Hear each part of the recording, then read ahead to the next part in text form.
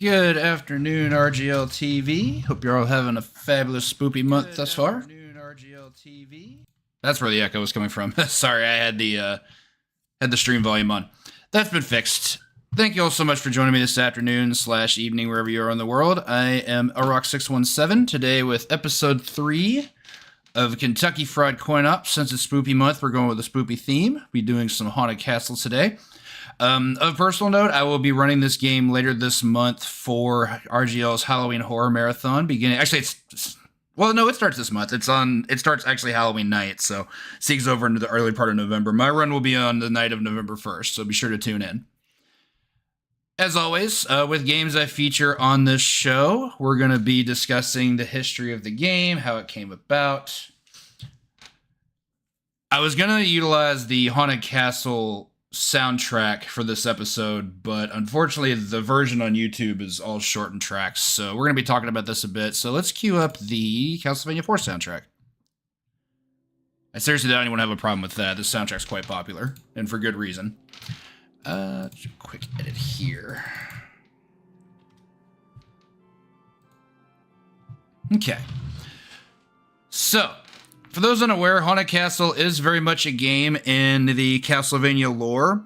I believe the intent was to treat it as almost like a retelling of Castlevania 1. Honestly, similar to how Castlevania 4 was released for the Super NES.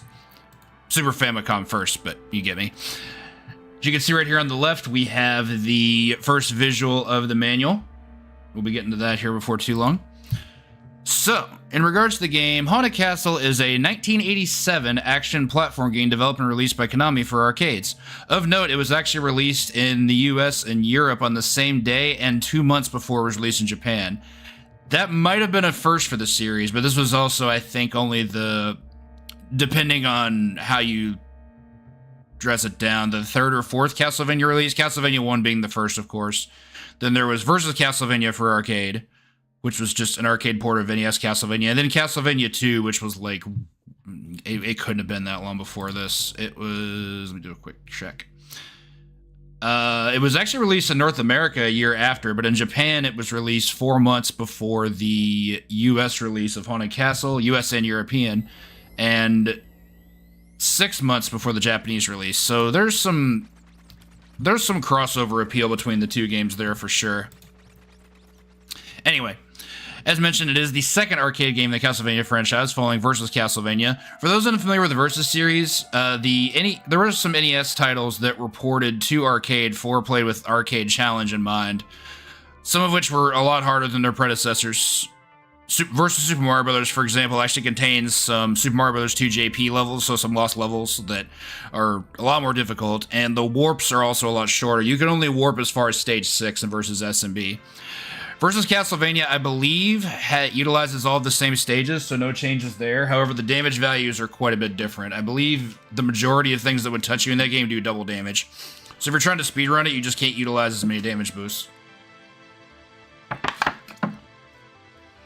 Unlike previous arcade titles in the franchise, Haunted Castle is also not a direct port of an existing console game, but a newly developed arcade game running on a custom JAMMA-based board. JAMMA is one of the more common, well-known arcade hardware pieces. It's essentially required to have JAMMA connectivity in order to be able to run through a Super Gun, for example. For recent developments, a full remake, known as Haunted Castle Revisited, was released in 2024 as part of the Castlevania Dominus Collection compilation. I actually purchased this on Steam day one. It also has the original Haunted Castle intact, and I've did a one playthrough of it. It plays arcade perfect. Today, I'll be, as you see in the right corner, I will actually be playing this through MAME just for ease of use, because I plan to switch between different versions. Haunted Castle Revisited, I thought was fine. I think that, and this is just me personally, I think that if what you're looking for is more of a classic Castlevania experience in the vein of something like Castlevania Rebirth, Revisited is probably right up your alley. Whereas when it comes to classic like side-scrolling Vania that doesn't have like backtracking, like what's commonly referred to as a Metroidvania, I actually prefer a little bit of jank to my Castlevania titles, which is why Haunted Castle is so easy for me to cling on to. The game, as with the others, has the player controlling Simon Belmont, who embarks on a journey to save his wife, Selena, from the clutches of Dracula. Now, the wife aspect is new. I don't, There's no specific notes here about the plot, but as we'll find out eventually, for some reason Konami decided to utilize a Ghosts and Goblins style plot for the game. Essentially, right after Simon Belmont's wedding day, Dracula swoops in and just swipes the bride. In fact, let me do, I'm not going to turn the volume on, but let's do it and I'm going to show a quick intro on the right to show what I'm talking about. Ooh, Simon's theme just kicked in. Perfect timing.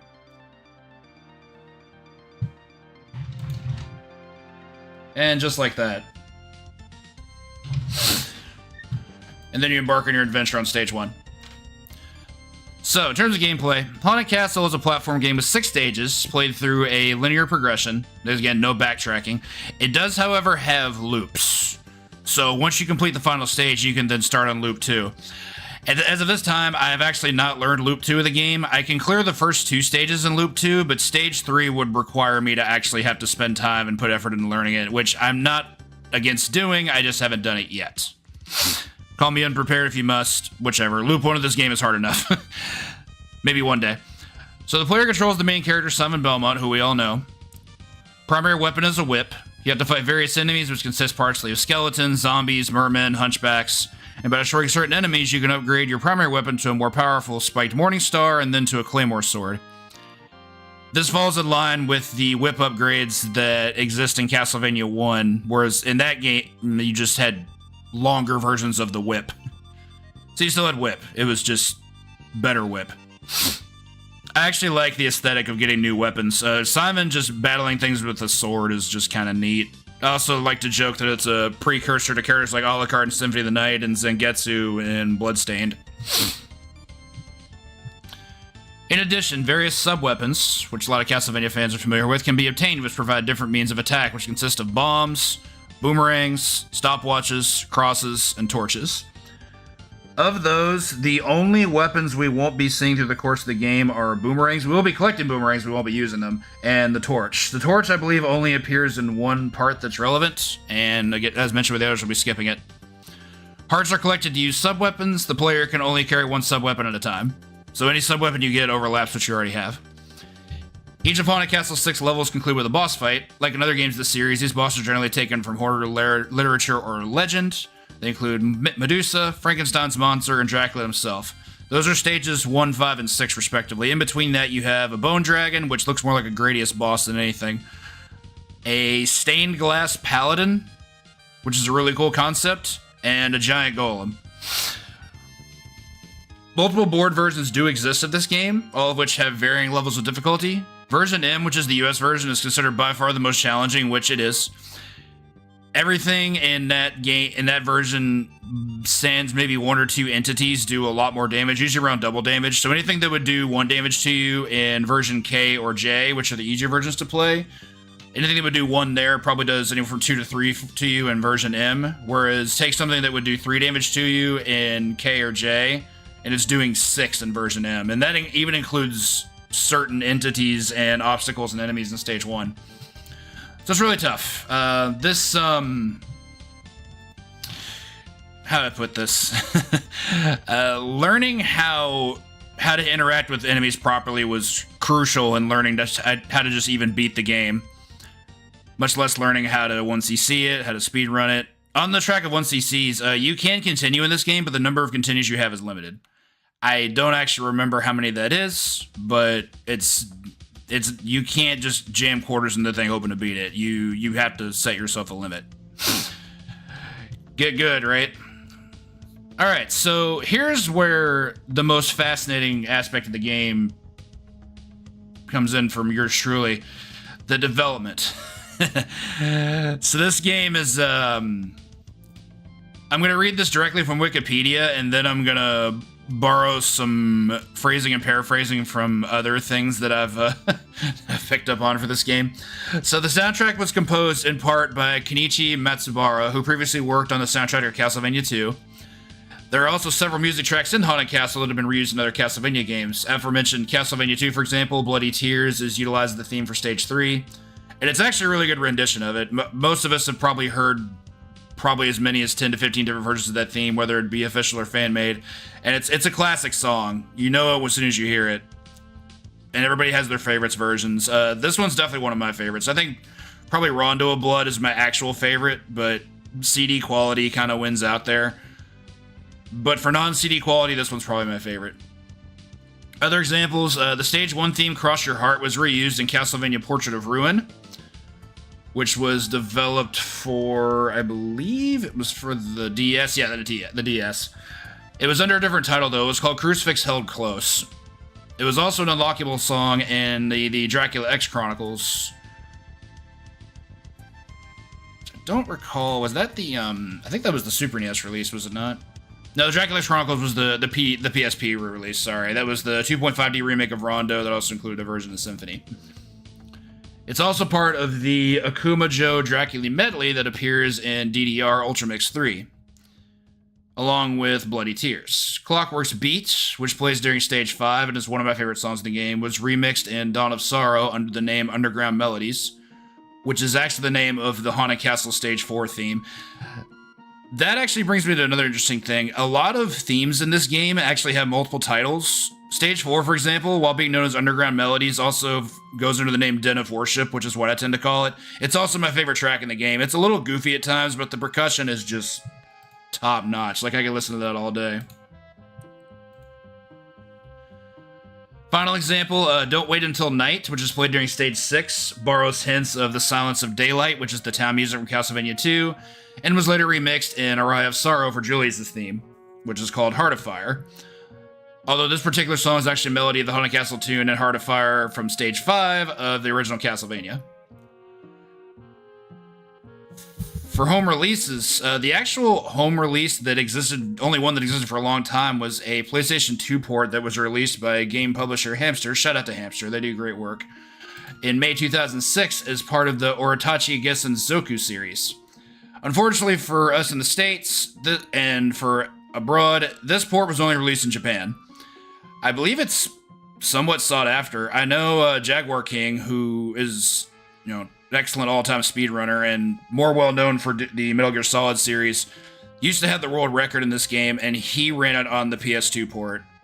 I was pretty jealous that he had it. I was like, man, I would love to play it that way. I think that'd be so neat, but unless I do like a mod on my PS2, which I'm not really in the market for right now, it's probably not going to be a possibility, but I'm happy to know that it exists. In September 2017, Hamster released the game for the PlayStation 4 as part of the Arcade Archives line of digital releases. Arcade Archives has been amazing, by the way. I have obtained so many arcade games to play on my Switch because of Arcade Archives. This version includes the option to play any of the 3 versions, Japanese, North American, European.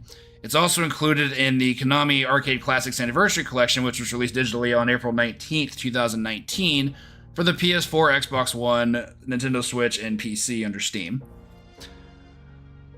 Here's the downside. Unlike the standalone Arcade Archive release, the Arcade Classics Anniversary Collection version varies depending on the region. So if you live in the US like myself, the only option you had if you wanted to actually play that version of the game was to play the US version. Now, I've 1cc'd version M. I like that it exists because it is by far the most challenging version of the game. I don't want it to be the only way to play the game, which thankfully was remedied because back in August 2024 of this year, Haunted Castle was included in the Castlevania Dominus collection previously mentioned for the PS5, Xbox Series, Nintendo Switch, and PC via Steam. Collection includes a reimagining by M2, also deserves shoutouts. M2 does incredible work with retro preservation, which is called Haunted Castle Revisited, and it features updated graphics and sound, rebalance, difficulty, and many other changes. It essentially also just completely redefines the gameplay. Like, it doesn't play like the same game at all, even if the scenarios are pretty much all the same. Not many reused sprites, although Simon's sprite in that version does look a little bit the same, and I think they reused the Frankenstein sprite, even though the fight plays out completely differently. So, down to reception. In Japan, Game Machine listed Haunted Castle on their April 1st, 1988 issue as being the 6th most popular arcade game at the time. Part of me wonders if that was an April Fool's joke. Time Extension played Haunted Castle last on its list of rated Castlevania games. It was described that it starts off well enough, the sprites are nice and large, fact that it makes it hard to avoid danger, and there are some amazing tunes here. However, the brutal difficulty level is clearly designed to suck in coins, and the controls feel stiff and awkward. Outside of saying you've played it, there's little reason to seek this one out. It's dreadful. I find that it'll be pretty harsh. The game is... So, if you're just playing the game for the first time and you have no knowledge of it, yes, this game is disgusting. It is very likely going to eat your first quarter before you get to the first stage. That's just something you have to accept. However, the knowledge is out there to beat this game. For example, I'm not to toot my own horn, I ran the game at SGDQ 2024 using the PS4 part of this year, and it's arcade perfect, and all the strats are there to be able to complete the game. I think if you're a Castlevania fan in any form or regard, the game is worth one playthrough. Even if you don't once you see it, just figure out how things go, do your best, and if you like it well enough, try again. If you don't, move on to something else. But anyone who likes Castlevania, I definitely suggest playing it. Now, some things not mentioned in the article. There are, there's some controversy to the history of development of this game. I don't know which of it has ever been confirmed or not, but I believe it's widely regarded as being a very rushed game. I think it was a game, if this is to be believed, that Konami very likely didn't want to have anything to do with. They were probably either pressed for time on other projects or just didn't see a need to release a Castlevania arcade game. Could be a mix of both. So outside of the soundtrack, a lot of the game does feel pretty rushed. There's a lot of stuff in this game that just is coded to be very cruel and very screw the player. For example, one thing you'll see when I start my playthrough, how do I put this? There are instances that can happen to the player that will just not make any sense in most contexts, particularly in terms of screen scrolling. There are certain segments of the game where if you don't scroll the screen far enough and you try to go too quickly, the game just kills you. Like, for example, if you have to get on a platform that just lowers down to the next area, so to speak, this happens in stage 4 and 2 for sure. If the game doesn't catch up with you with collision detection, you'll just fall to your death, even though you were trying to just progress the game. So the game actually does have some anti-speed tech, which is pretty frustrating for someone like myself who focuses quite a bit on speedrunning, and especially for games like this. It's just something to have to put up with. Again, you can play it safely. You can play it with any number of regards.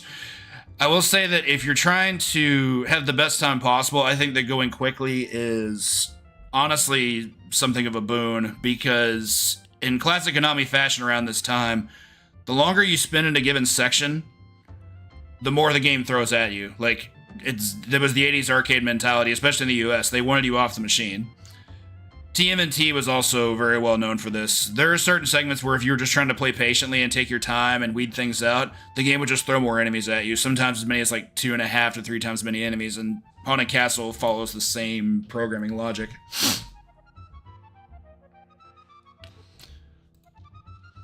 So, yes, very punishing for sure, but it's beatable. Anyway, let's have a look at some of the paperwork for this game. I'm going to say this right now, and I'm not going to be surprised if someone pops in late and asks. I do not know what 143 means. I Googled it. I found nothing. I did my best. That's really all I can say. It can probably mean any number of different things you want it to mean. Whatever your guess is, probably as good as the actual truth. I just can't confirm it. Anyway, here's the instruction manual. Got our table of contents.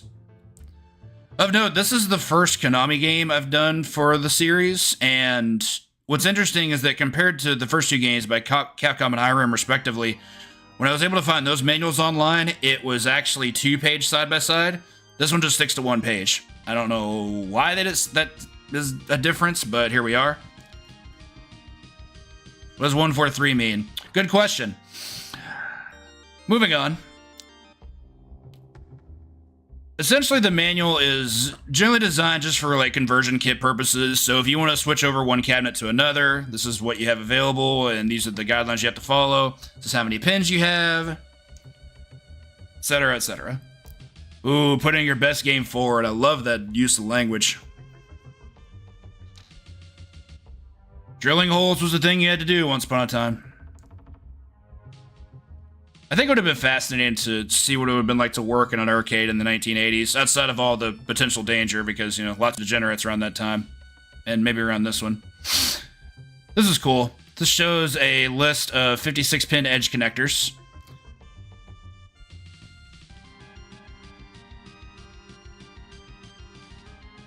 And then here it shows those that use 36, which probably just means that it would just be a lot harder to convert those to the 56. But there's an adapter card. Ta-da! Got some monitor adjustment. Personally, I've actually never seen a copy of this cabinet in the wild. I figured there'd be at least one arcade in my travels that would have it, but what are you gonna do? The only person I know who may have run through it is a friend of mine who owns Arcade Legacy in Cincinnati. I might have to ask him about that. 2-button game. You have attack and jump. I also did not know anything about a 2-player button. I don't know if this is a game that you can play alternating levels. I've not messed with that. Some more technical information. I love the troubleshooting guides. Big fan on stuff like that. Like, you can just Google that kind of stuff these days, but not so much the case nearly 40 years ago. Love this song. Clockwork Mansion is one of my favorites from SCV4. Dun, dun, dun. Here's your wiring diagram. Not trying to read that on the internet. A little bit too small. But I like that it's here. Your dip switches. Dip switches can be set in main, usually utilizing the F2 button to bring you right into it. Some more wiring. Sorry about the margins. It actually expanded out a bit from here. Got your ROM board. It's pretty extensive stuff. I like the fact that there was checked by and approvals listed here. Really good use of history. Just scroll through these. I can scroll slower if y'all like, but it's just, I mean, there's nothing really to talk about. It's just, this is all diagram stuff that doesn't matter to what we're doing today, but it has historical relevancy, so therefore it's cool, so. Ooh, FCC regulation. We're in trouble, aren't we?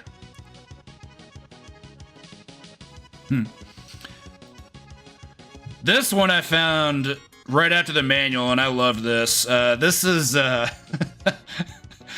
if y'all will humor me on this, I'm actually going to read through it. At the bottom, it actually gives descriptions of every stage you play through, and I just find that so adorable. Okay, so you can play 2 players. That's cool. So description. The honeymoon is over before it has begun in Haunted Castle. The player's wife has been kidnapped by the evil vampire. No name given. Fearing nothing, the player boldly starts on a quest to find his missing bride. He begins his mission with a whip as his only weapon, but he can obtain a more powerful weapon, chain, or sword by destroying particular enemies. The player collects small and large hearts that appear after destroying certain enemies. The amount of hearts the player collects determines the number of times he can use a power-up item. Power-up items, as mentioned before, include torch, dynamite, boomerang, timer, and cross. So let's talk about the stages. The player must search through 6 bone-shelling stages in an attempt to find his bride. Scrolls down a little bit. Nice Konami logo. Stage 1, the graveyard. Player whips enemies such as skeletons, bats, and the living dead. He makes his way through the cemetery. Guarding the exit of the burial ground is a wicked mermaid who must be destroyed. It's actually Medusa, but I find it interesting that she was labeled as a mermaid. So there we go. Stage 2, the cave. While destroying more bats, bones, and boogeymen, the alliteration is peak. The player carefully maneuvers through staircases, moving rock ledges, and cliffs. He must be aware of hidden enemies. At the end, the player faces a skeleton-type dragon creature, bone dragon, as mentioned before. Stage 3, the banquet room, which is inside the castle. The player is pitted against knights, dwarfs, and different scary phantoms. The walls have eyes and are dangerous. To finish this stage, the player combats a giant brandishing a sword. Liv mentioned him earlier. I refer to him as the Stained Glass Warrior or the Stained Glass Paladin. It is a giant enemy. He's probably twice the height of Simon. So good, 11, 12 feet or so. And pops out of a stained glass window. Stage 4, the basement. More creepy castle crawlers are found. God, this alliteration is so good. Even mummies there for the honeymoon. The player must crush the giant rock monster at the end of the stage. I love this so much, can you all tell? Stage 5, the clock tower. Player dodges ledges as he is whisked up to the top of the clock tower. At the end of the stage, an angry Frankenstein's monster must be eliminated. Finally, Stage 6, the vampire's room. The vampire is getting thirsty, so the player rushes across the crumbling drawbridge to the other side of the castle. He bursts into the vampire's room and meets his ultimate adversary. The player summons all his skills. He faces the deceptive vampire. Once he finally annihilates the vampire, his bride is free to return to him. And they lived happily ever after. I think, I guess the reason they're referring to the final boss as vampire is because Dracula would have maybe been copyrighted in some way. I'm not sure. Either way, it's great stuff. I absolutely love this. In fact, I kind of want to put this up on my stream as like as a decoration. So, onto some artwork. This is the official arcade flyer. As you can see in the bottom right there, there's some actual screenshots from in-game. The top left is the ending, spoilers. Top right is stage 1, bottom left is stage 4, and bottom right is stage 6 fight with the Nicolas Cage version of Dracula, respectively. Haunted Castle, revamp an old game with this new kit. For those unaware, there was a time in arcades when, I've spoken this a little bit before, where there were games that wouldn't be issued their own arcade cabinets, so what they had to do is arcades would get what's called conversion kits, where they would utilize an old cabinet, probably for a game that either wasn't seeing as much play anymore or was getting ready to be rotated out, to be swapped in for something new. So you could probably convert any number of Konami titles with the pin converter, as mentioned before, to Haunted Castle. Now, how long Haunted Castle lasted in those arcades after that? I have no idea. So the flyer itself is quite lovely, as you can tell. These amazing looking actors. For reference, Contra, which was released in arcades earlier that year, had this flyer artwork. Truth told, outside of the settings and atmosphere, it's kind of the same aesthetic, don't you think? The facial expressions, we'll get to that in a moment. And I kind of think they did pretty good utilizing the set pieces. Like here you got the gravestones, here you have the jungle grass. I mean it's very campy, no question, and I love that about it. Yeah, we'll move on from that comparison. One last look. Another quick flyer. This was, I believe, the Japanese flyer, and the artwork is exactly the same as the title screen, which I'll reset for side by side. There you go. And of course, it even brings in Dracula for holding the bride. I just love the colors in this. Like the colors are just so flourishing. It's bordering on a pride flag almost.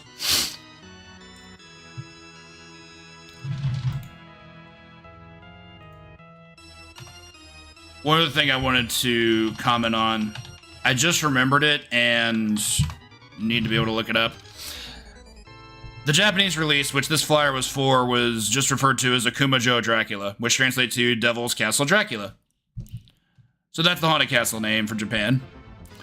And then this last one, so it says in the bottom left that it does have the Konami logo, as you can see. I could find no confirmation as to whether this was an official poster or not. So mileage may vary on this one. Feel free to feel however you feel about it. I think it's a cool looking poster. I'm just not going to confirm if it's the same or not. We can try to compare it to this one, which utilizes the same quote unquote stone. Funny how that pun worked out. Same wall setting and everything, just now it has skeletons instead of Dracula and... How on earth did I already forget her name? Selena, there we go.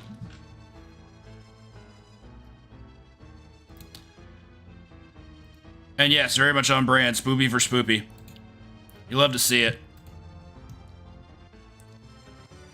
So anyway, we'll go ahead and mute it on the chandeliers there. Go ahead and set over to our gameplay, complete with flyer. So here's what I'm going to be doing today. I'm actually going to have my timer set for this. I have not done actual speedruns of games on this series yet, but I'm all for giving it a spin. I don't have a great time in this game. I think this past month before Big Bad Game-a-thon. I PB'd by like 5 seconds, which dropped it down to 11:53. Pretty good run, but I wasn't really pushing for something great. It just ended up being what it was. Okay, I did not want that there. Give me 1 second. Put it in the wrong scene, you jerk. Timer. Let's put the timer right here next to the inputs above the RGL logo. There we go. Perfect. Actually, no, not perfect. I want to get it centered with the logo. There we go. Appreciate y'all being patient. Let's go ahead and get the volume back up on this game.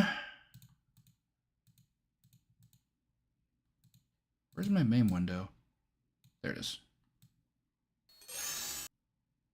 Yes, the dulcet sounds of 80s arcades. Let's do a quick listen of the intro first. So, character control starts the timer.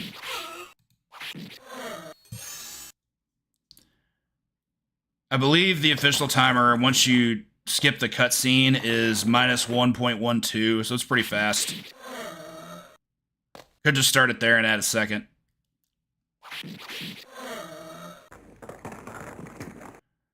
I will say, that even though this game is incredibly rushed, the sound design is on point. They did a really good job with this, despite their own efforts. So anyway, to complete what I was saying about what I'm going to be doing today with this game, I'm going to start by playing version K. Don't recall if that's it looks to be the European version since it's in English. European and Japanese versions are pretty close to the same. The only difference is that one of them kills you if you fall off a cliff and the other one doesn't. I treat that both as the same. Everything else is exactly identical. Damage values, things like that. Enemy behavior. Version M is where things start getting tough. However, after a few, maybe like 2 to 3 runs of this version we're going to be playing here, I'm actually going to do some 1cc attempts on version M. I haven't played version M in probably 3 to 4 years, so it's been a bit, and I'm very rusty on it. But I'm not rusty on this version, and I think that with just proper application of basic stuff here, I would probably have a decent chance at a 1cc. We were talking about that earlier. I have. It's okay. Anyway, we're walking to the right. We're whipping bats. We're listening to good tunes.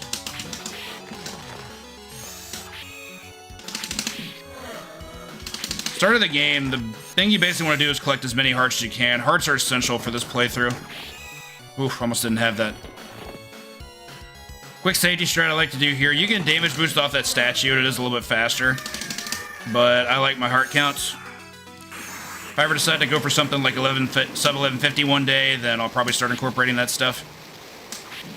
We have a yellow devil section for reasons. I think this is another kind of screw the player kind of thing to have in an arcade game.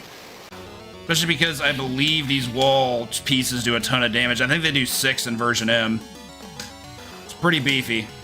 So we're doing a lot of jumping here. Avoid the fire. You definitely don't want to fall in that. For speedrunning, this is actually a damage boost that I'm happy to take. You only take 3 damage, and you get to walk through the rest of them. Come to this bridge, walk up here. First instance of sub-weapons. So here we have the bombs.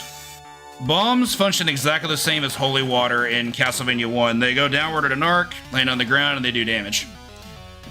I actually had to space out the skeleton kills to make sure I picked up 2 bombs. The reason you want to get sub-weapons as opposed to just hearts when you can is that getting a sub-weapon grants you 5 hearts, whereas just getting another heart only grants you 1.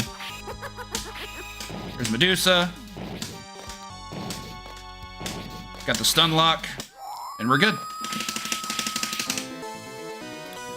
Whipping it. Have the time runs out in the stage? Never tried. So it's a good question. I would imagine it's a game over. Hit that one. So for these guys, hit and then duck and then move.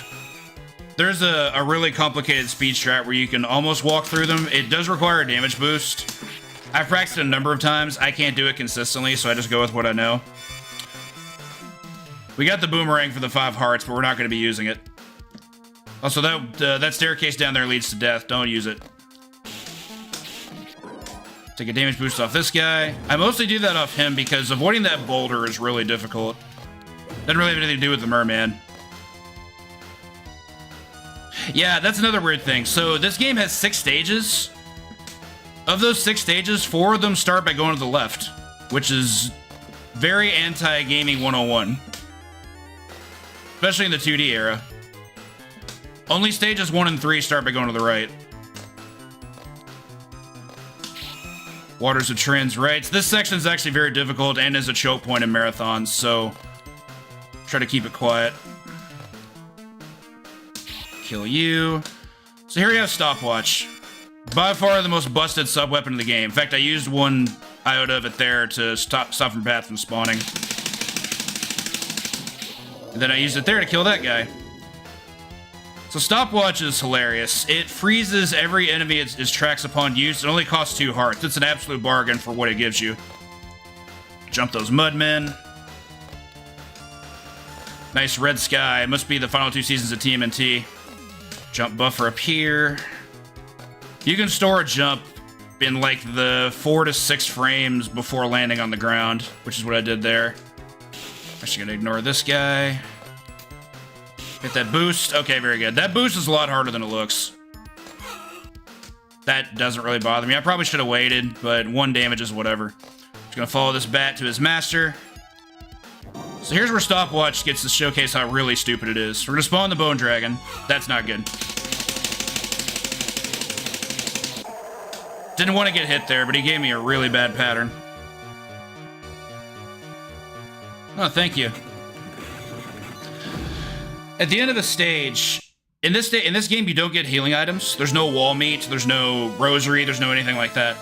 At the end of a stage, your health refills depending on how many hearts you have. It subtracts as many hearts as it can to refill your health and leaves you with a difference. So here you have the gremlins, who are quite stylish in this game, and judging by their red high heels. I prefer to think of them as gender fluid myself. Always take that damage boost. There's no reason not to. It's 1 damage and you get to bypass all that garbage. So here's a nice glitch. We move right past this portrait. Jump, Stopwatch. We go to this portal, we'd have to fight a bunch of harpies, which is a very difficult room, but because Stopwatch is still active, the harpies don't spawn. Then we come right out and we Stopwatch again. We do that to prevent a couple more enemies from spawning here. There's another gremlin that would spawn here who's not a big deal, but there's also a flying ghost who is a huge problem. Very much worth getting rid of the 2 hearts. Also, can someone tell me the name of this song? I don't know if I know the name of this song at all. Take this damage boost. Do that. Stopwatch up here. Got 1 more use of Stopwatch we ran at the stage. We see the eyes. That's my visual cue. I don't want that to spawn yet. Eventually, it'll do this. I can just drop down here, go to the left. 1 more gremlin to deal with. And we've got a boss fight coming up. We're also about to pick up our final melee upgrade. Drop down here. Grab that.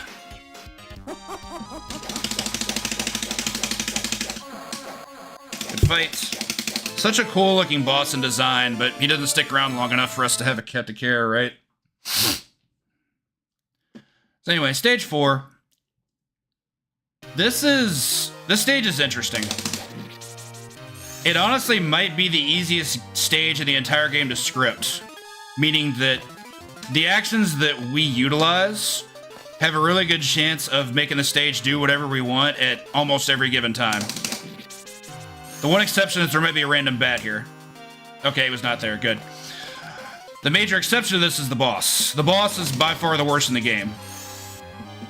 I'll explain him once I get to about halfway. These mummies are great. Just crouch and hit them twice. They throw high and low fireballs, but crouching does a really good job of avoiding maximum what they can put out. That. This song is so good. More over the waters of Trans Rights. Down here. Kill that. I'm gonna wait this guy out. Pretend a neutral jump to take care of this bird. So this guy, I would normally not even bother with him, but he drops 5 hearts, and 5 hearts is a lot, so I prefer to try to snag that. That bat's not consistent. That actually messed me up a little bit that he was there.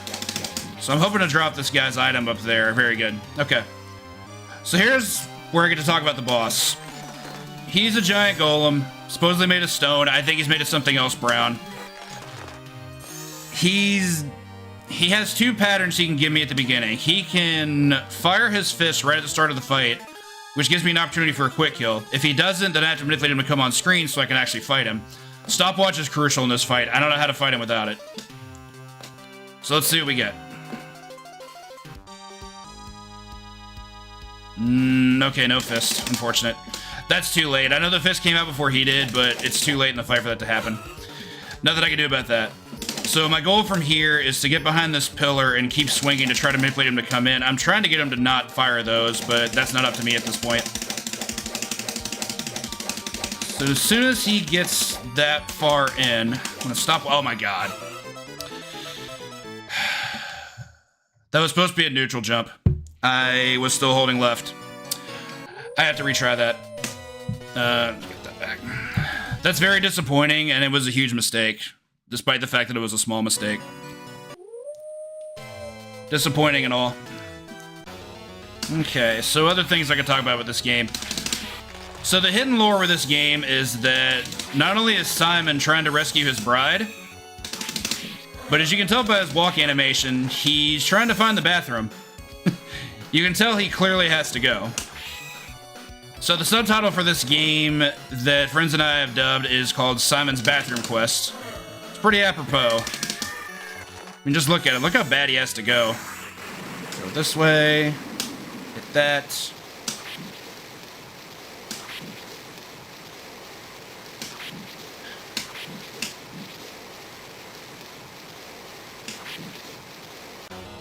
So I'll talk a little bit more about the Stage 4 boss fight, which was unfortunately failed. Unfortunately, while I did get the backup manipulation that I wanted, once you've gotten that, execution is incredibly important. You have to hold up the entire time because utilizing stopwatch also buffers the melee hit, which is what allows you to be able to maintain combo on him. And in that instance, while walking forward, I went to hold up, but unfortunately I was still holding left. And that's what caused me to die. Being that it was a failed 1cc, I had no interest in continuing. I think if you continue, it even depletes you of all your resources, including your sub-weapons, so having to fight him without stopwatch, it's a wrap. Nothing you can do. That fight is probably the cruelest thing in this game, regardless of what version you play. Okay, I did get the stun lock that time, but that's okay. Get on the rebound.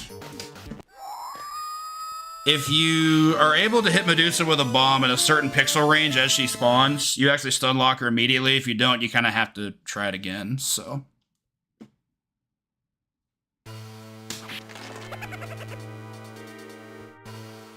Yeah, I reset it for resources. It wasn't going to give me the resources I need to complete the game, so it was better just to restart. This. I am a little bummed out that my first attempt couldn't clear the game. I'm generally more consistent this game than that, but I held on to one input a couple frames too long. It happens. Hit that. This waterfall of blood is quite the visual, is it not? So as we continue to search for the bathroom, we're going to come back over these rushing waters. Again, shoutouts to trans rights. Love the color scheme. There's definitely a way to damage boost your way through this part of the cave that's faster, but it's not something I've learned. It requires not only great execution, but you kind of need the global timer to be on your side, and setting that up is not simple. Jump up here. Grab that. More stopwatch shenanigans.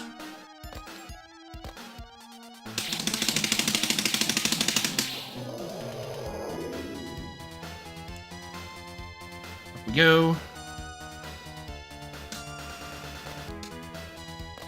Perhaps this time the golem will give us a quick kill, who knows? Head up this way. See if we get this jump buffer. Sweet. I used to think you had to do that like frame perfect or something, but no, you can buffer the jump pretty easily into that. Leap this way. That's not good. I meant to jump right at the last second, I didn't. Alright, so I gotta dodge this. These skeletons, for some reason, spawn ghouls that are a lot harder to dodge in other stages. I'm actually gonna wait out that bomb. Okay. This mistake is remediable, at least. So let's see if I can get a better kill on this bone dragon. Let's lead him to the center. Yeah, I love the visuals. Simon's blue hair is certainly a choice. But, yeah. The boulders do have a great sound effect, I agree. Same as when the drawbridge drops. Oh, stopwatch has nothing to do with the official timer. It just stops the enemies from being able to do anything. Like, by that logic, if I'm using stopwatch, why can Simon still move?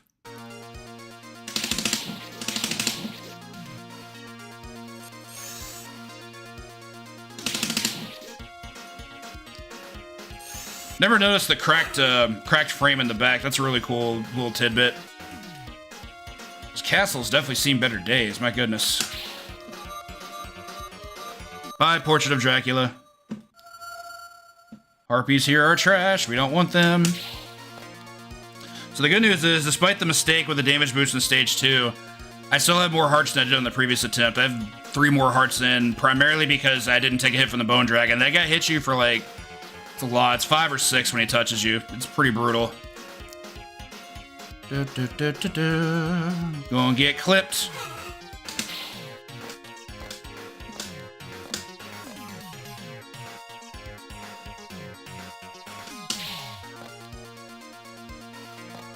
Ooh, nice clip. I tend to wonder if I'm gonna hit that one most of the time. Tried that one a little bit early. And then down we go. Take a hit.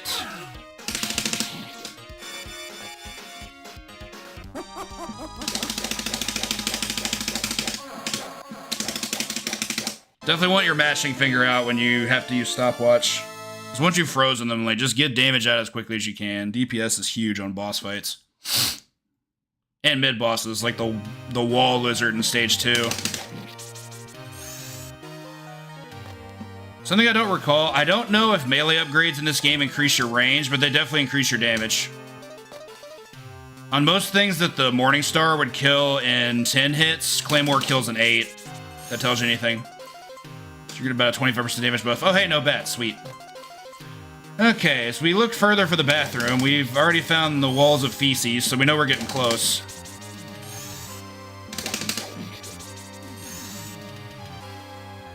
There's a reason I prefer to this stage as the proverbial toilet. Major reason for that is because of the boss. Drop down. Here's where getting the screen to catch up with you is important. You can jump on those from lower, but you can really hurt yourself that way. Falling strikes, very good. Don't do it, Dick. God, you did it. Sometimes Dick Bones throws a projectile and there's nothing you can do.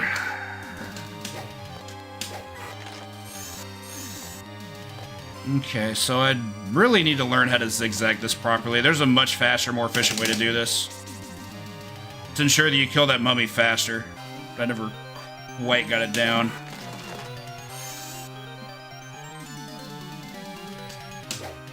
Whoops. A little bit too early of a swing. Okay, so we have better resources this time. Now I just need better luck.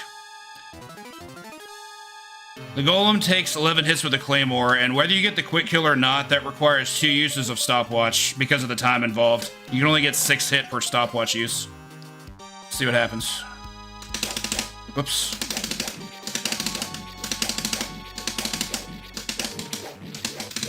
Okay. So that's how the quick kill works. It's really complicated because where you can hit him and how high you can hit him depends entirely on how high the fist is off the ground. So you gave me the opportunity that time and I got to take advantage of it, which is fantastic. And yes, I played remastered. It's okay, it's decent. I prefer this original version. So this elevator's really fast. I'll do my best to try to do it damageless. It's tough, but doable. Very good. Okay, now we're top of the elevator. We're gonna stopwatch one time. If we don't use stopwatch there's a knight at the bottom on the floor, and then there's a bird on every single perch. If we stopwatch, we only have to deal with this final bird. And we got his 5 heart. Very good. Take out this gremlin.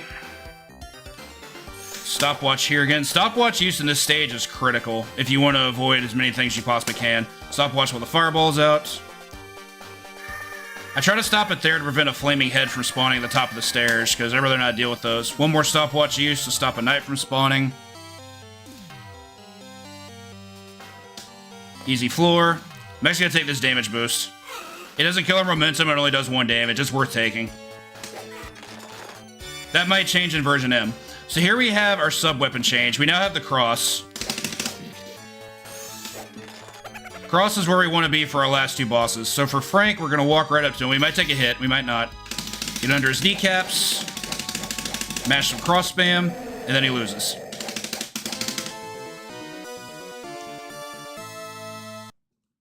Pretty easy exploit for the fight. Just get right underneath his kneecaps, and you just get to kill him. So on our last stage, here we have this bridge. It's crumbling behind us. We have bats to deal with. There are 2 different ways you can do this bridge. One is the safer way that I utilize. You kill the first 10 bats and then damage boost off the rest. I'm also, I don't know if you see my inputs at the bottom, but I'm never letting go of left. The reason I kill the first 10 is because we get the maximum amount of hearts this way without taking a death. We get, I think, 18 hearts this way, I want to say. Oh, so this music slaps. Huge fan of this song. That low bass. The other way to do this stage is to time your jumps to kill the bats as you go. Definitely the optimal strat in terms of both time and heart preservation, but also a lot more challenging because you have to learn where exactly the jumps take place. Whether that requires audio cues, visual cues, whatever, it can be done. I just haven't done it. It's really tough. So from here, I'm just going to hold left and damage boost off the rest.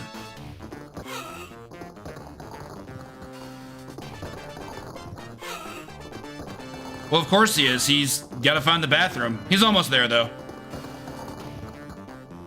This is what happens when you eat too much wedding cake, by the way. It's pretty great, just walking on air. It's the best. That bat drops a torch. Don't ever kill him. It's the last bat on the bridge. That's how you know it's him. Doesn't look like we're going to have a PB here, but a low 12 seems very likely, and that's cool. Big Bad Game-a-thon run was a 12:05 for comparison, and that run was really good. So here's Drac first phase. We're going to 1 cycle him with some crosses. Then we're going to stand over here for phase 2. And he did. So that was probably more like a 12:07 because I started a second early because I started with a cutscene skip. And we flushed the castle down the toilet. Bathroom quest complete. Hooray. We'll not be going into loop 2 at this time. Thank you all for the GGs, though. Again, disappointed I couldn't get that on first attempt, but Golem's a jerk, and I dropped an input. Very little that can be done. Glad y'all enjoyed. I think I'm going to do 1 more run here, and then look into version M and see where we are with that. Let's pop that in. And there we go.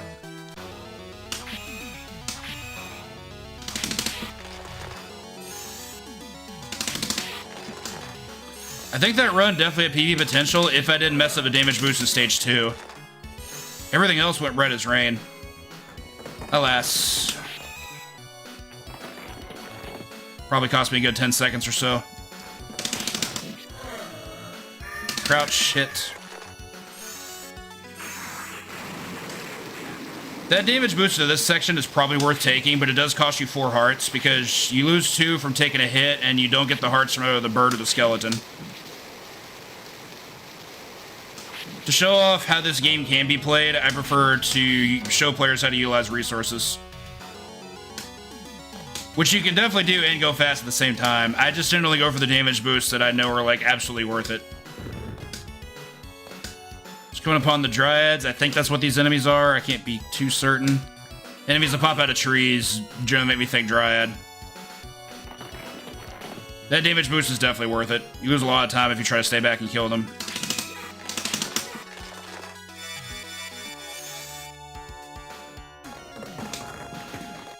Up we go.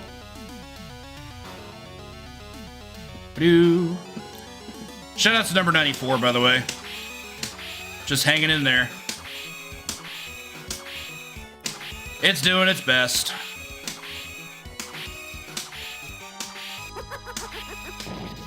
With any luck, that bomb you throw will also kill the bat that's above Medusa, which in this case it did. Perfect fight.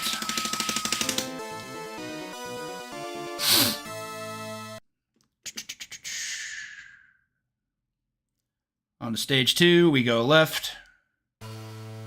Also, I'm pretty sure on that map I see the name Carol at the bottom. Can't confirm, but every time I see it, I think it's Carol. The name Carol. Could be Castle. Beats me. We're just guessing.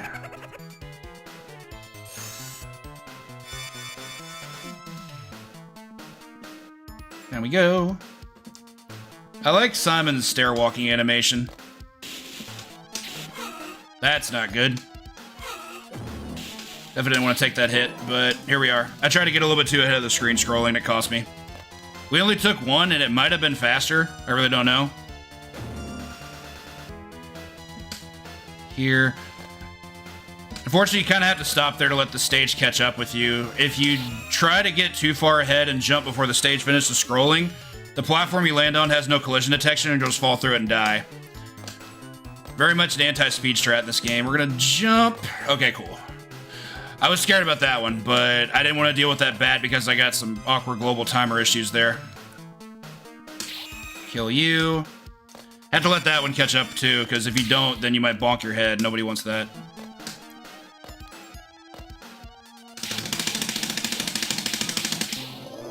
Up we go.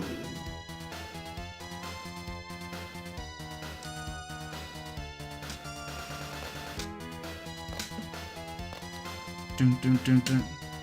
I also don't know what the deal is with the big red jewel on Simon's back. Is he wearing a belt backwards? Like, what's the deal with that? Feel free to make your guesses, but make sure they're wrong answers only. Dun, dun, dun. You want to jump that, you don't want to fall. This one I'm going to wait out.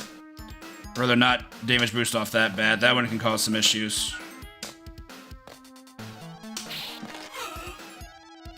Unfortunate to take that hit, but that skeleton's random. Oh my god. These bone dragon patterns are not my favorite today. I like the fanny pack answer better. That's where he hides his garlic.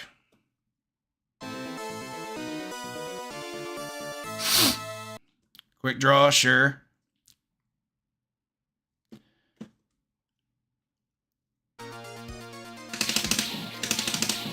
What is he drawing? Does he bring a pencil and a sketchbook? I hope that damage wasn't too much. You need a fairly specific amount of hearts to be able to complete this stage properly.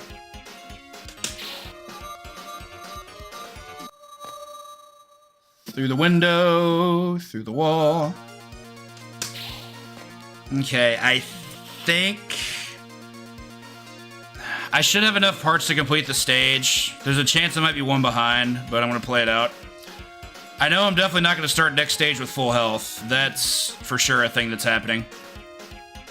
I also don't know how to take this section without taking a damage boost, because even if you freeze the food, you're still taking a hit from the gremlin, or if you stopwatch, that's essentially the same as spending 2 health. Car? Don't know what that can mean, but maybe.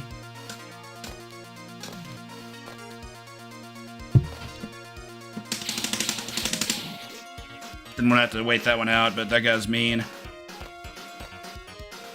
Over this way.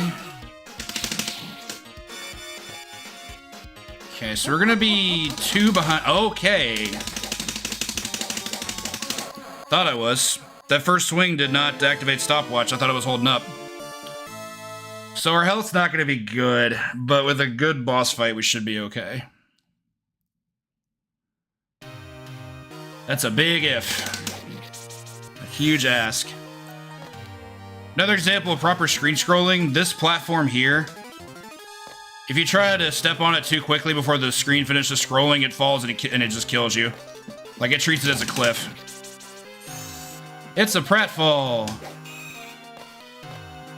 Okay, lamed out the bat there. I thought about moving, but I was like, I took so much unintentional damage in the last stage, I really should be more careful. Thankfully, this stage is a heart fest. Like, you get a ton of ammunition in this stage. And with a good boss fight, you get to retain a lot of it.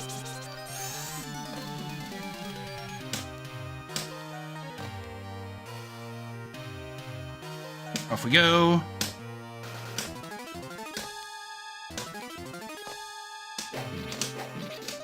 Da, da, da, da. Take that.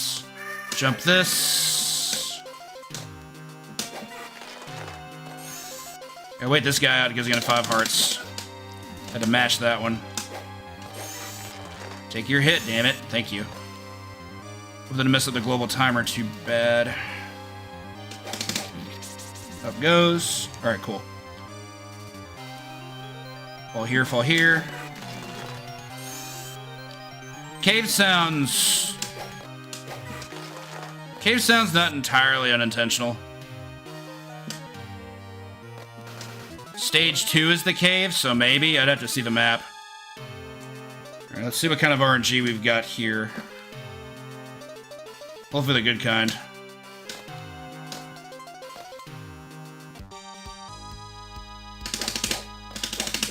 Interesting. There we go. Okay, didn't line up the quick kill perfectly, but we still got it. So again, how close you have to be to the fist varies on its height. The higher it is, the closer you have to be. So if the fist, as part of the quick kill, spawns like right above where Simon's head would be, for example, you pretty much have to wait until it's right next to you before you can start hitting it. Got this elevator. There we go. Stopwatch use.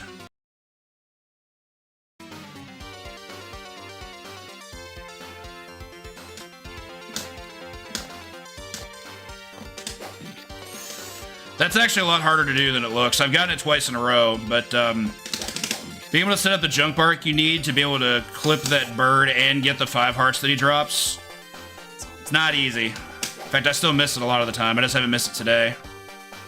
No flaming head, please. Thank you. Flaming heads are very annoying in this stage. If you're familiar with the Castlevania Medusa head, same exact philosophy. You just don't want to have to deal with it. It's this flying skull that goes across the screen at a really fast pace. Also, I'm not sure why Simon faces right when he takes that damage boost. I find that kind of odd. Okay, so heart count's not the best, but we should be fine during the bridge. Take the hit, please. Thank you. We only need, I think, 4 hearts to kill Frank. Okay, he hit me that time. It happens. 6. Okay, that tracks too.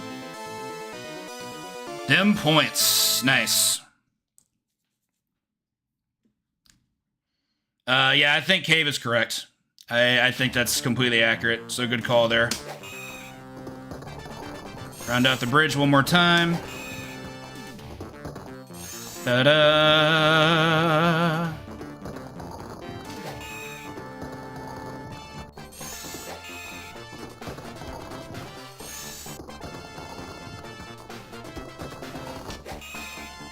As long as I get the fibers, I'll be fine. I've never actually counted the amount of hearts you need to kill Dracula, but you don't need many, and I've gotten to Dracula with as many as last run. I think I got there with 32 hearts. Like, it's a significant bump. You don't really need that many. Doom-ba-doom-ba-doom.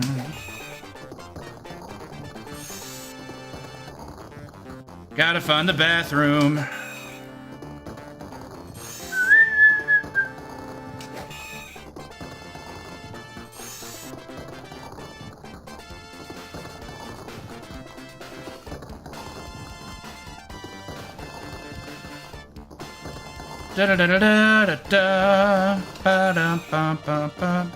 And now we hold left.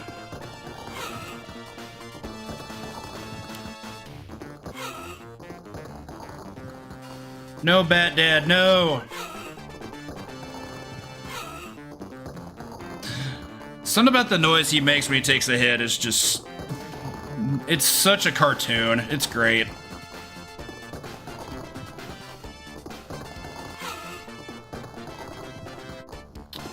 Alright, 25 hearts should be more than enough. The only real concern about the Dracula fight is I always want to make sure I can one-cycle the first phase. That's not a guarantee. With good positioning, it's a lot more consistent. Generally what I do is I'll walk past him, get past the coffin. As soon as he spawns, turn and start hitting. If you start swinging too early, he teleports immediately, you just don't get a hit at all. Also, that costs only 2 hearts to be able to finish that, so maybe I'm overselling it a bit. Hey, it's sub 12. Oof, not for the Bone Dragon fight, that could have been a PB, but hey, a sub 12 on a D-Rust is great.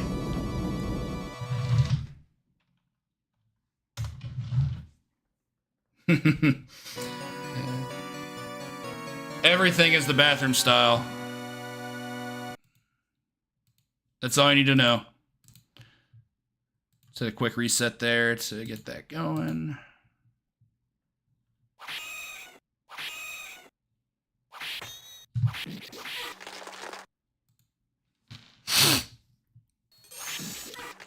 All right, so let's go ahead and close that down. Let's load up the dreaded version M. Do some 1cc attempts of that. So, important changes for version M. The big thing to note is that everything does more damage. Well, maybe not everything. There's might be a few things that don't do as much damage, but I had to be cautious of my health.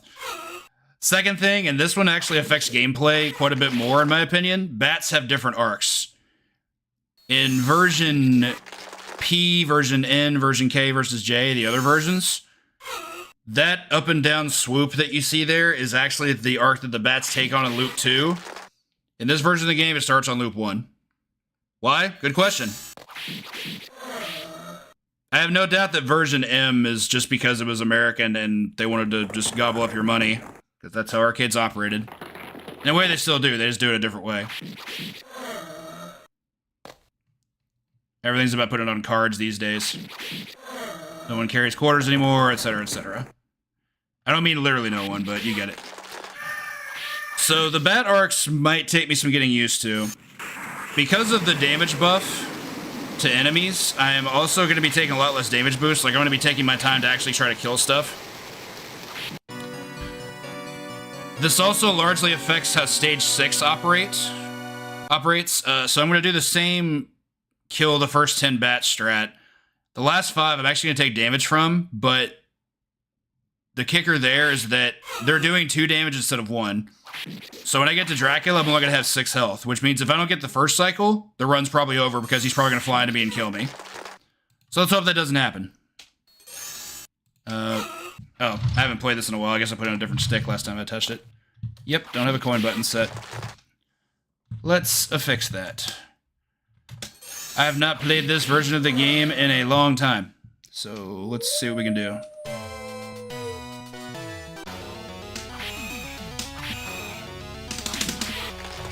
Again, those bat arcs.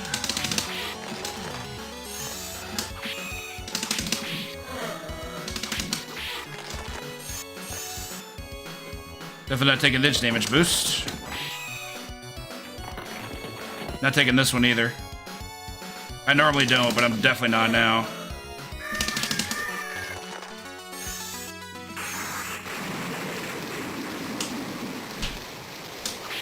Business as usual. As long as you watch the bricks, this part's really easy. I don't recommend jumping them at any given point until the last 3 are ready to spawn. Then I just jumped the last one.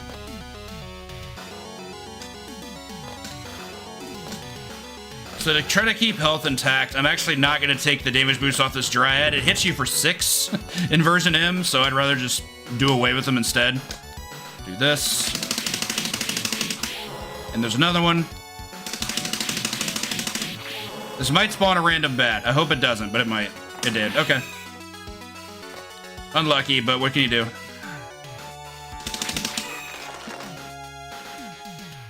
Oh, there's a problem. It didn't spawn the second skeleton. So if you do the Dryad kills, there's a random chance that a second skeleton doesn't spawn on the bridge, which you really need. So also unlucky, but we'll keep playing. This bat arc is ridiculous. Also of note, you can't just stand here even though it's safe and not kill bats. You have to kill a certain number of bats to spawn Medusa. Otherwise I wouldn't be killing them. Boy, getting hit by the snakes. Okay, missed one hit, but we're fine.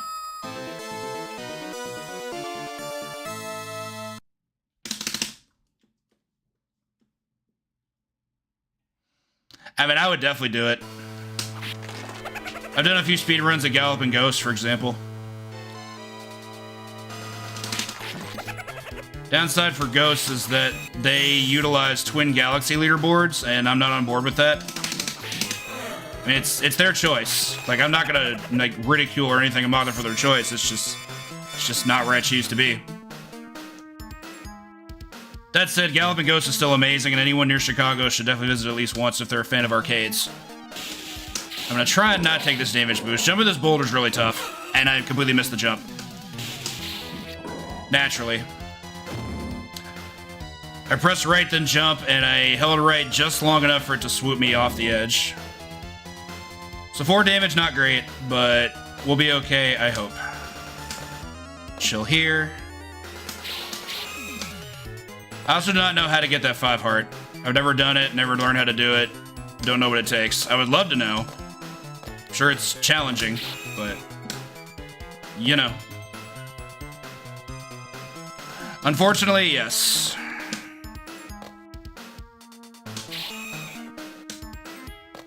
There's definitely still a circle for that.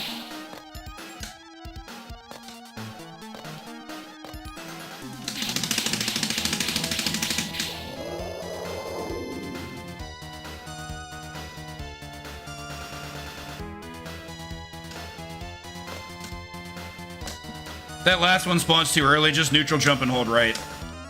Okay, this part's definitely a lot trickier because of the bat movement. I'm gonna have to be a bit more vigilant here.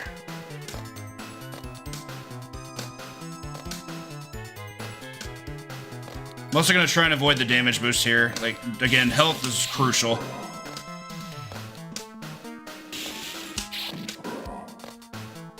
Okay, so there should be no more bats. We should be good. Oh, that one doesn't matter. Okay. Sometimes he spawns a ghoul. I wanted to make sure he didn't.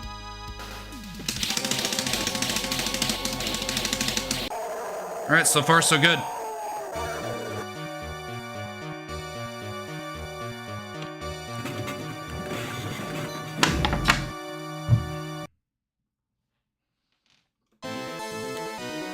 I mean, the whole point of this channel is to make sure we're preserving stuff that's of this age. Especially stuff that a lot of people really haven't messed with, like this game. The number's pretty high for the number of people I talk to that see this game and say it looks like a Castlevania game, and I had to tell them, well, it's because it is. Thankfully, that chandelier only deals 1 damage to us still, so we can take that boost and not have any penalties. Back up, please. Thank you. Back up to give myself some space. Stopwatch again. Stopwatch does prevent the chandelier from falling, so that's also a bonus. Dun, dun, dun.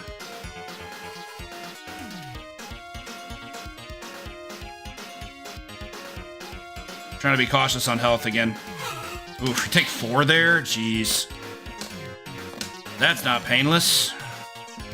Wonder if I did that damageless in the past.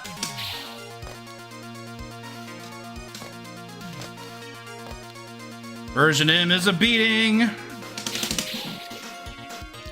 so we're gonna take 1 more D-boost. I don't know if I'm gonna take 2 or 4. Hopefully it's not too painful. Only 1? Oh yeah, that's right. Gremlins do less damage in version M. That's like the one upside in terms of damage output. So that's cool. Is it the first one? I don't understand the question.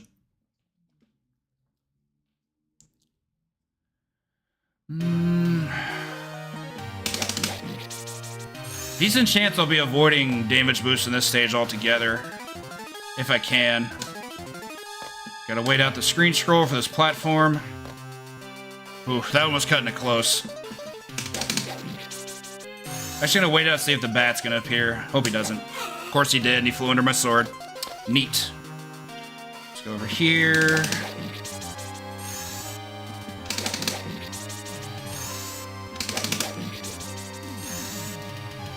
Those drums. That percussion just hits my soul every time, and I love it. The organ's also appropriately twisted, but probably not to everyone's taste. It's a little bit goofy. But it doesn't take away anything from me.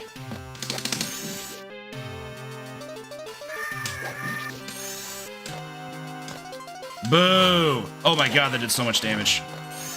That might have sabotaged the run. I don't know yet. I hope it didn't. But yeah, I did not know that a thrown bone would do that much. That was disgusting. Very bad luck there. Normally it does like 1 or 2 in other versions. That did what, like 7 or 8? That was filthy. Oh yeah, I forgot about him. That's on me. Oh, and it just killed me? Cool. You can clearly tell I wasn't feeling that one after that bone hit. That was a really bad dice roll. Nope, not that. There we go.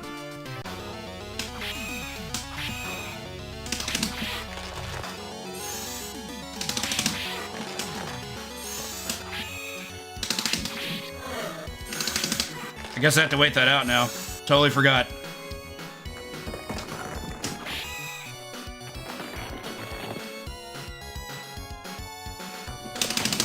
Unfortunate. Die, please. Thank you. I was about to point out, the visual of the rain here is not very pleasing. It not only looks gross, but the sound design of the rain does interrupt the music, which, I mean, it's a great song, so why would you do that?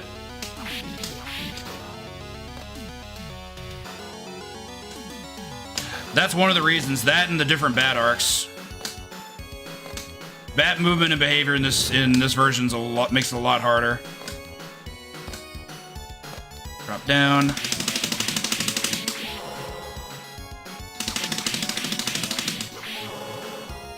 Bat, no bat. Every time. 2 skeletons, please. Only 1 again. Terrible luck.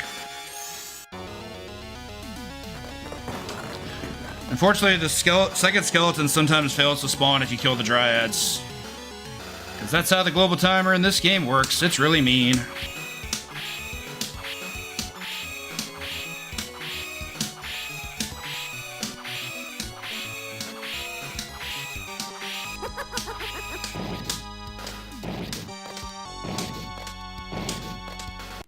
Takes care of Medusa.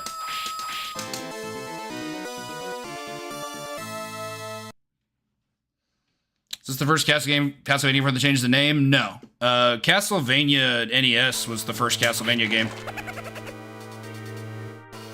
Came out a whole calendar year before this did. Castlevania NES came out in '86. That's so mean. The bat movement is the worst. Yeah, that's bad. I have to reset. Unfortunately, that bat spawns the Morning Star, and I need that. I am. Living in Louisville.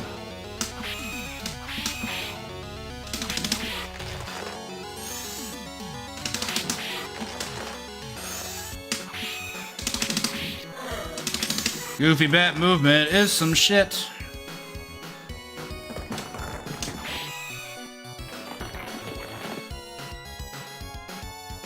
Buffer this.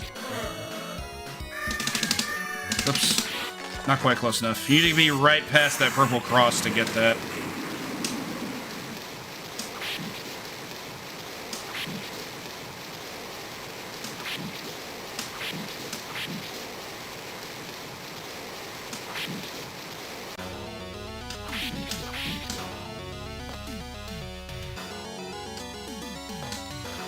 I don't know what that is. I do know of New Albany, though. I have several friends live in New Albany.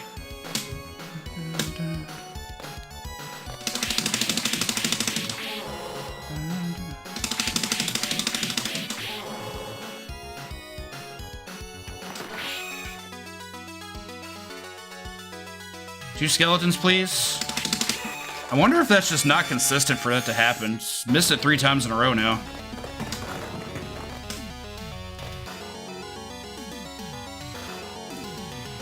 Number 94.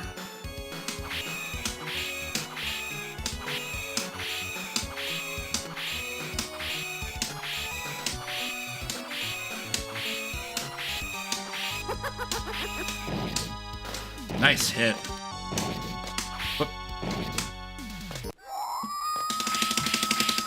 Oh no, I'm not familiar with that name. Sorry. All right, let's hope I can hit this bat this time. Unfortunately, that last bat on this floor is crucial to kill because he drops our melee upgrade.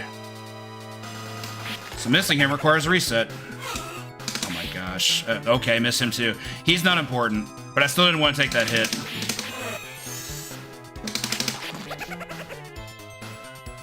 All right, so we got our melee upgrade. I'm going to try and avoid taking the damage here from the boulder. It's going to be really hard, but I still want to go for it.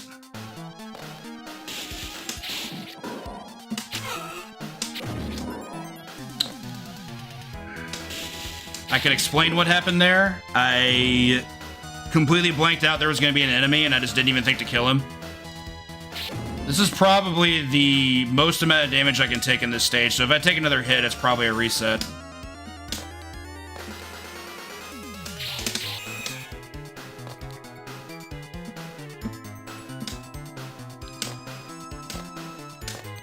Down we go. Big jump.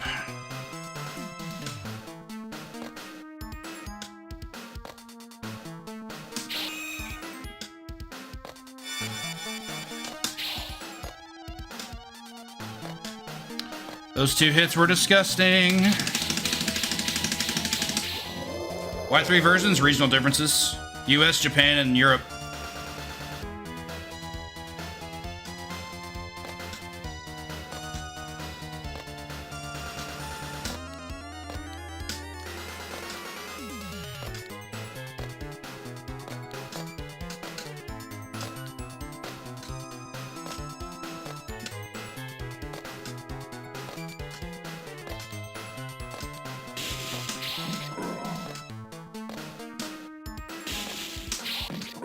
Okay.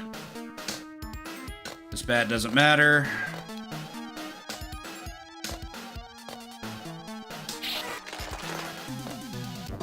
Are you over here? Oh wow, low.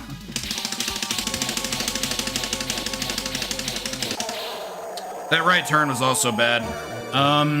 Let's see, 6 hearts, 9. 5.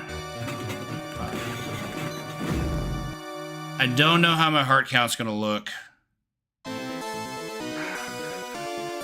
I'm gonna have 6 going into the stage. I think you need at least 5, but it might be 8. That's hard to gauge without... The math is hard.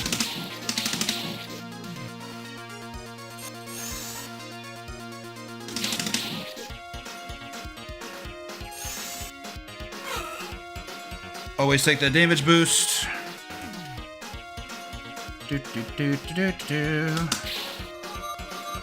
That ghost that just appeared there, he appears in a few spots in this stage if you don't use stopwatch properly. He's a real issue. Like, he moves really quickly. He's fairly translucent, and killing him is also a huge challenge. Like, he might as well be a boss. Okay, I'm actually gonna do something a little bit different here. Do that. That only cost me 2 hearts instead of 4, so that's probably worth doing. I also need to make one more use out of it, so I'm gonna let this thing drop. Oh yeah, you have to do that for that reason. I wasn't unhappy with the 1 damage, but I'm definitely unhappy with the 4 I just took there. So with better heart tracking, that can definitely work itself out.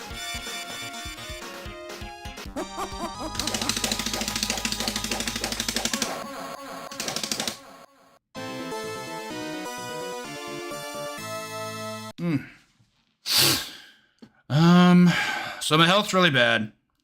I essentially can't take any hits. Or else I have to reset.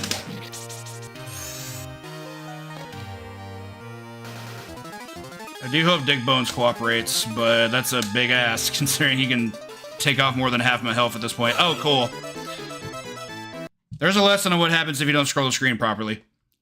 I was on there just a little bit too early. Very unfortunate. But alas, the math was not in my favor to finish that. We'll try again.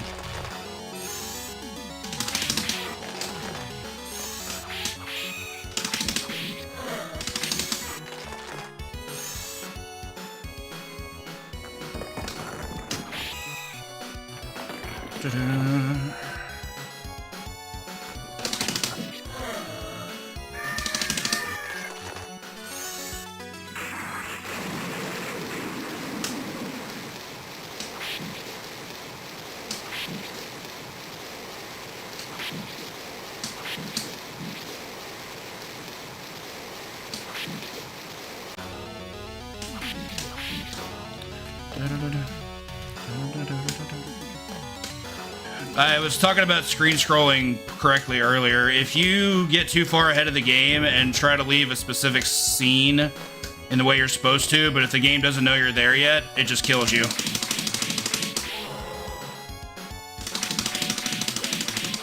Stages 2 and 4 are the most notorious for this. Oh, hey, no bats. Sweet. Second skeleton, maybe? Hey, there is.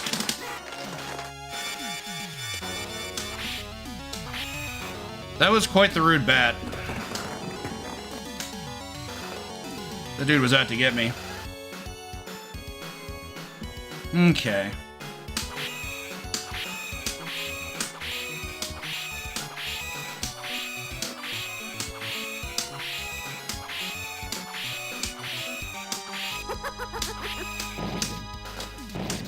Whoops, missed one. Sometimes, even if you're holding up the whole time, if you're trying to spam bombs like I did there, sometimes you'll still drop an input because the cooldown period hasn't finished. It's a pretty tight window for the cooldown, but there's no reason not to go for it. I'm trying to go fast, right?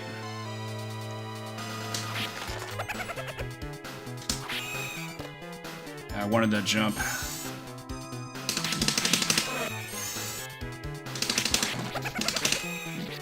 Ooh, I didn't know you could hit that.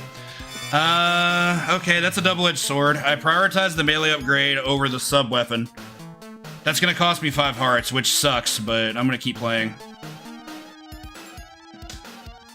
Just unfortunately slightly too poor in the execution there. Okay, cool. Jumping that boulder's a lot harder than it looks, so I'm glad I got that.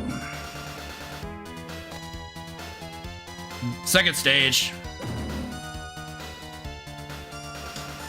For an arcade title, that's about right.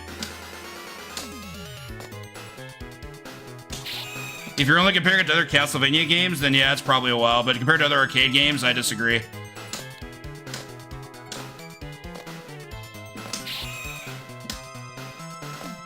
Dun, dun, dun, dun, dun, dun.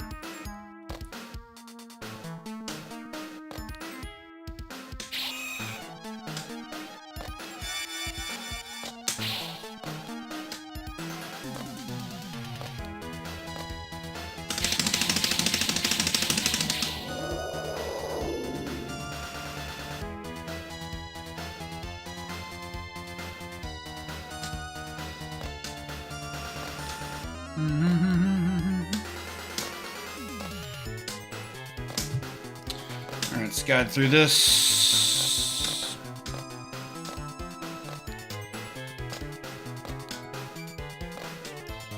Dun, dun, dun, dun, dun. Gotta wait this one out. These bats are doing things, I don't like it.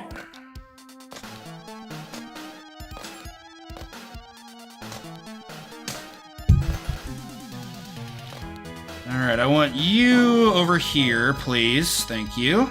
Appreciate that. Generous hitbox.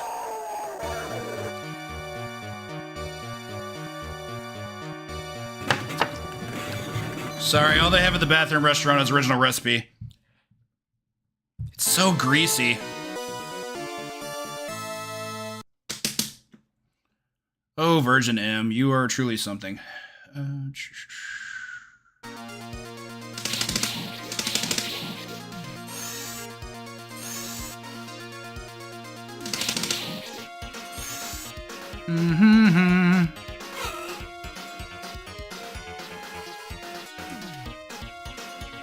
Past the portrait. Left. That background looks so cool in the other dimension area. You're not going to see it very long enough to appreciate it, but it's there. I'm a fan. Okay, so new strats. Definitely use stopwatch after the food spawns. Because that only costs 2 hearts instead of 4. Like right here. Also despawns the gremlin, which is good.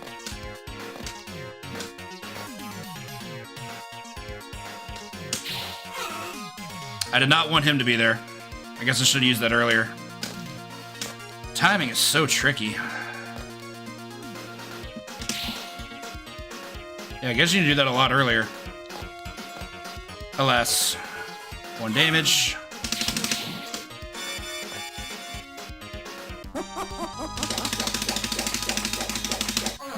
Alright, so we got full health. That part's awesome.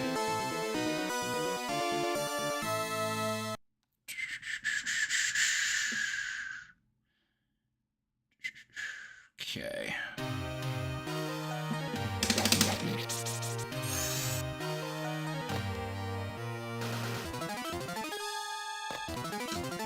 I always recommend jumping that coffin, or learning to jump that coffin. The mummy inside doesn't drop any items, so there's no reason to kill him, so just dodge him. Whereas that guy's not only in your way, he also drops a heart. So there's every reason to do away with him. Same with these next 3. In fact, the second one drops a 5.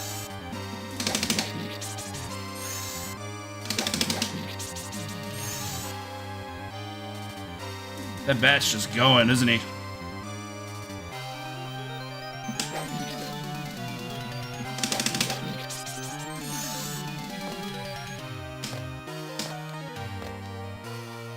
Tighten the lever a little bit.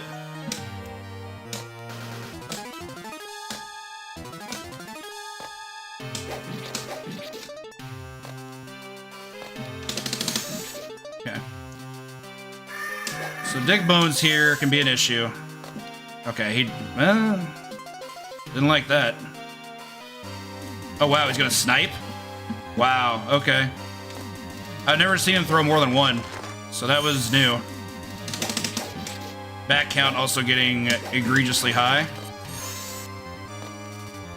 Alright, I got some video game to play. Bear with me. Alright, there's that.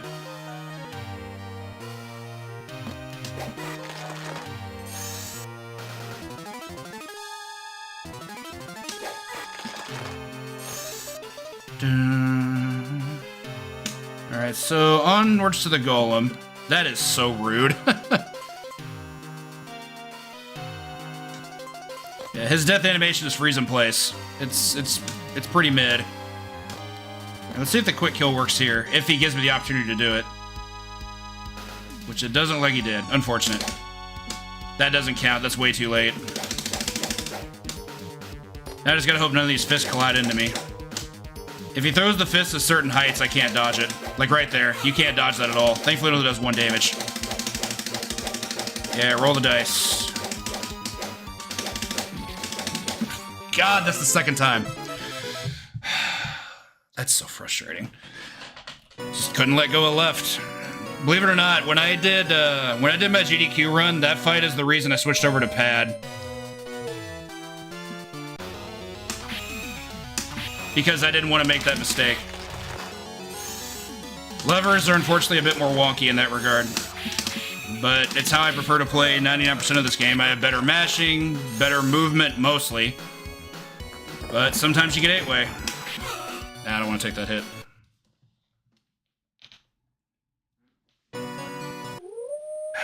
I did not want to die there. That's so fucking heartbreaking. Pardon my French.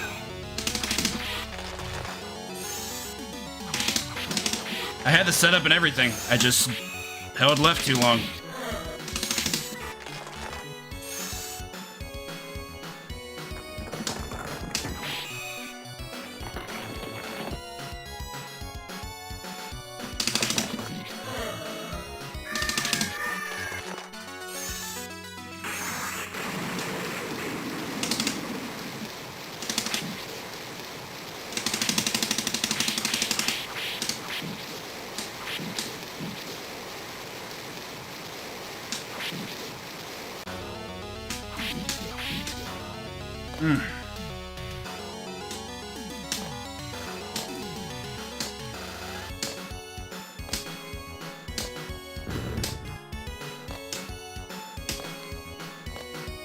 Up here.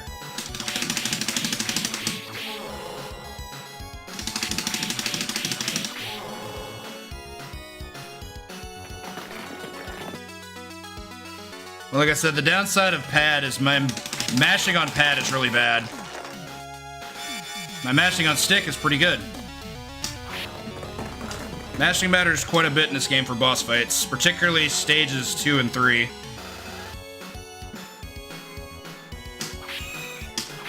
Like, you want good mashing for Bone Dragon, for sure.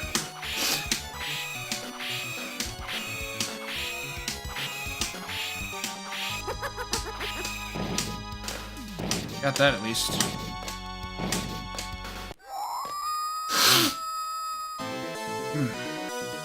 Especially for how I do it. I do it with 2 fingers.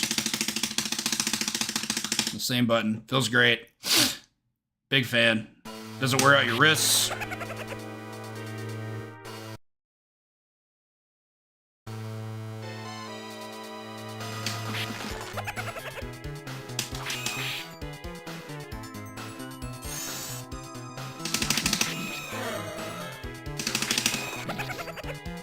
Okay, so we got all the resources now. That's good.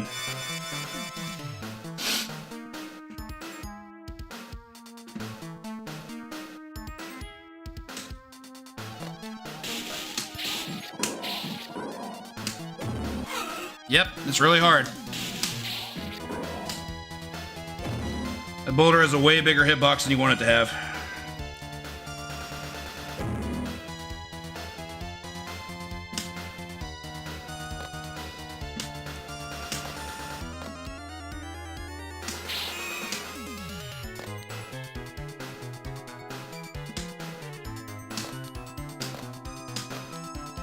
Dun, dun, dun, dun. Thank you for the good luck. Had good luck in the last attempt, just bad inputs. Hoping for better. Well, stage 4 boss was not good luck. Even one of the worst patterns imaginable. So I guess I'm wrong about that.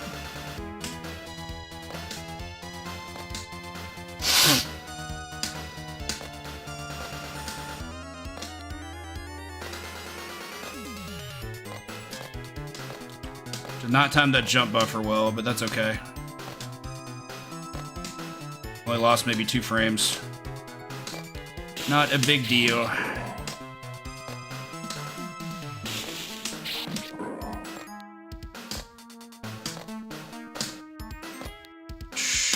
Okay. No skeleton, very good. Spawn you over here. Generally, if you hold left, he'll spawn higher, which is very much what you want. That fight would be so much worse if I were playing on pad. Oh, the boulder noises are one of the best things in the game.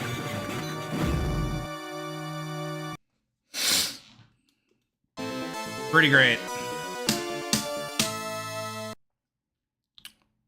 Doop-de-doo. Revamp.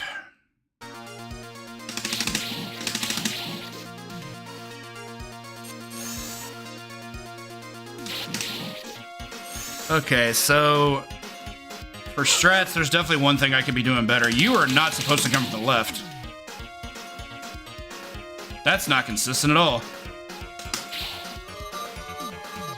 Seen that happen maybe once before? Normally comes from the right, just walks right through you. Wild.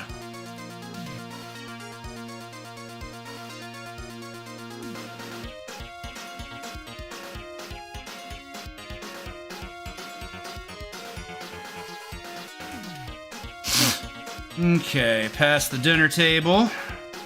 And do this.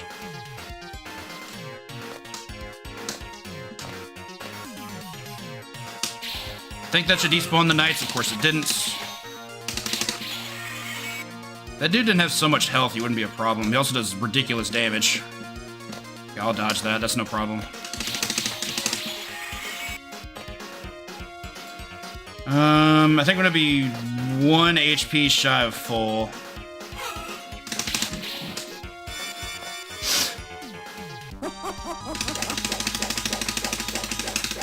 Nope, I'll have full HP. I was wrong. I was off by 1.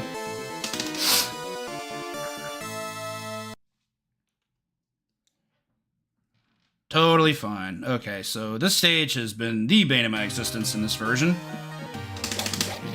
Can't seem to have a good stage 4 run at all.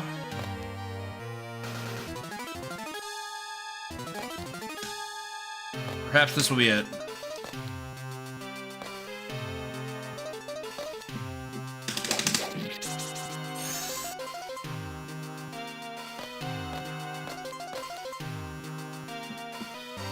Spawn, please. Thank you. That was rude.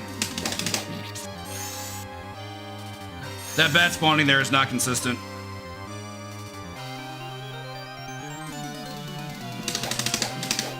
Oh my god, the arcs are so insane. Yeah, this is not looking good. Lots of damage, took a heart. Pattern I've never seen before. No bueno.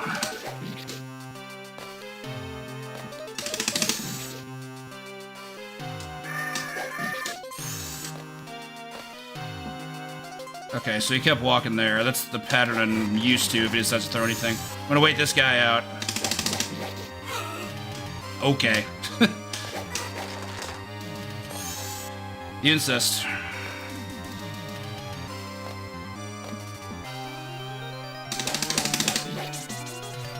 A little glide there was something.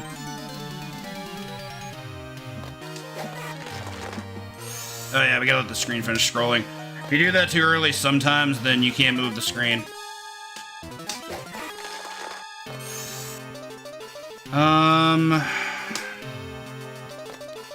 This one's weird.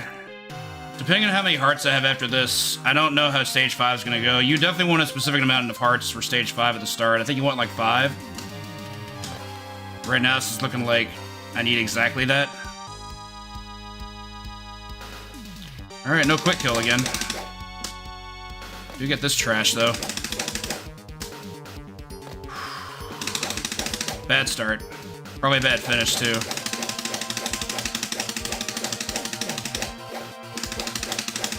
This is manipulation. That's why I'm doing it. Go hold left. Much better.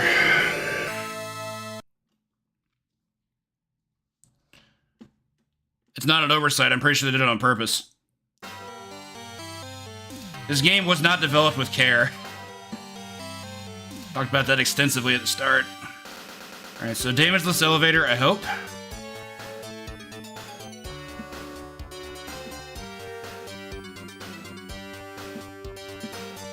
Okay, very good. Gonna do this.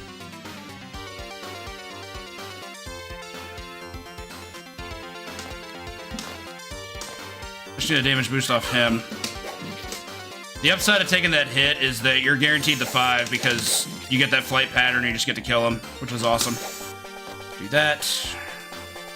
I think the rest of this goes the same. I'm gonna play it like it goes the same.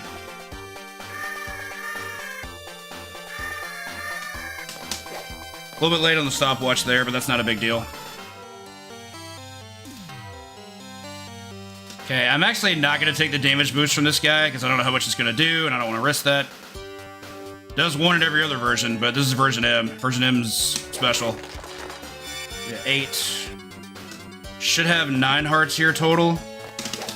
Should be more than enough for Frank. You only need, I think, 6. Oh, that's not good. Hit me twice. Very good.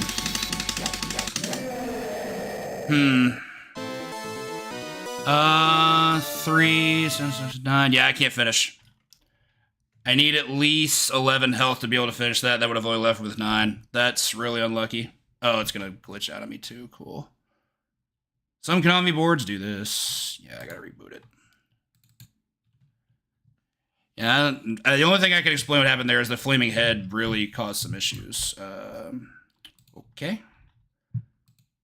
I wish this wasn't doing this right now, but it very much is. This is, I hit something during reset that I wasn't supposed to hit, and I'm going to do a save state load and try again. Yeah, that didn't work. If this doesn't work, I may have, I don't want to have to, but there's a non-zero chance I'll have to call it. Let me try this, there. Okay, so let me, no dip switch menu? That's bizarre. Let me reboot MAME, like the whole thing. Unlucky, on top of unlucky.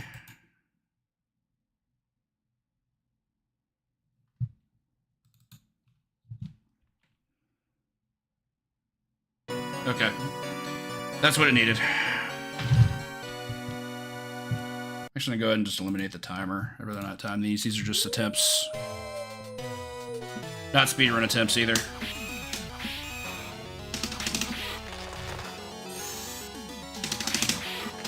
Yeah, a big part of version M, as I mentioned before, is you just kind of have to reroute some stuff. Though I feel like in that one, again, the global timer just wasn't in my favor. I think I needed to be able to do something just a little bit faster to prevent the flaming head from spawning. Like maybe take the damage boost on the way up the stairs, but I think that would have resulted in me losing too much health. And that's just how this game operates. I also got really unlucky with some patterns in stage 4. That's not good. You can't take hits from those. Those do 6 damage apiece. That's not reasonable. Actually, no, it did more than that. It did like 8, right? Yeah, rough times.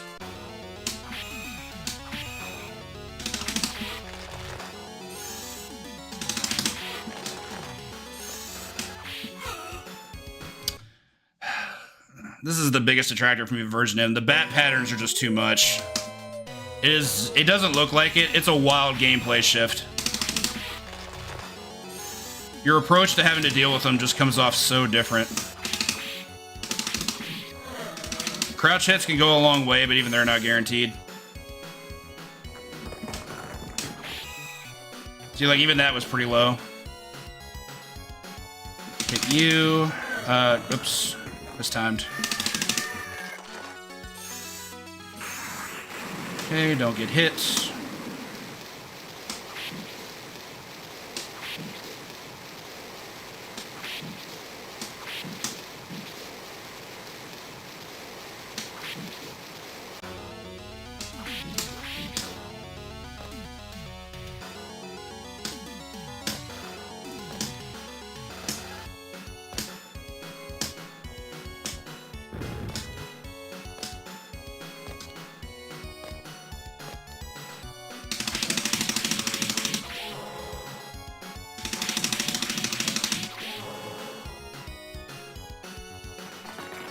And no bat's good. That means we likely have 2 skeletons up here.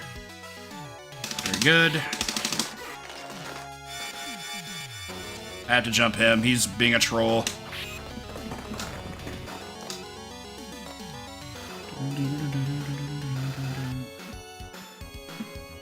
Low to the ground.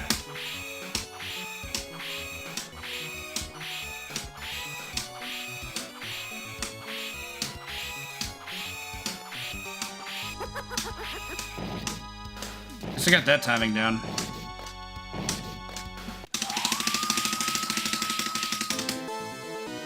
Drop the elbow. a good animation frame. Do, do, do, do, do.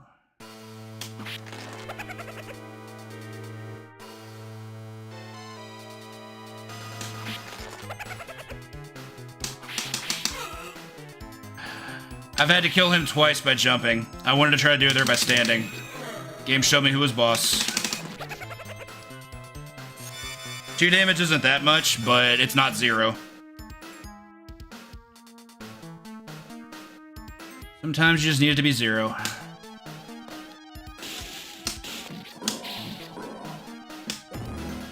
Okay. Much better.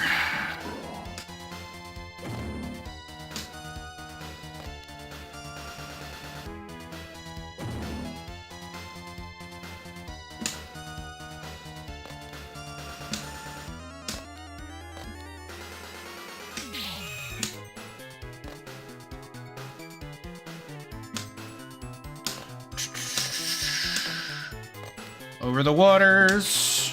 Go away.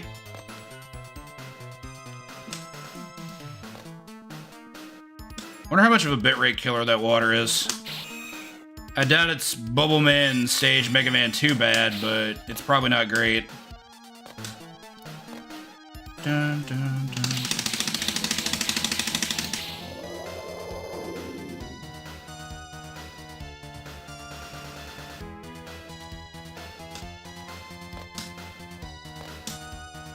Da, da, da.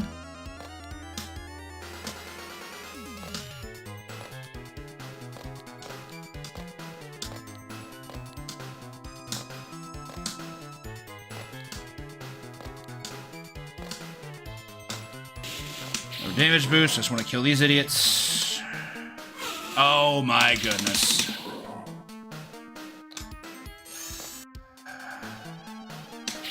Not that early of a jump, but just early enough. Those guys have a huge hitbox and they're going to the left. I'm going to reset. Missing that was big. Sorry we're not pumping up those rookie numbers. You can tell it's very punishing of small mistakes.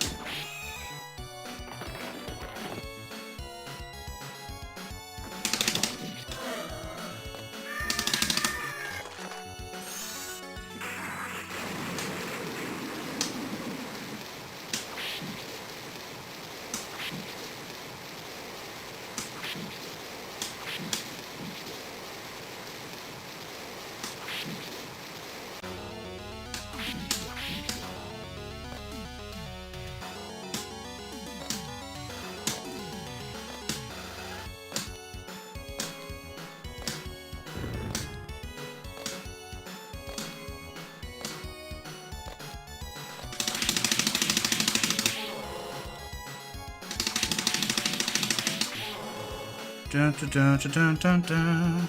Okay, so no bat, very good.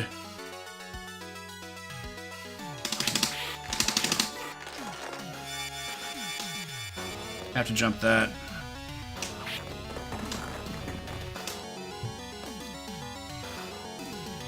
Number 94, where are you?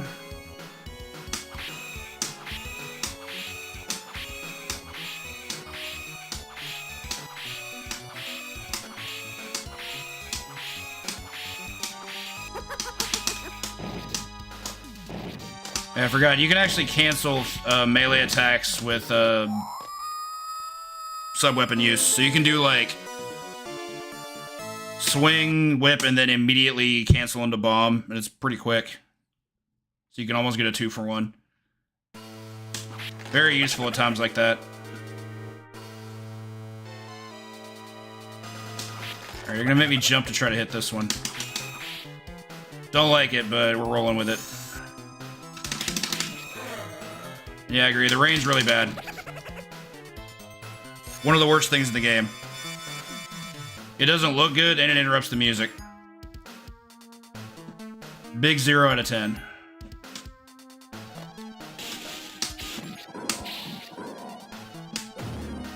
Okay. Standing on the very tip of the ledge seems to be the key to jumping that.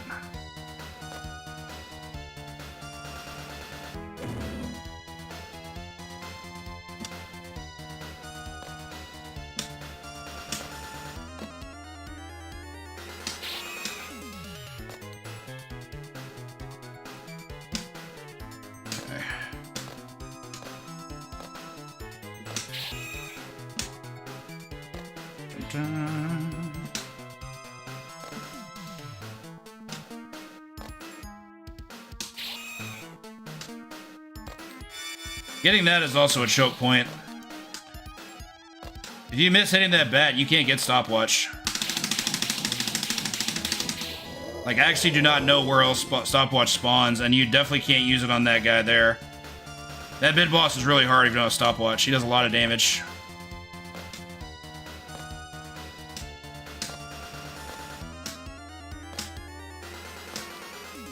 Ooh, I almost missed that. It felt like an early jump, and it very much was, but it wasn't so early that I was going to lose that.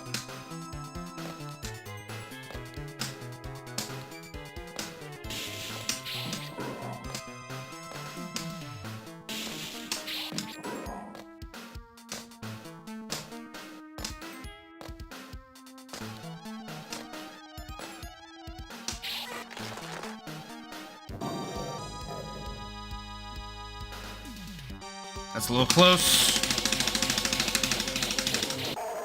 All right, good enough.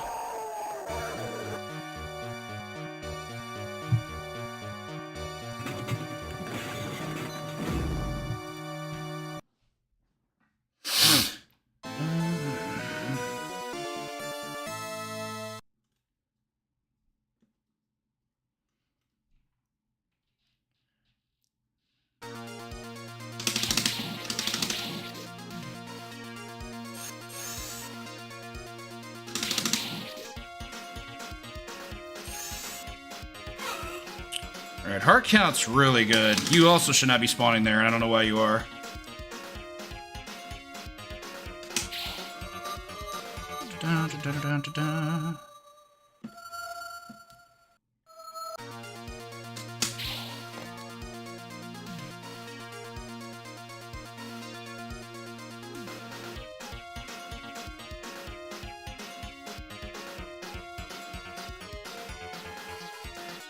Bloody tears, bloody, bloody tears. Okay, so this one's been tricky to figure out. Here, I hope. Nope. There's definitely a space where you can use that and have it be safe. Unfortunately, I don't remember where that is. And that has been costing me. If I were doing the damage boost strat, I would know where it is, but you kind of have to try to have your cake and eat it too.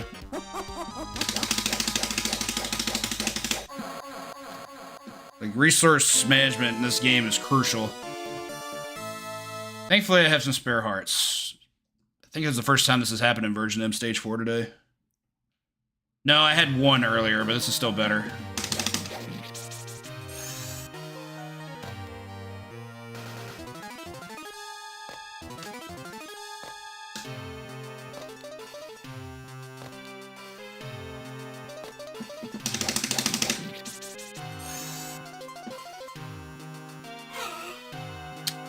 Unlucky, but okay. That negates the 2 hearts I saved. Hey, I forgot you were even there.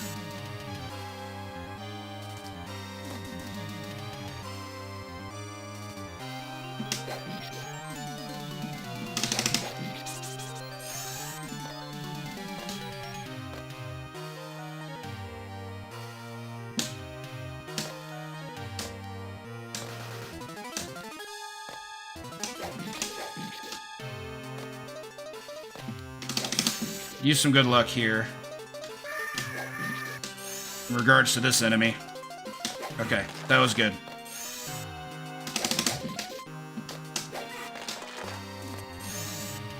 Okay. That was a close call.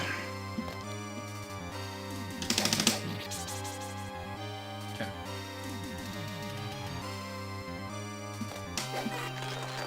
Scrolled with me, very good.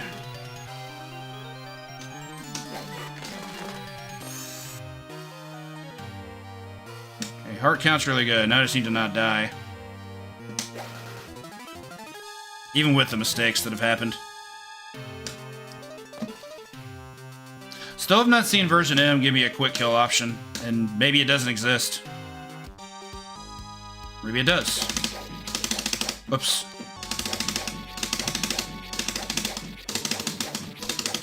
Okay. Wow, that's the first time I've seen a quick kill option in version M, but I'm definitely here for it.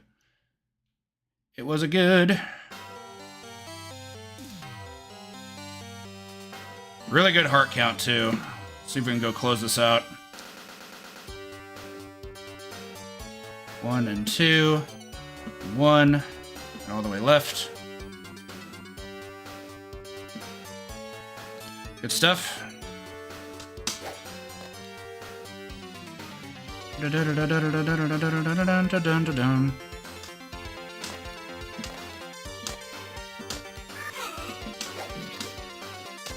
damage boost looks really good when it works out. Big fan.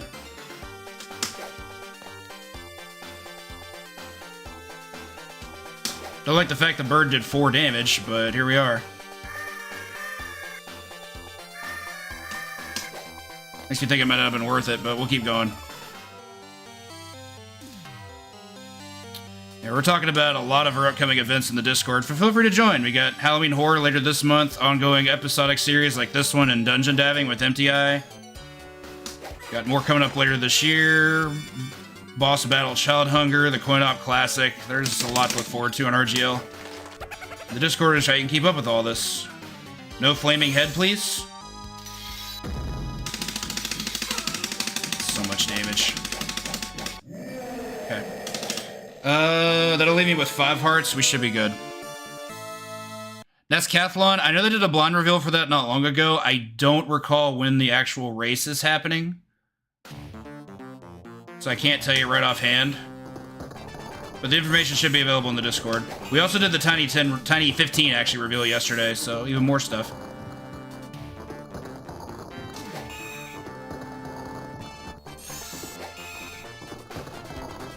Da, da, da, da, da. So this is going to be tricky. I'm going to kill the first 10 bats like I always do. But then I have to damage boost the rest of the way, and that's actually really scary because every bat here does 2 instead of 1. So I'm going to get to Dracula with 6 health, and that's exactly how much damage he does to me when he collides into me. So to say I am praying for a 1 cycle is quite the understatement. You can try to snipe him if you don't get the 1 cycle, but let's just hope that we can. That's all I can say.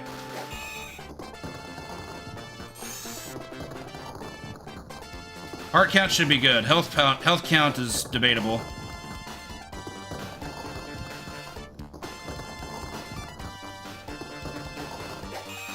Okay. We're gonna take a lot of damage here. And unless we learn the jumping strat, there's nothing we can do about it. If you want to speedrun this version of the game, I think you pretty much have to learn that. One more hit, we should be on our way. I'll also go ahead and make this the last attempt, and then we'll call it a day. We actually have a spooky surprise coming up right after this with RGL's own OJ machine, so be sure to stick around for that. Okay, so going to Dracula's chamber, hope for the best.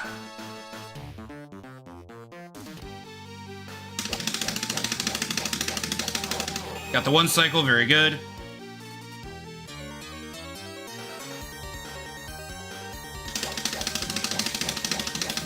And GG. This is only the 2nd time I've cleared version M, so that feels great. Got to do it on RGL, no less. Heck yeah. Whew. That game. Goodness gracious. Oh well. Got what I wanted out of it. The whole point was to de-rust version M live with you all. I'm glad I got to do that. Thank you all so much for sticking around. Give me 1 second while I'm going to turn on some music, And I actually need to do some quick coordination. Some SCV4 for y'all.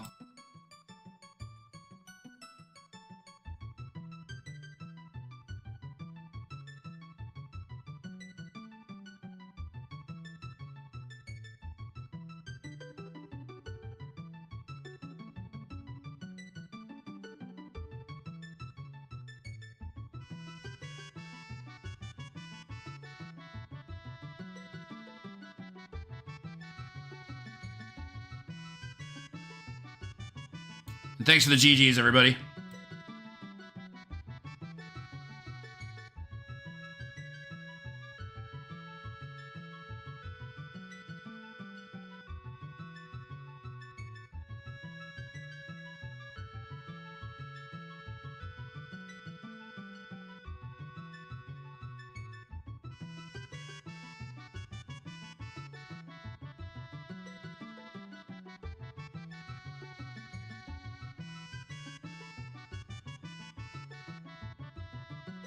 All right, appreciate y'all being patient.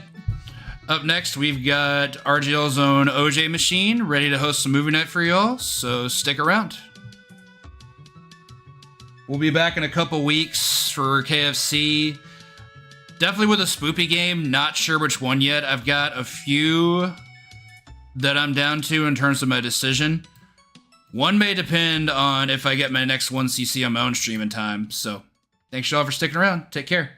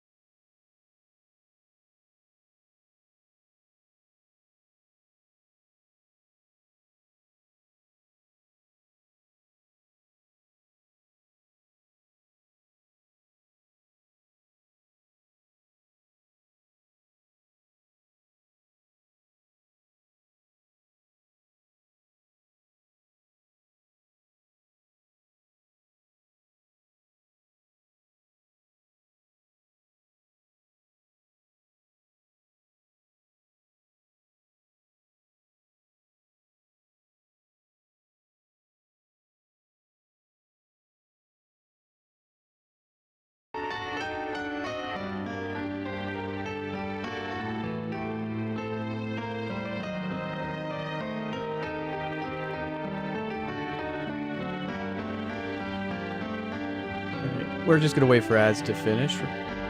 Got about a minute and a half left. Just because it's movie night and we don't want to get interrupted by some pesky ads, correct? Alright.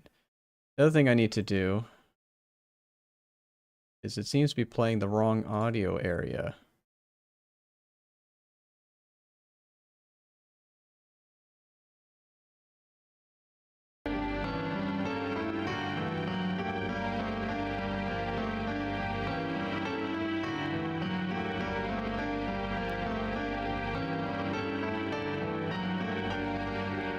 Oh, alright. Let's see, how much we got? 30 seconds left. Alright.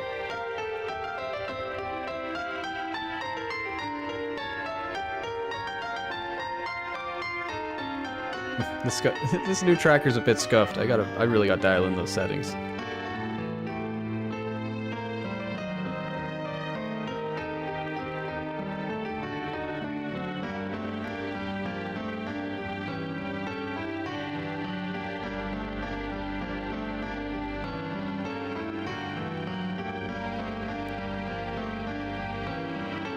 And we are live.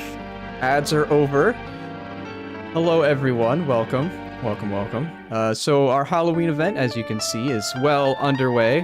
We got a whole month. Not the end of the month Halloween event, but like the whole month. We've got some things planned. We've got some themed events. Like, you know, from like we just saw Haunted Castle with LRock and KFC. Wow, I can't talk right now. I have this thing where, like, at the beginning of a stream and at the end of a stream, I kind of flub my words really bad. We'll just plow through that. Anyway, so we got that. You've noticed Can't You Hack It has a Trick and Treat edition, where we let people play both a trick and a treat. There's a lot of stuff going on. One of those things is this, the movie night. So, for those who are unaware, Birdcage of Horrors is a Dreamcast game that was utilized by Sega. And essentially, what it was doing was it was trying to get people to use the Sega.net services. And it was... so what they were doing was they made a murder mystery, The Birdcage of Horrors, and they released 365 one-minute episodes. This was supposed to incentivize you to show up every single day to try SegaNet. And while you're there, might as well play a game after, 'cause it's only a one-minute episode, right? So they did that for an entire year. And then at one point, they released a CD, or a GDI, I should say, a collection that was like a secret order thing. I forget the exact details, but it's something you had to send in for. And eventually it became a novel. Why we're watching this now is because someone was nice enough to translate this Japanese exclusive, as well as desequence, well, sorry, not desequence, but rather decouple each episode, because you could only watch the episodes on the day it released. So you had to watch them sequentially, but only as far as what day you're on. It was convoluted. Anyway, so what this does is it basically turns it into a real movie. You got 365 minutes of content. That means 6 hours for us. So this Sunday, next Sunday, and the Sunday after that, we are going to be watching each about 2-hour blocks of it. It came in 3 parts, 3 GDIs. So we're gonna watch each GDI for on each week, and then with that, on Thursday, the end of the month, the end of whatever event occurs. So, hope everyone's ready. I don't know if you ran off to grab a snack anticipating this, but we're gonna start doing this. Pop out that chat so I can read along with you. I'm gonna do my best to stay somewhat quiet while we're doing this. I've watched about 30 minutes of it, just to make sure it wasn't too weird. I will preface, there is some body horror, and by body horror, I mean like really goofy looking things involving the aftermath of people dying, because this is a murder mystery.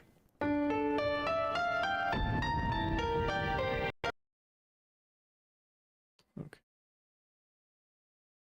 We're just gonna hit play and enjoy The Birdcage of Horrors.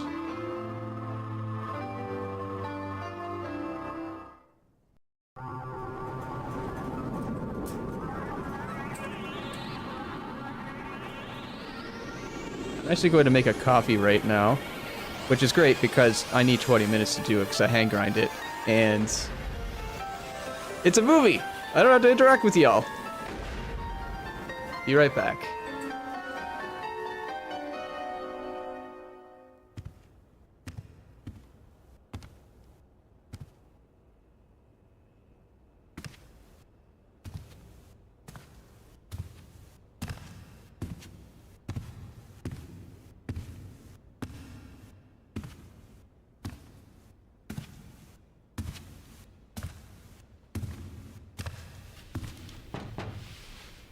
Dozo.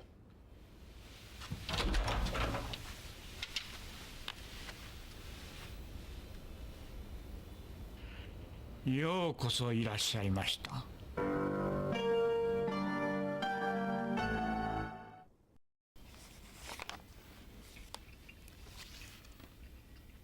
どうしてこんな契約が私のところに？選ばれたんですよ。選ばれた？私の依頼人にね。誰ですか、その依頼人というのは？こちらからは申し上げられません。そうですね。コマドリとでもお呼びしておきましょうか。コマ撮り。あなたの莫大な借金はどうしたって目につきますからね。だからコマ撮りによって選ばれた。よくもまあここまで借りたもんですな。でもね、方法はあるんですよ。死んで返すという方法がね。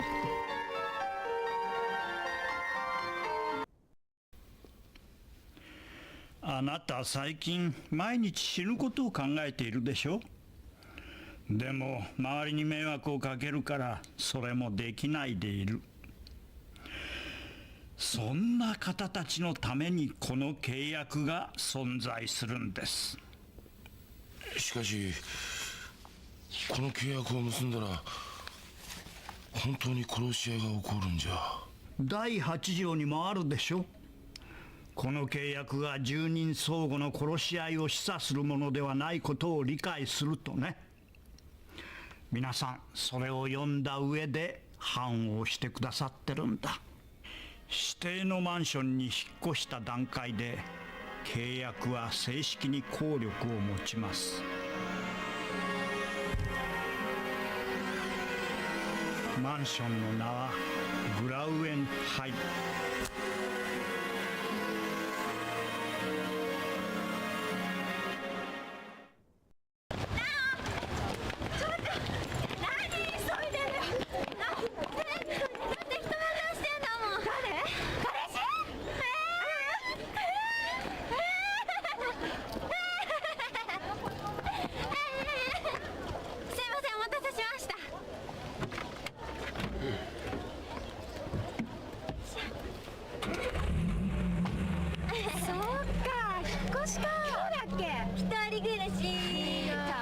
されるとも知らない。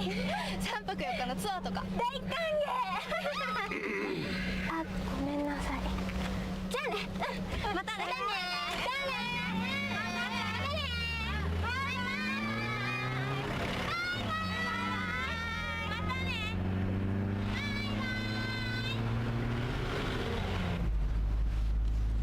行き先分かってますよね。グラウエンハイム。そうです。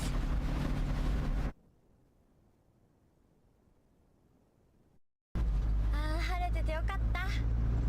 そうですか。運ってやつは貯めといた方がいい。貯めとくと利息でもつくの？クビになった前の会社でドイツ語を少しやってましてね。ドイツ語？イヒなんとかIch habe diese Medihut nicht Schlimes passieren。私がこの年で肉体労働をやってるのも運を使い果たしてからでさ。幸運を祈ってますよ。ダンケシェン。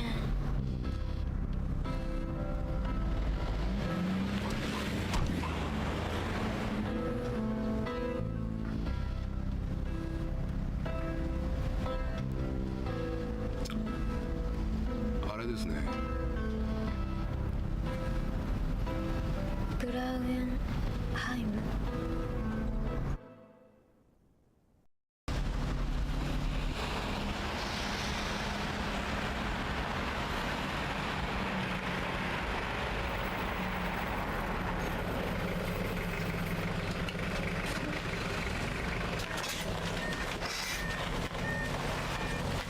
何これ？昨日今日となぜか引っ越しラッシュでね。ここに住んでる人？いや、僕は地下の喫茶店でバイトしてるんだ。ついでに管理人の手伝いも。あ、私8号室に引っ越してきた角田直です。よろしく。よろしく。高村哲。あとで管理人の前田さんのとこに顔出してくれる？喫茶店のマスターもやってる人だからすぐわかるよ。うん。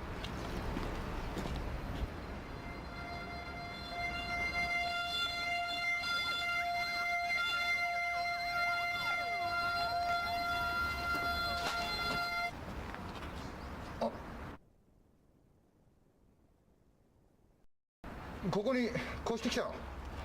あ、はい、脅かしてごめんね。俺10号室の岩田。職業はこれ。コンビニ強盗。なんでよ。冗談です。プロレスラーでしょ。そう、リングネームはインモラル岩田。インモラル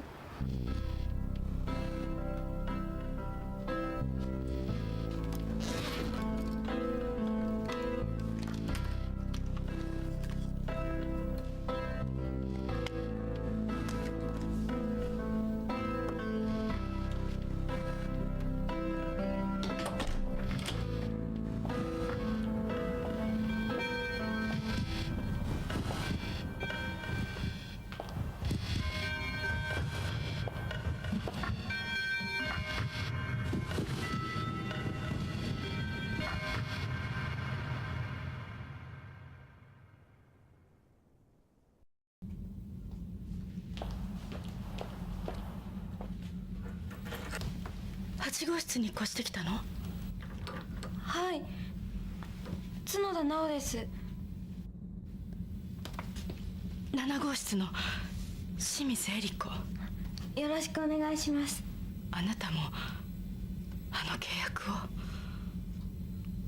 契約ですか？いいの、何でもないわ。Sorry, I'll re-describe how this works just as soon as I've done brewing my coffee. Should be a couple more minutes.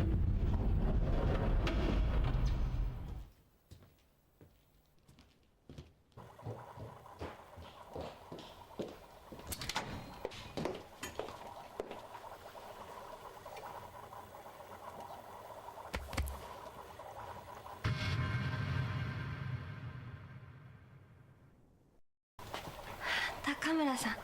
鉄でいいよ。引っ越し終わった？角田直ちゃんだね。あ、はい、引っ越し終わりました。お疲れ様。何か不便なことでもあったら言ってね。はい。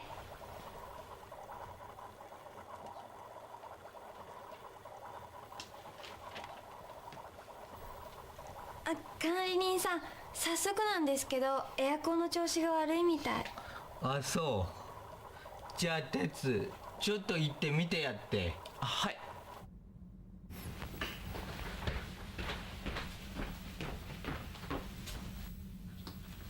あなたたちも手袋しといた方がいいわよ。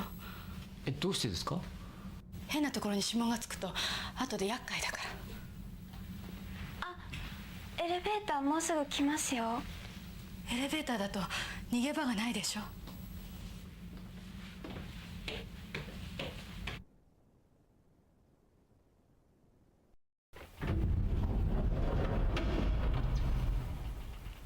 確かになんとなく変だな。お父さんが来年の9月までアメリカにいるの。お母さんは2年前に天国に行っちゃった。おかしいな。何が？どこも異常ないけど。きっと神様のお導きよ。アルバイトの青年に休息を与えようって。どうぞ。ありがとう。それにね、私に話し相手を連れてきてくれたのかも。店にいても話し相手にはなれるよ。他のお客さんたちがなんか変だったし。考えすぎじゃないかな。初めての一人暮らしで不安なんだよ。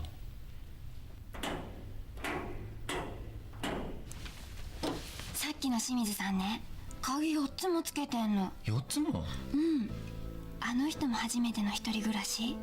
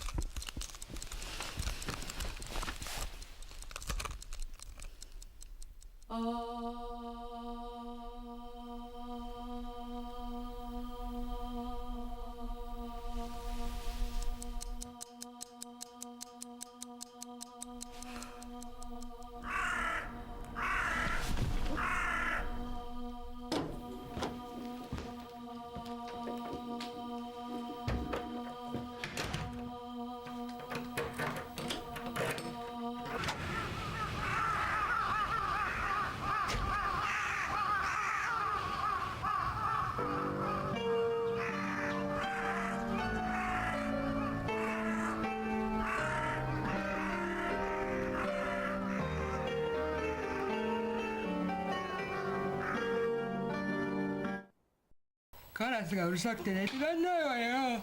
カラスですか。誰かが屋上にゴミでも置いたんじゃないの？おはよ入ってる場合じゃないでしょ。これから学校あんたの仕事でしょ。テストが近くて気が重いの。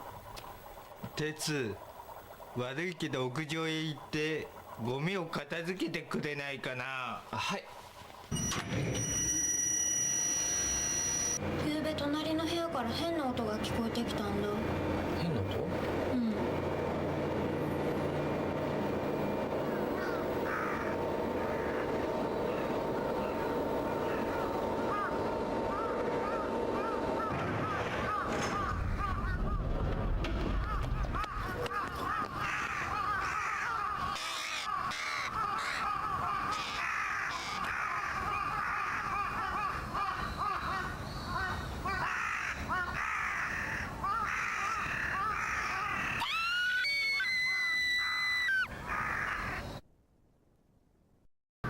手を見て。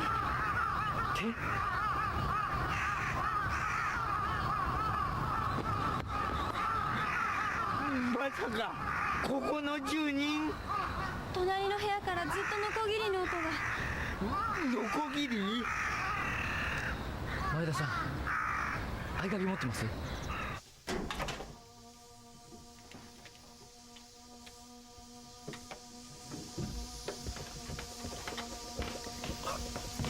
ガスだよ。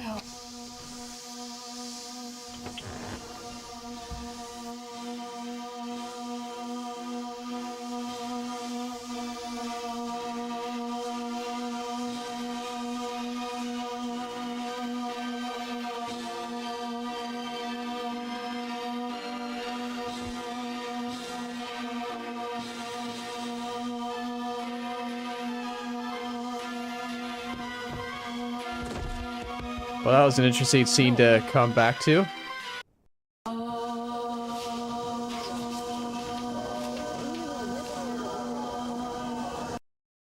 Okay, so just to reiterate, for those who might have shown up later or took a quick break, this is Birdcage of Horrors. It is a movie that was designed by Sega for the Dreamcast.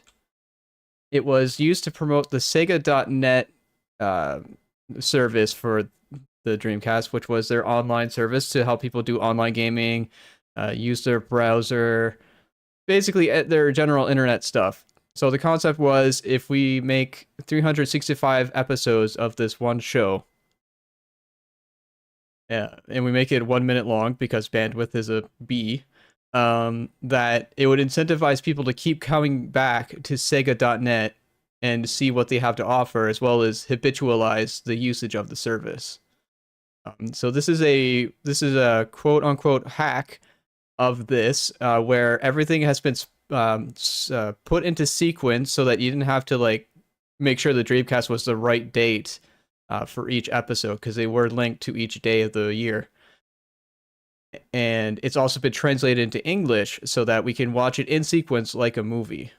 You will see this many days left a lot because it is 365 1-minute episodes. Anyway, back to the movie. Technically, this is a game. I tested this. We won't get claimed for it.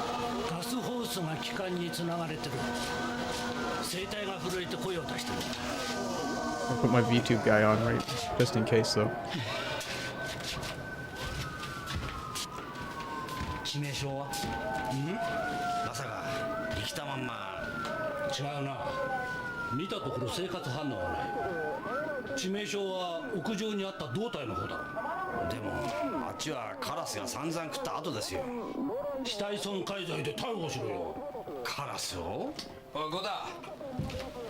発見時にはこいつが鳴ってたそうだ。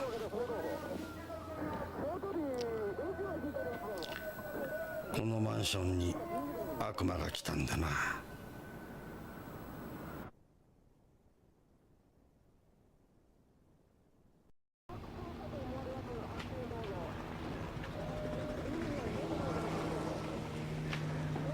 あなた方が発見者だそうですね。田園署の合田です。お話伺いたいんですが。発見時鍵は開いていたか。その夜中に聞こえた Oh 音っていう right. のは We're only watching the first part. It's split into 3 parts, and each one's 2 hours long. So we're watching the first 2 hours this week. Next week is the second part. The week after that, part 3. And then on Thursday, our Halloween event fully shoots off. This is like a tie-in promotion for it. ゴリブチね。あなたもあの契約を。契約？あの人契約とか言ってた。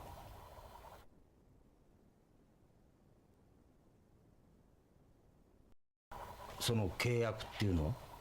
詳しいことは分かんないけど。他には？なんだか怯えてた。いつでも逃げられるようにって階段使ってたし、部屋に4つも鍵つけてたし。それでも被害に遭ったか。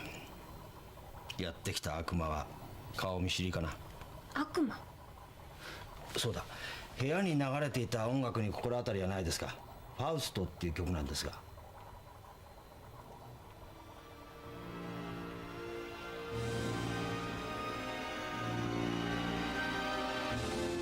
大丈夫？とにかく何も心当たりはないです。了解。ひとまずここまでにしましょう。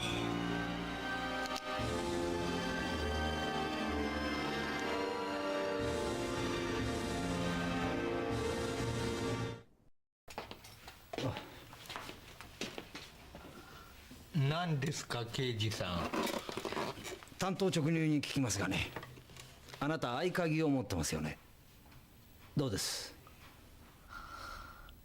そりゃ管理人ですから当然ですよ。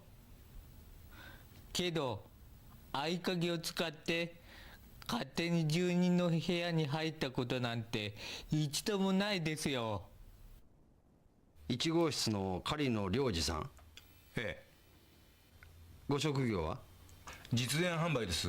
包丁とかを巧みに操って売りさばくんです。刃物の扱いには慣れてるってわけですね。ええ、嫌なこと言うな刑事さん。被害者と面識は？それはまあ挨拶程度は。あ、昨べ清水さんと喋ってた人が。誰です相手は？ここの住人です。年のいった女の人です。2号室の三田清子。ご職業は？化粧品の訪問販売の方。昨夜なんですが、殺された清水さんとお話しされてたとか。挨拶しただけですよ。本当ですか？疑うんなら証拠を出してください。片瀬五郎です。3号室の。ご職業は？録音技師です。早くしてもらえませんかね。あなた契約についてご存じないですか？契約って何の契約です？清水さんが口にされてたようなんですがね。あの人とは喋ったこともないですからね。僕には分かりませんね。4号室の柴田英子さん。そうです。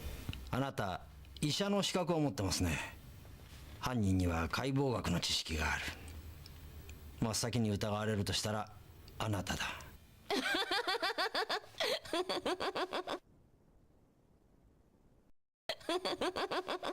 このマンションは外から自由に出入りできるんですよ。それに殺されたあの子だってお医者さんと付き合いがあったんじゃありません？どういうことです？自分でも言ってましたもん。臓器コーディネーターをやってるって。5号室の新庄龍馬さん。それがどうした？職業は鍼灸師。なんでもお見通しじゃねえか。前科者特有の態度だな。何？演歌歌手。そうなんでございます。苦節20年の梅のつぼみ、今花開こうとしている丸田梅子でございます。そうやって営業してるわけですか。だけんなっちゃん。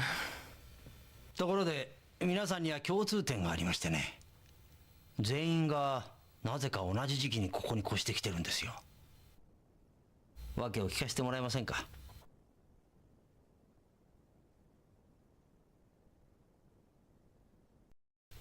言えませんわ、そんな。やはり理由があるんですね。私とあの人だけは。あの人？私のいい人がいるんです、ここに。9号室の太田と申します。健康食品の会社を経営してます。殺された女性とは面識もありませんでしたし、昨べも特に気がついたことはありませんでした。唯一気がかりなのは私自身にアリバイがないことです。困ったことですな。10号室の岩田善一郎さん？プロレスラーです。人呼んでインモラル岩田。得意技は？相手の股間をまさぐるインモラルスペシャル。素顔を見せてもらえませんかね？それとも顔を見せられないわけでもあるんですか？いやいや、職業上のタブーでして。嫌なら署に来てもらいますが。いいでしょう。お見せしますよ。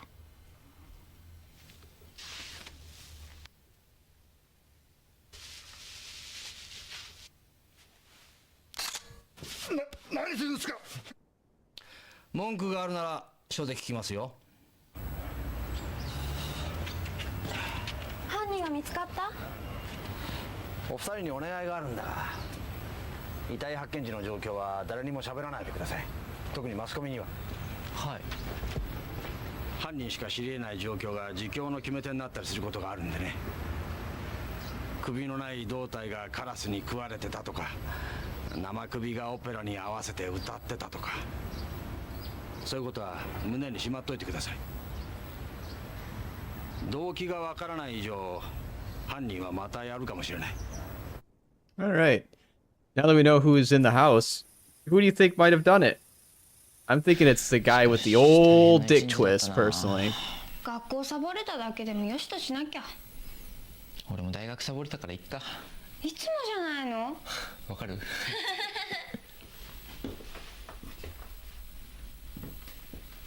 鍵開けるまでここにいてくれる？うん。いいよ。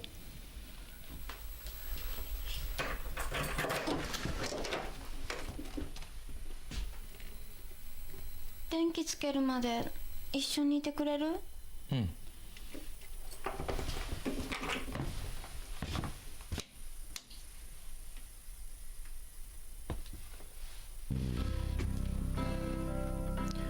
紅茶を飲み終わるまでここにいようか。飲みきれないほど入れちゃうよ。それなら部屋の明かりが消えるまでここにいようか。ありがとう。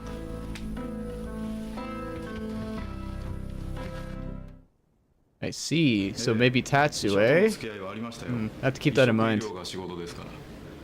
清水さんに言い寄っていたとか、そういう人いませんでしたか？さあどうでしょうね。例えばストーカー被害に遭っていたとか。思い当たりませんね。マンションに住んでる例の医者はどうなった？柴田英子ですね。被害者との接点はありませんでした。ただ妙なことが。なんだ？医者のくせに失業してるんです。かなりのやぶだったみたいで。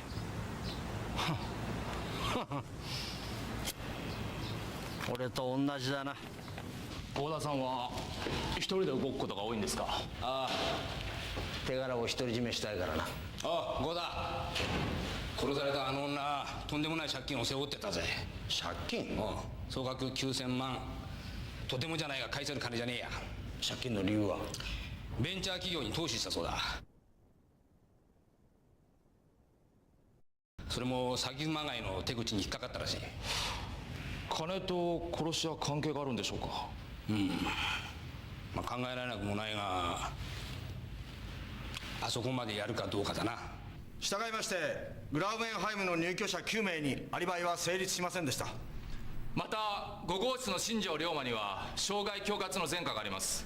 現在住人全員が捜査圏内に残っております。角田直という女子高生もいるが、この子もかね？はい、アリバイがない以上は。引っ越しはどうだった？一人暮らしで大変だろうけど、ご飯はちゃんと食べること、それから無断外泊はダメだよ、父。お父さんへ。引っ越ししてからすぐに大変なことがあったけど、私は元気です。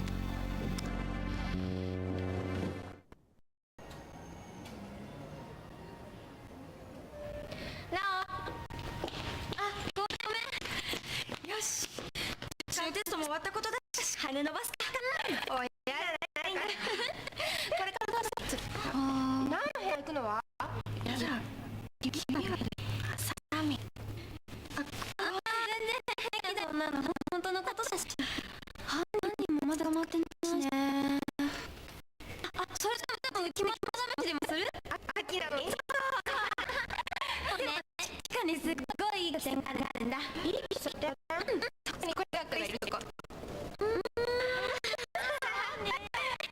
私たちもいい人見つけなきゃね。行こっか。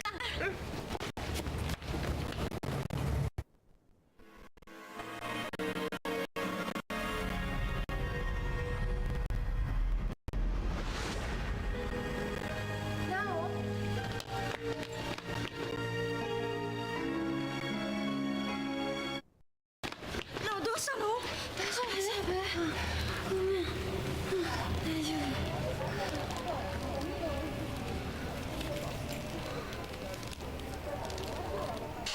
夫。絵本を見てめまい？この間オペラ聞いた時もそうだったんだけど。でも絵本なんて何にも関係ないよね。そうなのよね。ね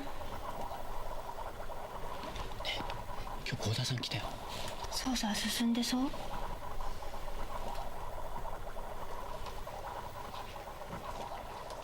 清水さんが言ってた契約って何のことだろうね。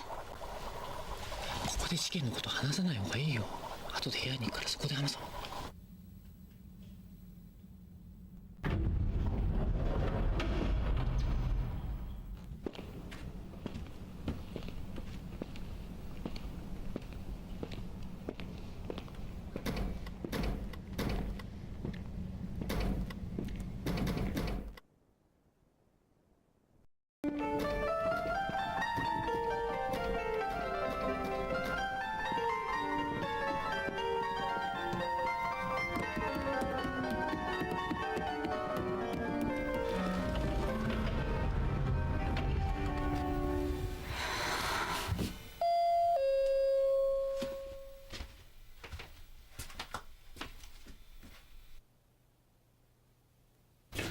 契約っていうのが引っかかるの。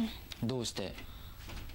もしここに住んでる人が全員何かの契約をしたんだったら、多分私のお父さんも。変なことに巻き込まれたくないじゃない。このマンションの契約を結んだのはお父さんだし。でもやっぱり危険だと思うけどな。誰？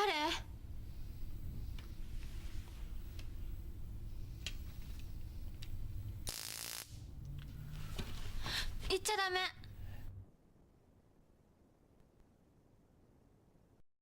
ドアを開けないよう見るだけだって。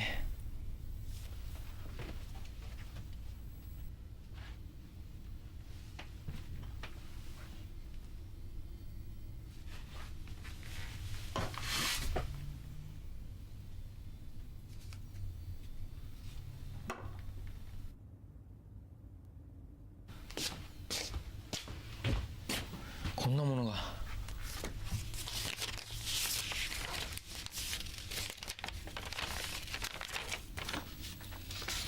今夜2時、誰にも気づかれないように一人で屋上に来い。契約について教える。鉄。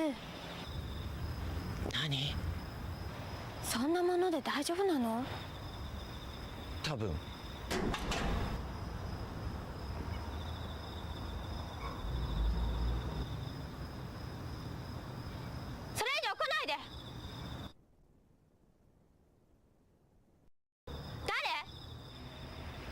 片瀬だよ。片瀬五郎、3号室の。契約について知りたがってたよね。これが契約書のコピーだよ。住人全員が交わした。私のお父さんもその契約を？多分。どういう契約なの？一言で言うと、僕たちに殺し合いをさせようっていう契約だよ。殺し合い？ああ、誰かが死ねば自分は助かるんだ。どういうこと？僕たちは全員とても返せないような借金を背負ってるんだ。それに債権がヤバいところ行っちゃってるから自己破産もできない。そんな時に駒取と名乗る女性が奇妙な契約を持ちかけてきたんだ。駒取？正体不明の契約者なんだ。契約の要点を読むよ。Wait, does that mean the father put her in this contract without her knowing? 1999 That's 年 fucked. 10月1日までにグラウエンハイムというマンションに入居し、1年間をそこで過ごすこと。契約期間中は全員の借金の利息を駒取が全て肩代わりする。10名の契約者は駒取を受取人とする生命保険に加入する。そして10名のうち5名が1年以内に死亡すれば、残る5名の借金相当額を駒取が保険金から支払う。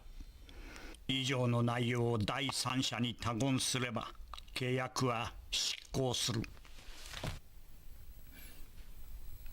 つまりそのマンションで5人が死ねば残る5人は助かる。そうです。駒取が生命保険金で借金を帳消しにしてくれるんですよ。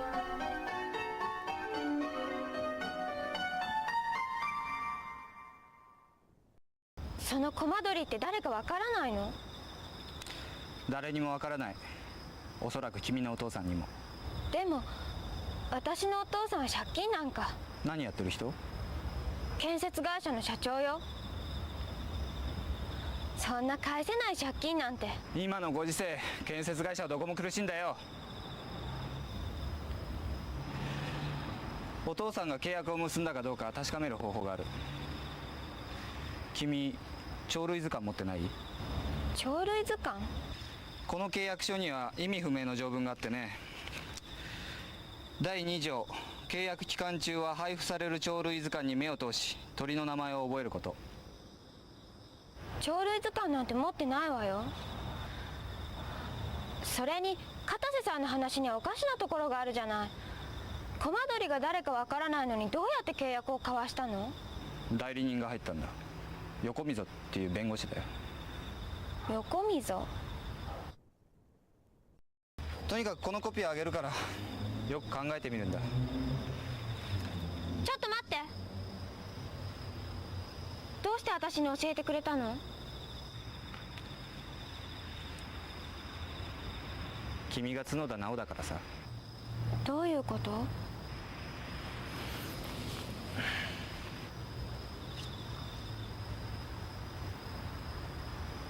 駒取？ええ、そう名乗ってる人に心当たりはないですかね？いや、ないな。じゃあこのマンションの持ち主って？それが最近変わったんだ。変わった？契約上は7月の末から。新しい持ち主って分かりますか？それが分からないんだよ。弁護士が間に入ってるから。その人の名前は？横溝って言ったな。他に何か変わったことはないですかね？持ち主が変わる前と後で。マンションの名前が変わったな。前はビバリーハイツだったのに今はグラウエンハイムだろ。あ、ちょっと待って。駒取はこの契約のためにここを買い取ったんだ。でもこの契約って何のためなの？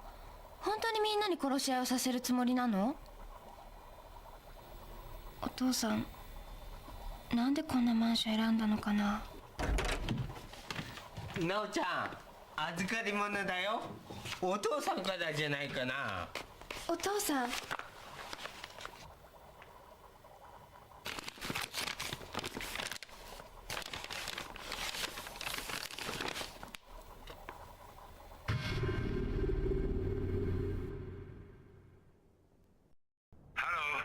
お父さん。なお、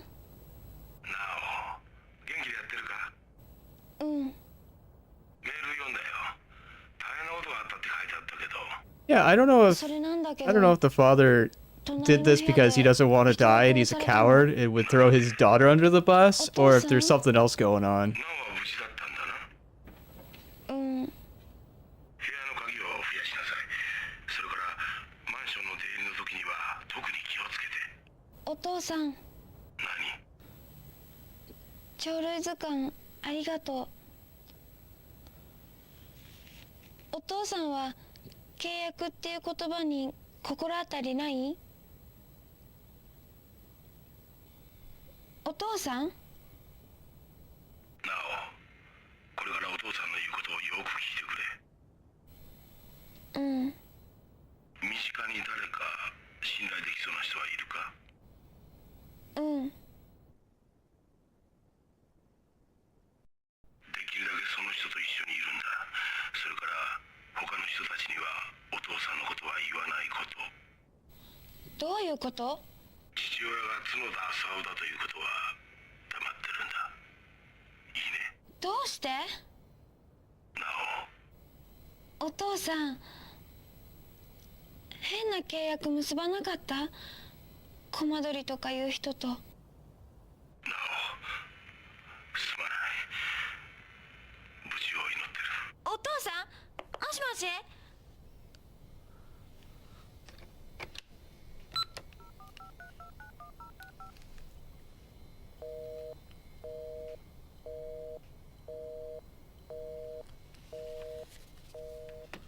繋がんなくなっちゃった。ご苦労様でした。 Yeah, everyone in that apartment seems to be in some real deep financial trouble. In Japanese laws in regard to this are a lot harder than other countries. So yeah, they all signed it, I guess, to try to get out of it or die? I don't know. お前たちこの事件を調べてるのか。いや、そんな。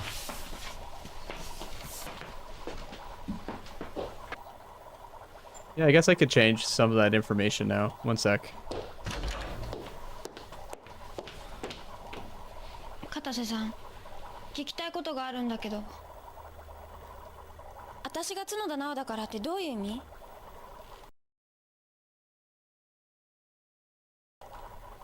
何言ってんだか分かんないんだけど。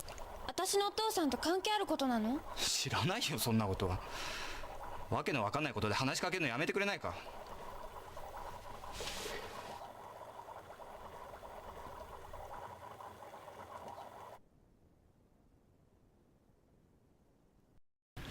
何軒か不動産屋を当たってみたよ。女子高生の一人暮らしでも受け入れてくれるアパートあるってさ。俺が保証になるからそろそろ。懐かしい。小さい頃よくここで遊んだんだ。ここで？うん。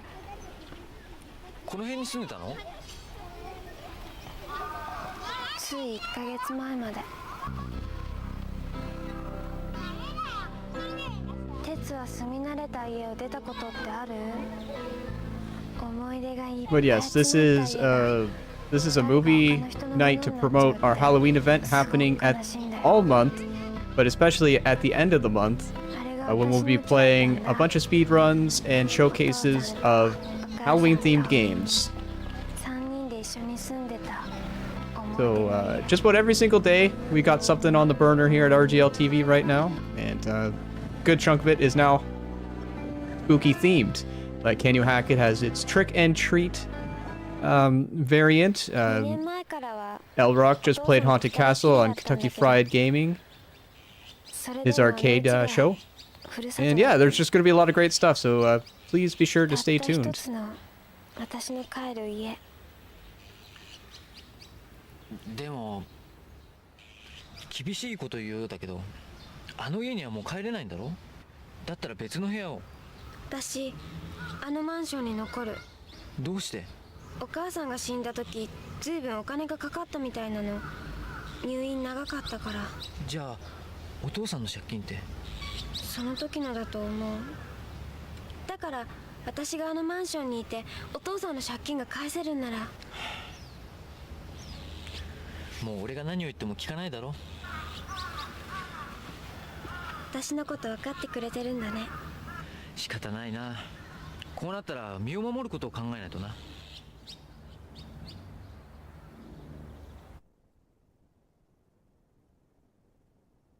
こちらの鍵が、これになってます。ここでまた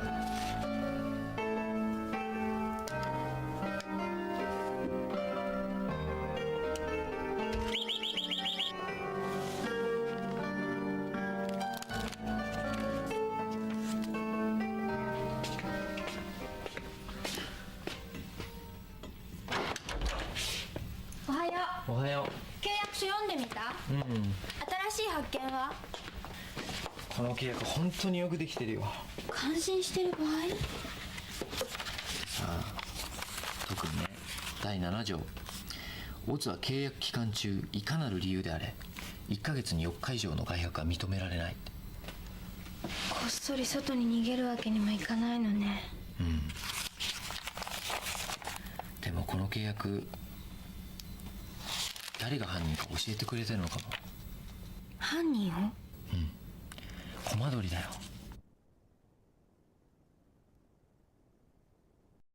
コマ撮りが犯人？やっぱりどう考えてもおかしいからな。借金に困っている人たちを集めてさ、殺し合いをさせるなんて。でもこう考えたら納得がいく。殺し合いが起こるような状況をわざわざ作ったのは自分が誰かを殺したいためじゃないかって。そうすれば疑いは間違いなく他の住人たちに向けられるだろう。君が角田直だからさ。でもそれだけじゃないような気がする。 So is she the one who needs to die? Or did the one who needed to die is already dead and they're all safe? 私に関係してるよう I な don't 気 think がす that's る。 what's going on. お父さんの関係でコマ撮りと結びつくような人は？でもお父さんとは関係ないけど一人だけ思い当たる人がいる。誰？この建物の持ち主。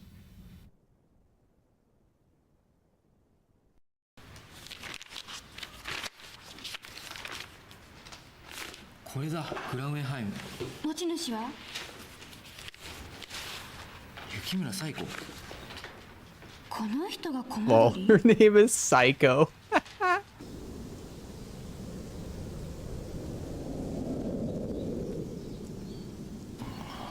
ここだ。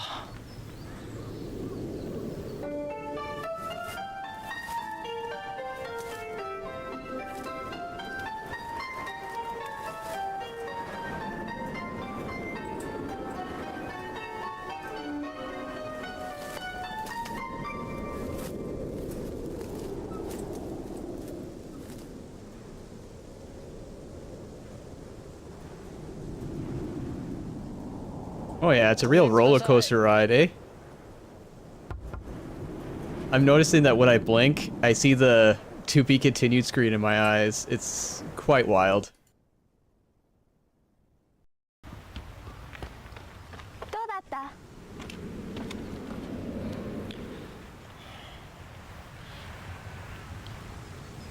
ちょっと悪いことしていい？見逃してあげる。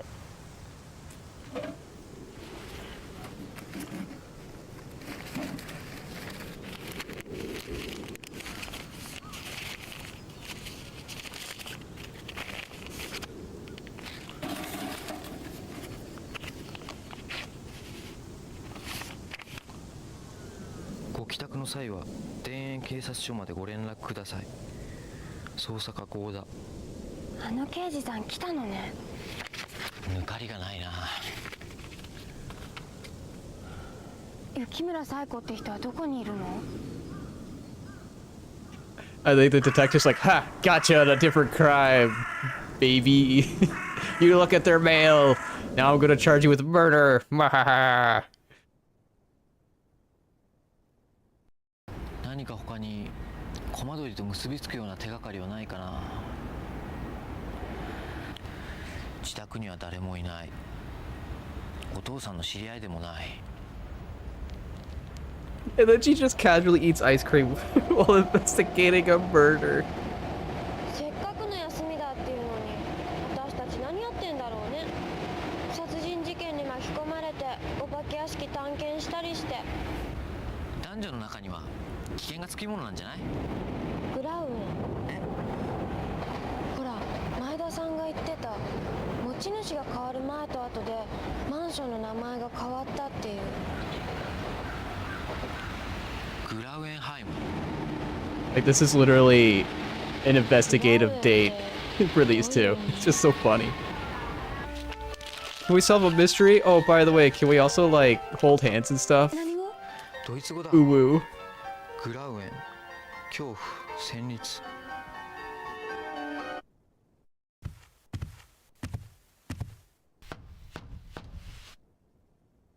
あなたが雪村冴子さんの顧問弁護士ですね。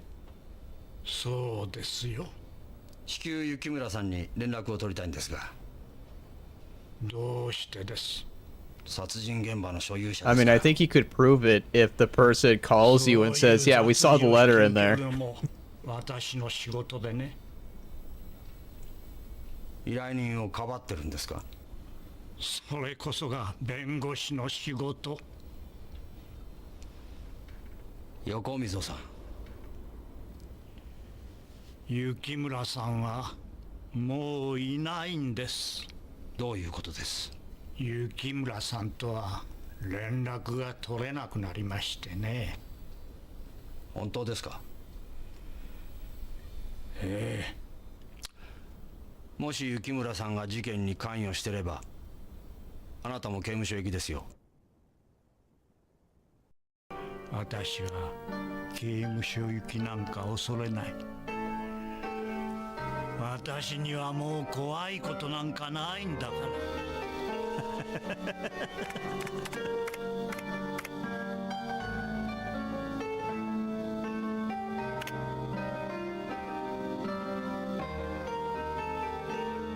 猟奇殺人の歴史？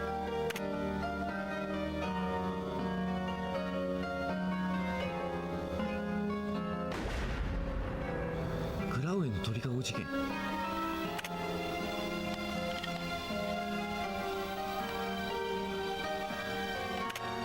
日本語の解説は？ないみたい。ドイツ語わかるの？イヒなんとか？イヒなんとか？ Ich höre diese Menühut nicht schlimmes passieren. あ、ドイツ語のわかる人知ってる。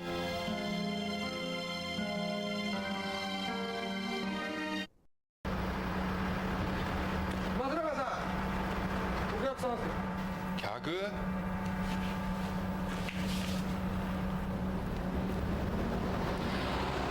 新聞で読んだ。あのマンションで事件が起こったようだね。グラウエンハイム。これを見てほしいんですけど。グラウエンの鳥かご事件か。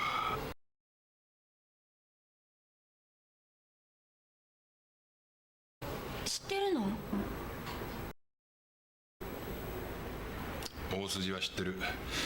当時あのマンションの名前を聞いて真っ先に頭に浮かんだのがそれさ。事件の詳しい内容 Oh, を知り just た a いん quick ですけ heads ど。 up, just in case. If you notice ads popping up, let me know, and I'll pause the movie so everyone can be on the same page. I might not catch it in time. ドイツのシュトゥットガルトで起こった連続殺人事件だ。ある民宿で殺人事件が起こった。殺されたのは宿泊客の女性で全身をめった刺しにされて死んでいた。町の人たちはこの民宿を逃げ場のない鳥かごに例えてグラウエンの鳥かご、つまり戦慄の鳥かご事件と呼ぶようになった。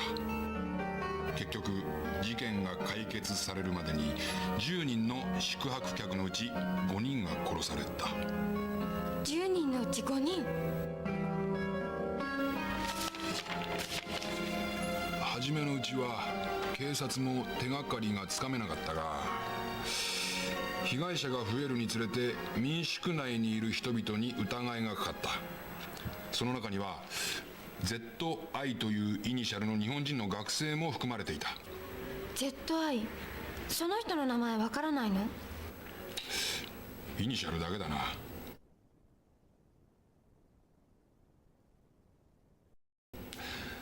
しかし最終的に逮捕されたのはペーター・ゲイリングという名の民宿の管理人だった。管理人？管理人が犯人だったの？合鍵を使っていたらしいな。その人はどうやって捕まったの？証拠は？証拠はなかった。証拠がないのにどうやって？現場の状況から分かったそうだ。なんて言ったかな。プロファイリング。うん、そう。英語ではそう言ったな。しかも犯人逮捕に結びつくプロファイリングを行ったのが日本の医者だったそうだ。日本人？うん。当時現地では国際精神病理学会というのが開かれていた。世界各地から異常心理学の専門家が集まっていたんだな。うん。その中の日本人医師が捜査に協力しプロファイリングを行った。被害者相互に関係がなく、また金品がそっくりそのまま残っていたので動機は殺人そのものと考えられた。さらに女性だけでなく男も殺されている点、手口、それから死体の着衣の乱れなどから犯人はバイセクシャルで40代の男性、過去に性犯罪の前科があるものと推定された。その特徴に合致する人物は一人だけだった。それが捕ま I った thought that said 犯人で Peter Griffith at 警察の first. 尋問で自供に追い込まれた。プロファイリングをした日本人の名前ってわかる？日本人の医師は2人いた。1人は佐々木和恵、もう1人が、これだ。プロファイリングを実際に行ったのは雪村彩子。雪村彩子。知ってる人？あのマンションの持ち主も雪村彩子っていうの。ドイツの事件を解決した人がなぜかあのマンションの持ち主になってるのよ。グラウエンハイムの？この前の事件、何か関係があるのかな？どんな事情があるか知らないが、一人暮らしなんかやめなさい。親御さんのところに帰るんだ。そうしたいけどできないの。いろいろあって。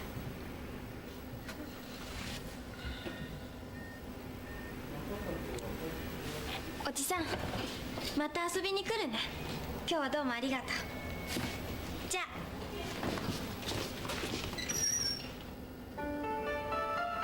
ムーゲゴッツイベシュッツン。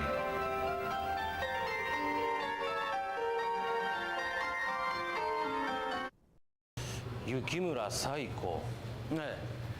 人命録などを当たった結果、同姓同名の医師がこちらの病院に勤務していたと分かりましてね。確かに雪村彩子という医師はいました。腕の立つ精神科医でしたよ。異常心理学が専門の。異常心理学？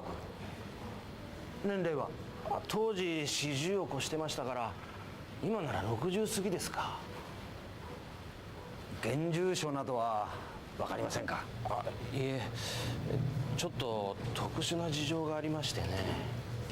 それはどういう？雪村彩子は学会を追放されたんです。追放？本人が異常な心理状態に陥りましてね。どういう？ゴッドコンプレックスです。ゴッドコンプレックス？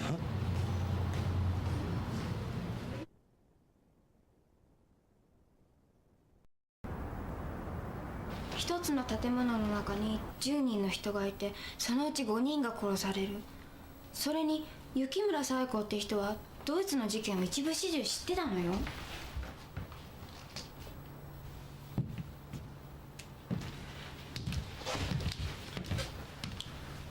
皆さんエレベーターを使わなくなりましたね。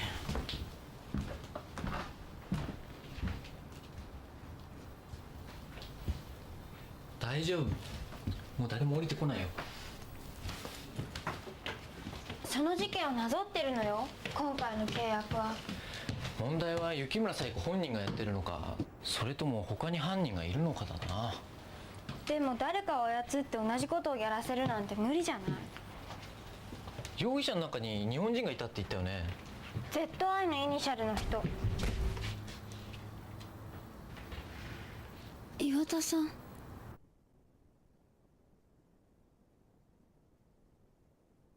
ごめん、脅かしちゃったか。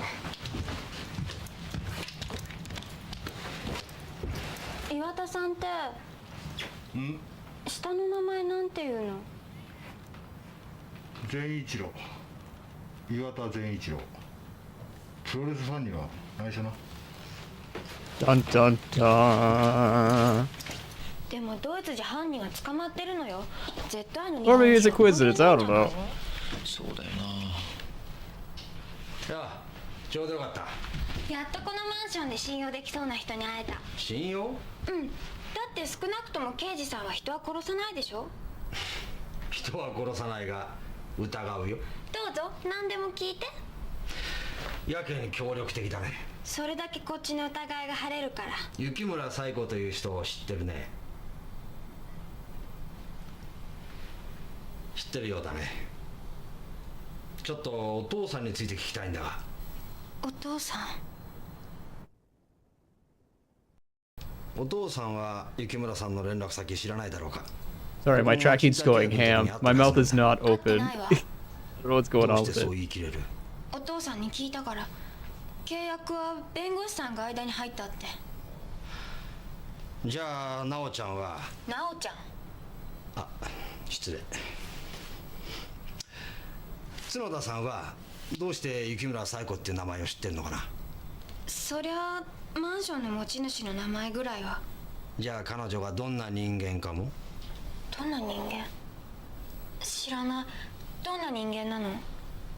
精神科の医者だったがまともじゃない。ゴッドコンプレックスという異常心理に取りつかれて学会を追放されたんだ。医師や権力者などが陥る異常心理のことなんです。つまり他人の命や生活などを支配できる者が自分が神のように全能であると思い込むんです。他人を意のままに操れるとね。他人を意のままに操る。ここを出て開業した雪村冴子は自分の患者を使ってその実験を行った。実験？ええ、患者の心理を利用してさまざまな行動に追い込んだんです。それを論文で発表したために物議を醸しましてね。一時は医師免許の剥奪も検討されたとか。具体的には患者をどうしたんです？ええ、自殺企画を思いとどまらせるといった有益な実験もありました。しかしその一方で窃盗や傷害といった反社会的な行動に走らせた例も。そんなことが可能なんですか？それが意外と簡単なんです。人の心は弱いですからね。よく会社のためとか言って不正な取引をする事件がありますよね。ああいった事件を起こす人間たちも会社や上司といったいわば神に操られて不正を行っている。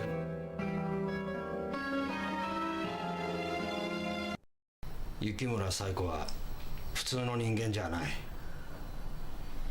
今後一切関わらない方がいい。分かった。じゃ。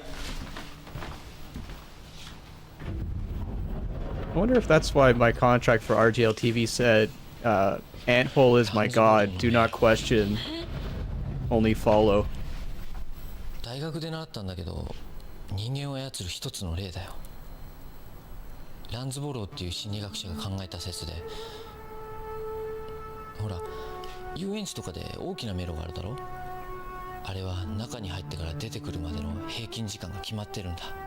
どういうこと？このマンションは人を殺人に駆り立てる迷路なのかも。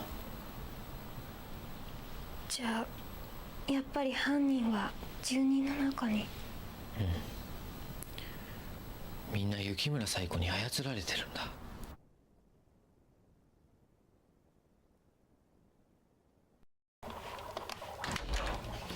いらっしゃいませ。コーヒ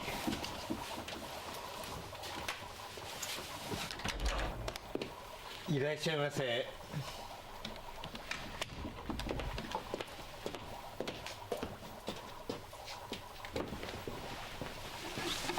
らっしゃいませ。アイスティーちょうだい。はい。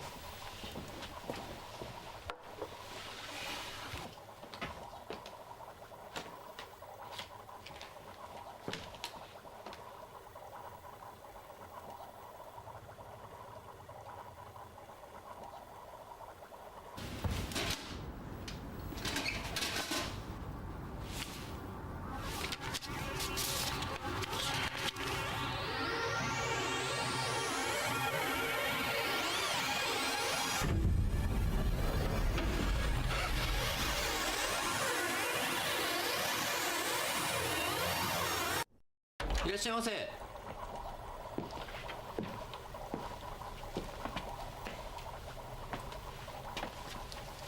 コーヒーを。例の事件以来、夜になると満員盛況で、ここしか安心できる場所はありませんからね。片瀬さんと直ちゃんがいれば全員集合ですよ。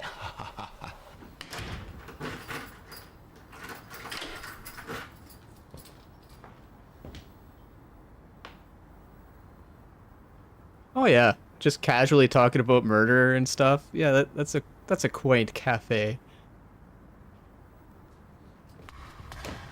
Isn't it nice that now that someone's died, my place is filled with customers because they feel safe here? Ha, funny that.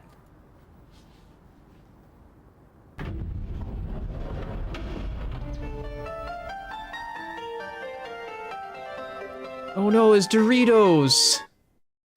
His bag of Doritos, they're wasted!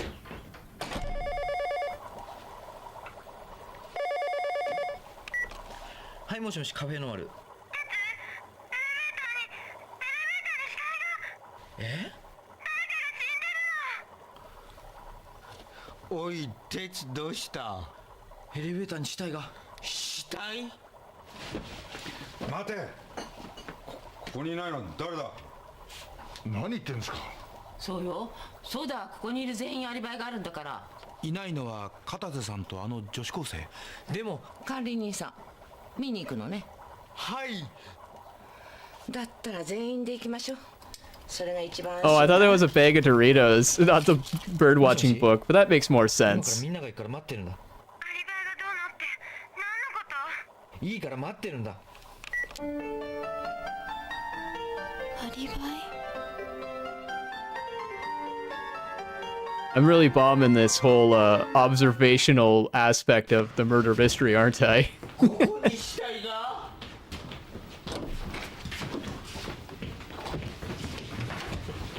？No。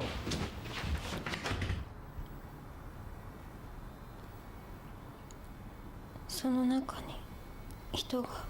本当だね。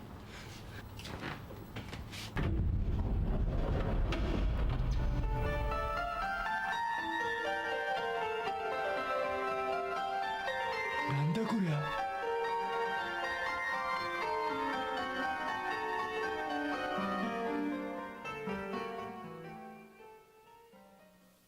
絵本が。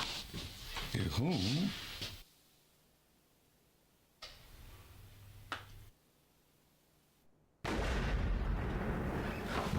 なあ、大丈夫か？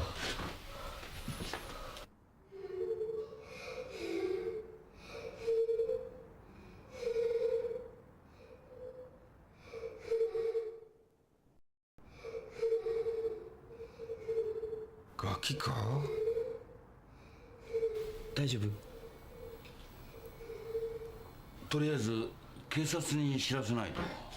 そうだった。 Wonder where Hercule Poirot is when you need him.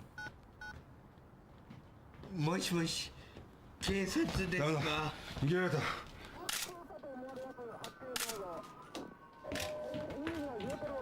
いいかい。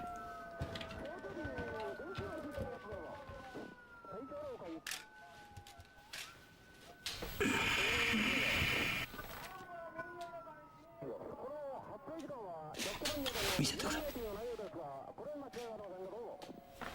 片瀬様。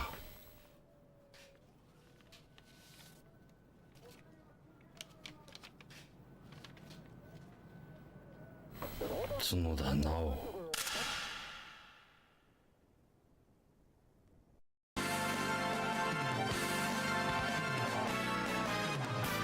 What the fuck?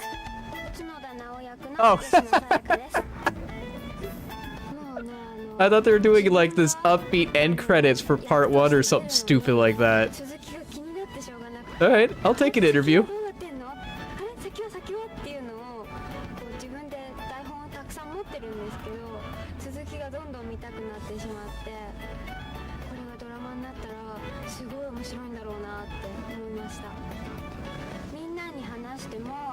それってどういうドラマなのって言われちゃうぐらい本当に初めてのことですごいびっくりしてます。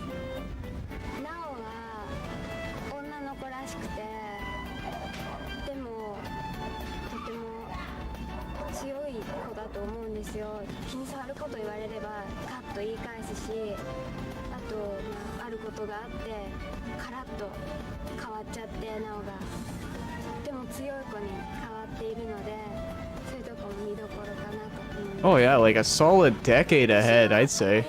時間とかそういうものにはこだわらないで普通にやってますけど、スタッフが大変みたいですね。ここで1分終わるんだからとか言って、でもこれって1分になっちゃったらもう目まぐるしく展開しちゃうんだろうなっていうぐらいとっても時間をかけて泣いているのになんかパッと泣いてるように見えるとか、すごいそういうのとかありそうですね。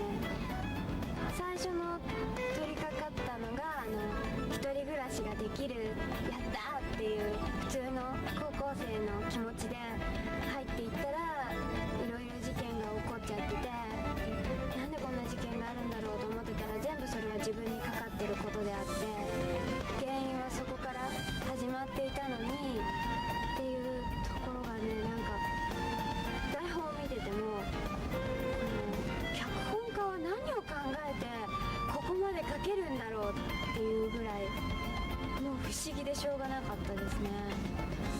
夢みたいな話とは思わず現実だと思ってやってます。これたまんないですよね。あんなね Yeah, this was in 1999.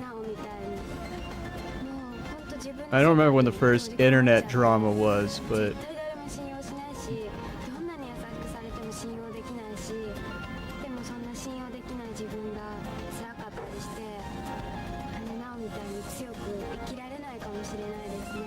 oh yeah, same with the Sega. What was it? Yeah, be sure to watch the Birdcage of Horrors, everybody. It's only a minute a day. What? You don't have a minute a day? Yeah, but Sega also had the cable TV thing, where you would like connect your Sega CD to what do you call it there?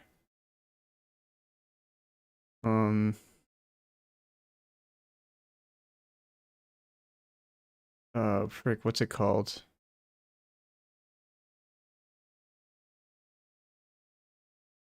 You connect to the cable box or something, and then it would give you like games and stuff.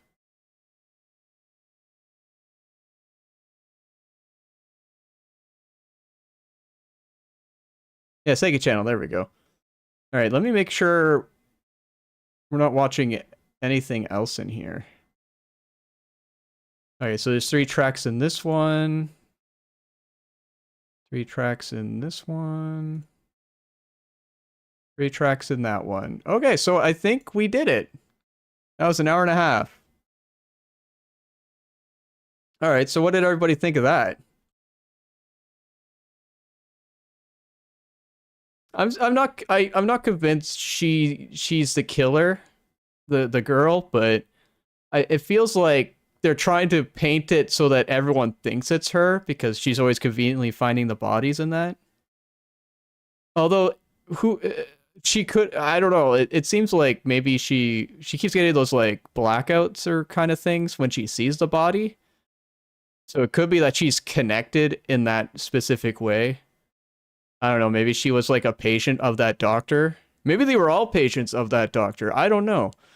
But it seems like there's something weird going on in that, and she seems more connected than she leads on.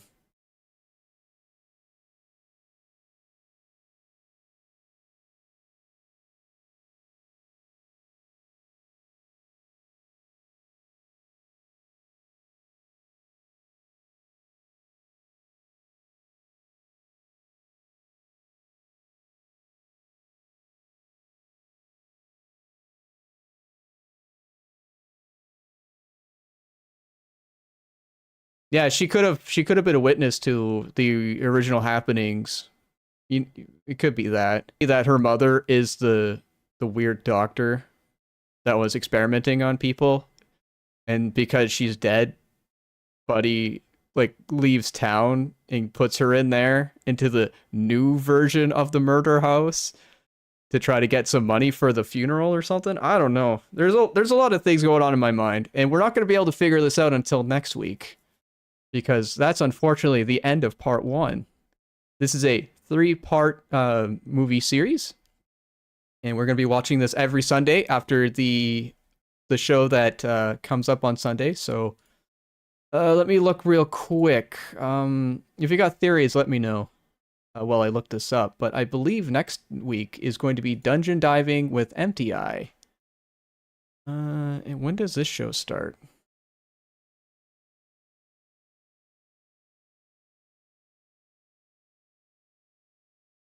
$2 p.m. Eastern Time. All right, so when Empty Eye's show stops, the next part 2 will begin. It's a really cool show. He plays dungeon crawlers, and it's a genre I think doesn't get a lot of love, and he definitely plays some of the more interesting ones.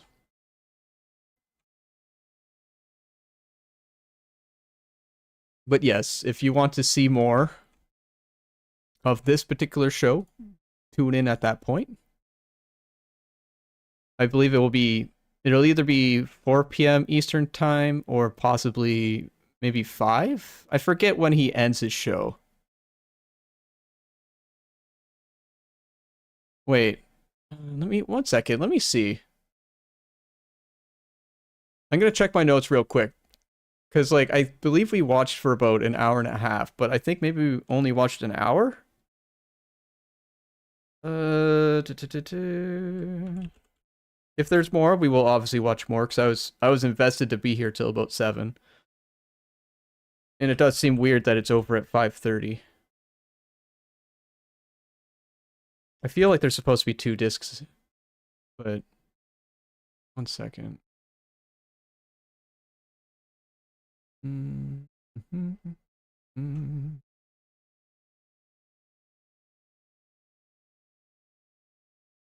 know what? You are completely right. There are 6 parts to this, and we're supposed to watch 2 parts. For some weird reason, they aren't organized properly. Let's go to part 2. I apologize on that.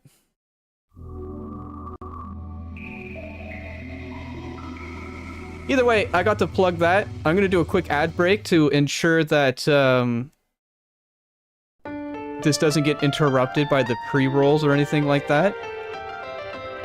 It's going to be about 2 minutes, so if you want to stretch, get something to drink, eat, go for it. Once again, I apologize for forgetting how this even works. It's not an OJ stream unless something gets scuffed, right? So yeah. Come back in about a couple minutes and then we'll be back.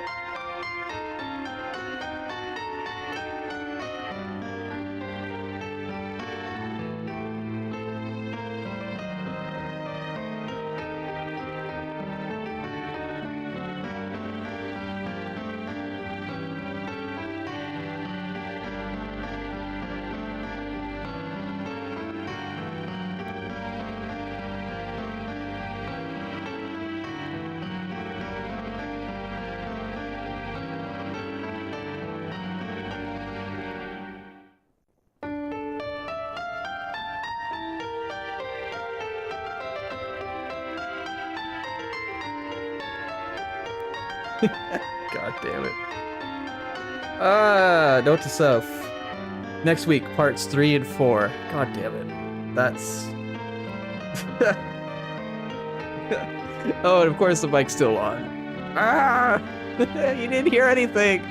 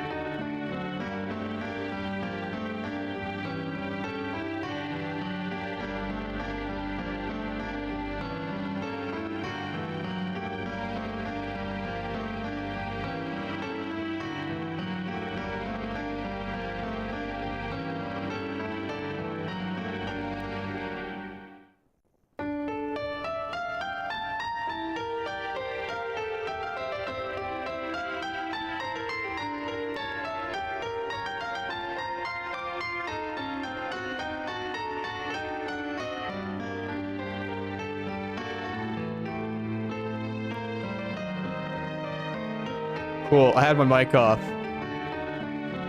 I'll do that all over again. Anyway, I was acknowledging the fact that the ad should be done by now. I was gonna make sure everyone was ready and all comfortable for part 2. And by part 2, I just mean the second hour of the 6-hour thing, which is technically part 1 of the movie night. Whatever, you know what I'm trying to say. We're watching a movie. Ah! Alright.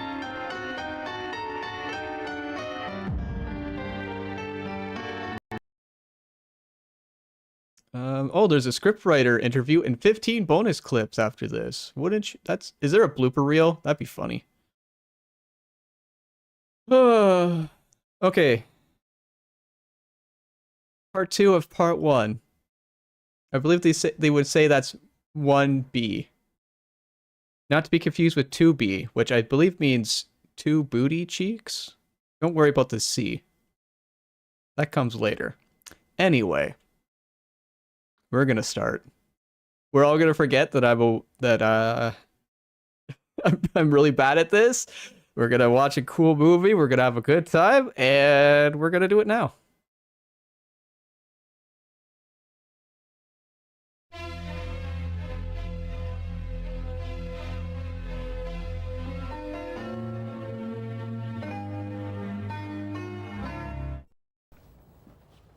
心当たりは君がこの手紙を？そうよ、この子がやったのよ。アリバイがないのはあんただけなんだから。これは君が書いたのかい？はい、私が書きました。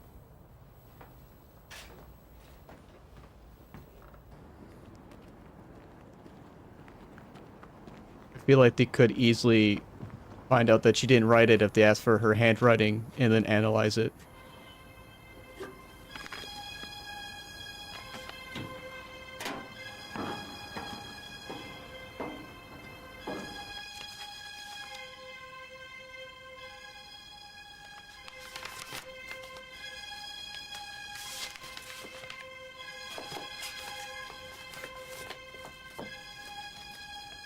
That's suspicious. “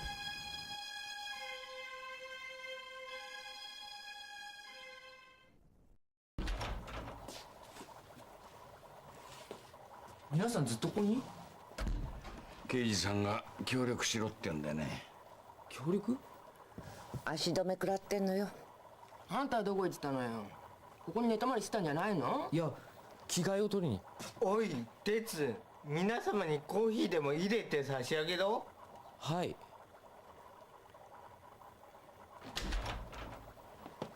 皆さんおはようございます。なんだよ、ラジオ体操でも始めようってのか？お一人ずつ皆さんの部屋でお話を伺いたいんですが。部屋を覗こうって言うんですか？これはあくまで任意の捜査です。嫌ならそうおっしゃってください。体のいい脅迫じゃねえか。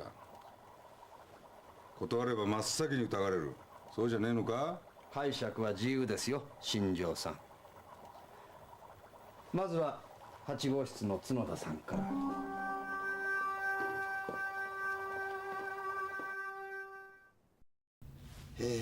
じゃあ23確認からいきましょうか。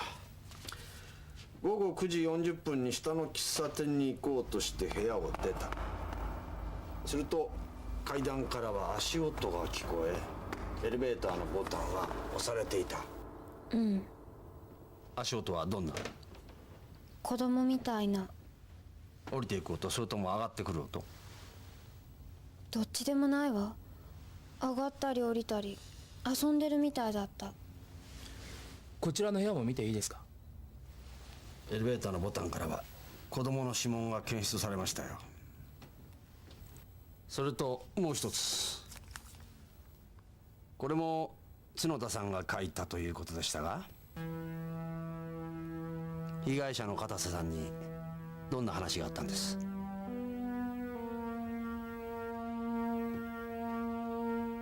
答えられませんか？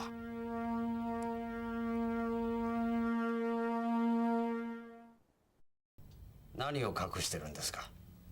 隠してなんか。それならあの人私のこと知ってるみたいだったから、その訳を聞こうと思って。角田さんのことを知ってた？こっちは向こう知らないのに。それならどうしてこんな秘密めいたやり方を？他の人たちが気になって。わかるでしょ、あの人たちのなんかじとっとした変な感じ。私もじとっとしてますがね。そうね。バスルームもいいですか？どこでも見てって。学校の成績はいい方ですか？なんでそんなこと聞くの？答えてください。三角関数は分かんなかったけど、関係代名詞はバッチリ。頭悪くない。人並みには。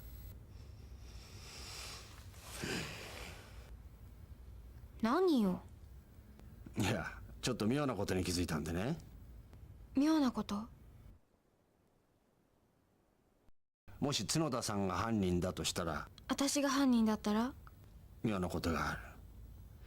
死体の第一発見者なのにどうしてこの手紙を抜き取らなかったのか。自分が疑われるのが分かりきってるのに。そうよ、そうでしょ。でも午後7時に片瀬さんを呼び出して何がありました？何も。何も？待ってたけど来なかったの。どのくらい待ちました？ 40分くらい。すると7時40分。それから部屋を出る9時40分まではアリバイはない。ずっと一人だったから。じゃあ最後にエレベーターの中にあった絵本に心当たりは？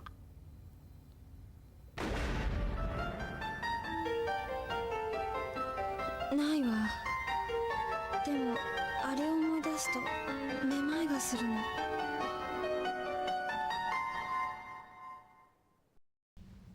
合鍵はどこに置いてありますか？ここです。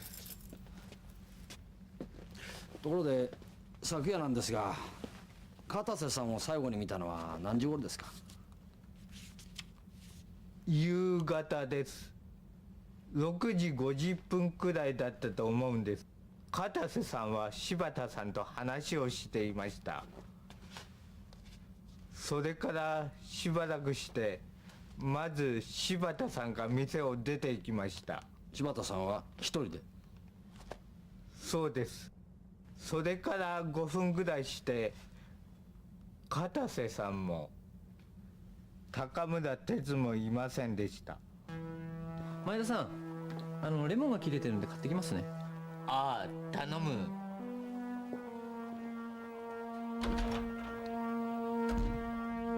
高村哲もいなかったか。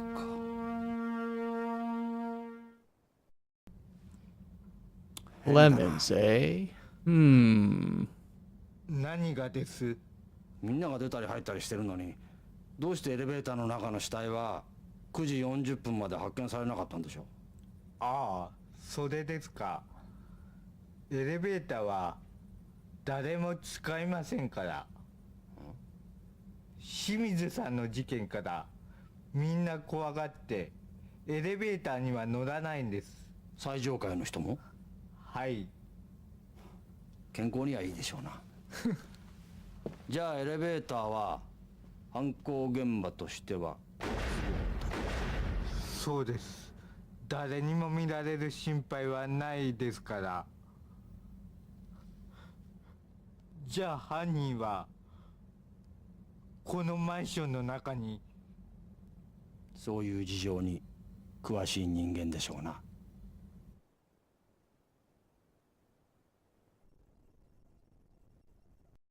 昨夜片瀬さんと話をしてたそうですね。管理人が垂れ込んだのね。何の話をしてたんですか？世間話をどうってことないわよ。このマンションの中ではなんか信用できそうな感じだったから。じゃあ店を出た後、柴田さんはどうしてました？この部屋に戻って夕食を食べて、それからまた9時頃喫茶店に行ったわよ。するとその間はお一人だった？そうよ。8時ぐらいまでは一人で部屋にいたな。その後外に出て飯を食って。そうですね、確かに9時半過ぎまではアリバイらしきものはありませんな。その後地下の喫茶店には行きましたが。そうそう6時半くらいかな。タバコ買いに一旦外に出たの。その時妙なものを見たのよ。みんなエレベーターを使わないから変だなって思って。それが6時30分頃ですか。その後丸田さんは？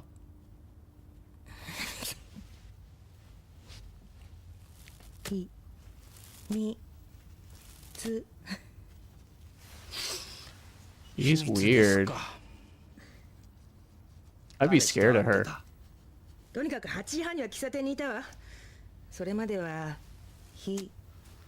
殺人の疑いがかかっても？私芸能人だから。前科があるからって疑われちゃかなわないぜ。ガキの仕業じゃないのか？エレベーターのボタン以外現場から子供の指紋は発見されてない。殺す時だけ手袋を使ったんじゃないのか？その態度を見るとアリバイなさそうだな。喫茶店にいたって言ったろ。死体発見時のアリバイは役に立たない。午後7時前後どこにいた？部屋に一人でいたよ。一人で何を？何してた？7時前後となるとアリバイはありませんわね。何しろ喫茶店に行ったのが8時を過ぎてましたから。その時間は一人でリハーサルしてました。実演販売のですか？はい。あっという間に植物が育つ魔法の肥料っていうんですかね。刑事さんもお一ついかが。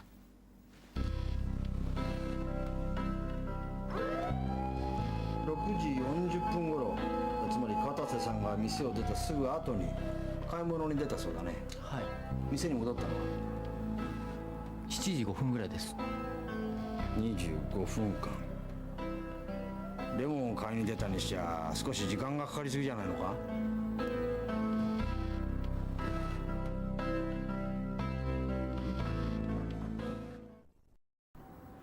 君の家はこの近く？電車で15分ほどのとこですけど。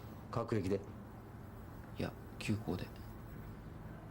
普通アルバイトっていうのは学校の近くとか家の近くでするんじゃないのかい？どうしてわざわざここ？たまたま見つ Dang, けたんです。 imagine 15 minutes being a long commute.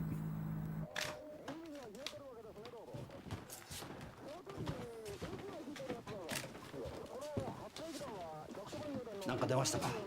ああ、片瀬の職業は知ってるよな。録音技師。聞かなきゃならないテープが5万とある。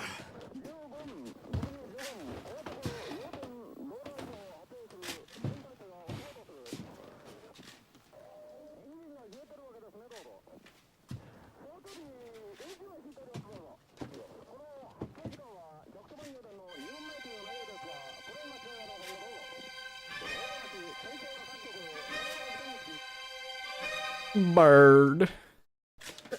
Sorry. Remembering some old Newgrounds cartoon. 死亡推定時刻は喫茶店を出てから1時間以内。胃にコーヒーが残っていたそうです。6時40分から7時40分までか。皆さんお手数をおかけしました。部屋に戻っていただいて結構です。で、なんか分かったのかよ。現段階では何も申し上げられません。で、アリバイはどうなったのよ。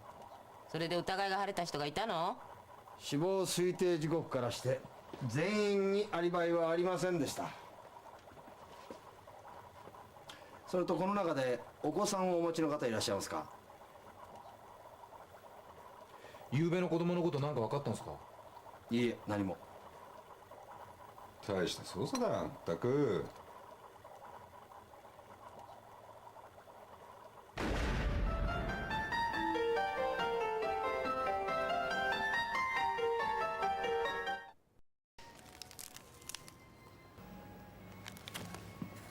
Oh no, it's an ad for Sega.net.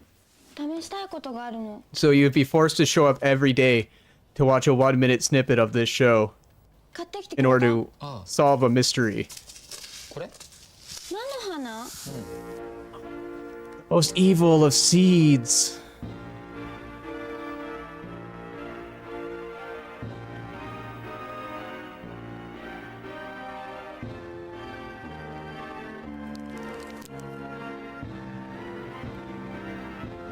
Waka waka, Cloud is hungry. Feed me seeds. I don't know. Intrusive thoughts are winning. おい。どうしたの？私も操られてるかも。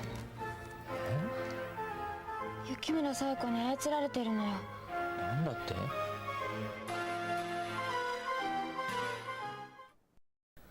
この絵本見るとめまいがするの。あのオペラを聞いた時と同じように。でもそれは死体を見つけた時のショックでじゃん。違うの。この本、事件が起こる前に本屋さんで Maybe. 見 They た got の。 a different name though. I think it's how you make canola oil. 事件が起こる前に？そう。まるで片瀬さんの事件を前から知ってたみたいな。どうなってんだ？きっと催眠術か何かでそうなるように締め切られてるのよ。そんなバカな。雪村冴子って人に会ったことないんだろ？だったら催眠術をかけるなんて無理だよ。じゃあ他に方法があるのよ。今度の犯人だって操られてるかもしれないんでしょ？うん。でもそれは例の契約を使ってるんだよ。なおのめまいとは違うって。じゃあ私のめまいは何なの？どうして絵本を見てめまいがするの？雪村冴子に聞いてみようか。どうやって？ Dang, everything's picking up pretty hard now.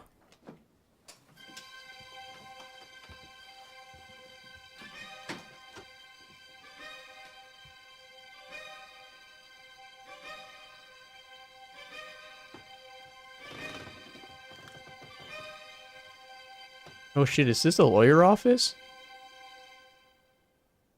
鳥類図鑑？ああ。殺された二人が同じ鳥類図鑑 Oh, okay, never mind. それが事件とどういう関係が？そいつをこれから調べる。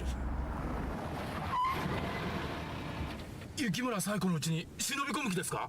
ああ、あそこには何かがあるはずだよ。いやでも令状なしの違法捜査ですよ。だからコンビで動くのは嫌なんだ。そんなこと言う。なんすかAh shit, you're a maverick, detective. あの二人にやらせよう。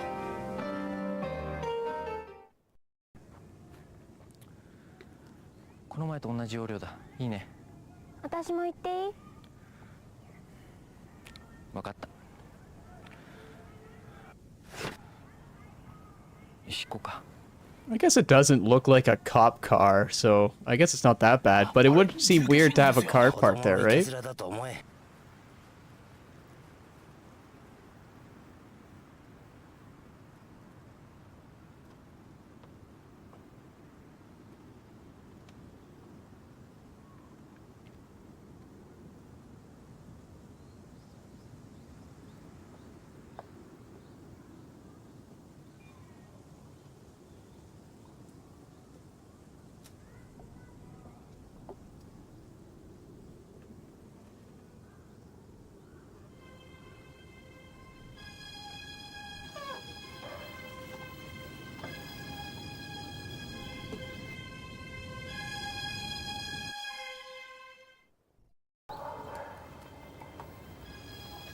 靴は脱がないの？土足でもいいんじゃないかな。お行儀悪い。No one will suspect us of this brown sedan. I'm a genius detective, you see.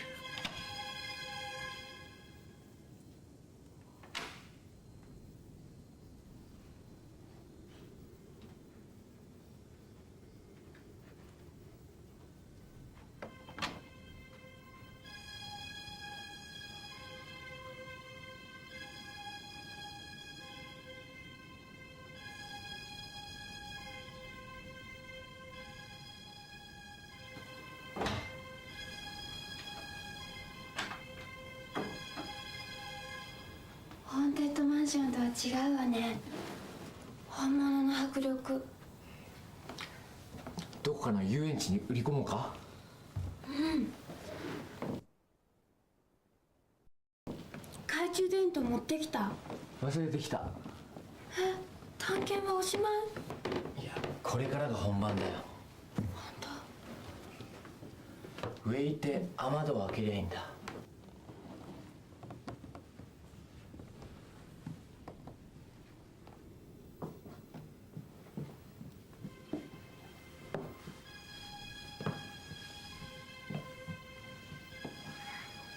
なんかサンドバッグみたいなのがぶら下がってない？サンドバッグ？とにかく窓開けようか。うん。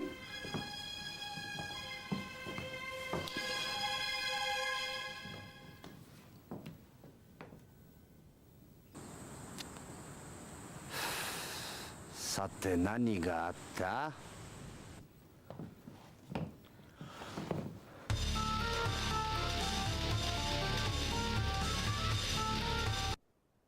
？Oh. Okay. No one investigated that house beforehand, eh?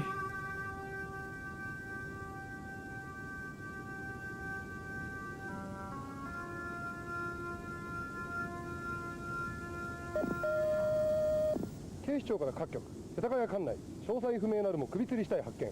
場所は北玉川3丁目1番地、雪村最古邸。高村という男性から入電。事件性の有無に。So they're gonna show up immediately and find out they were getting snooped on, I guess. Not that it matters at this point.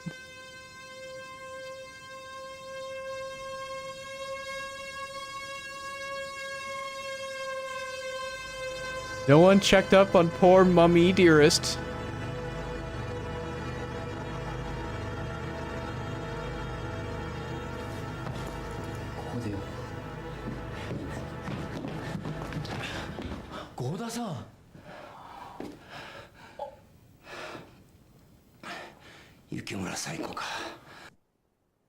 Yeah, I kind of half expected that Hanna-Barbera running like boop, boop, boop, boop, boop, boop, boop thing there, that whatever that sound is when they're running.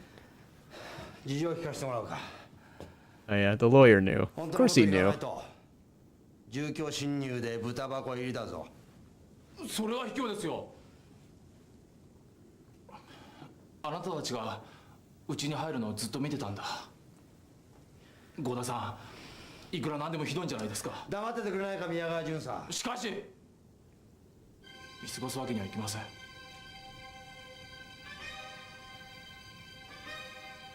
Oh, it's a letter.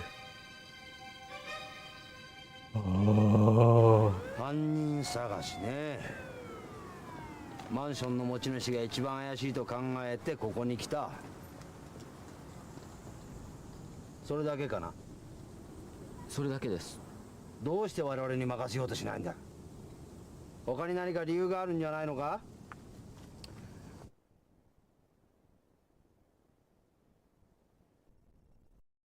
死んだのは夏だな。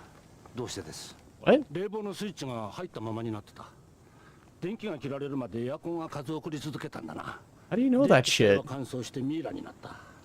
自殺ですか。そう考えるしかあるまい。Huh. この第6条って言葉に心当たりは？僕たちには分かりません。そうか。俺には嫌いなタイプの人間が2種類いる。平気で人を殺すやつと捜査に協力しない市民だ。私は権力を傘に切る刑事さんが大嫌い。わからないことには答えられないわ。住居侵入でも何でも私たちを捕まえたらいいじゃない。そんなことはしないよ。だがな、これだけは言っとく。捜査が進まない限りまた犠牲者が出るかもしれない。それでもいいのか。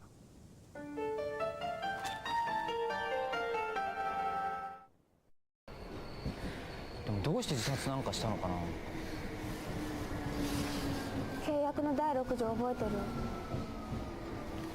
契約期間中、駒取が死亡した場合も契約は続行される。また誰かが殺されるのかな。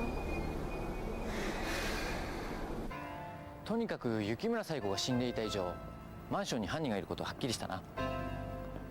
前から気になってたんだけど、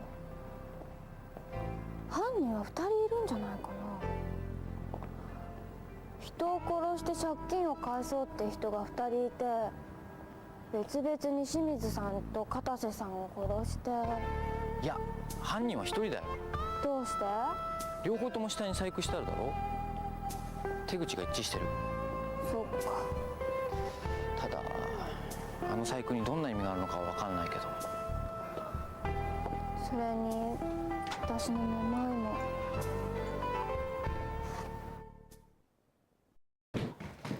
とにかく気をつけるんだ。犯人が誰かまだ分かんないんだから。うん。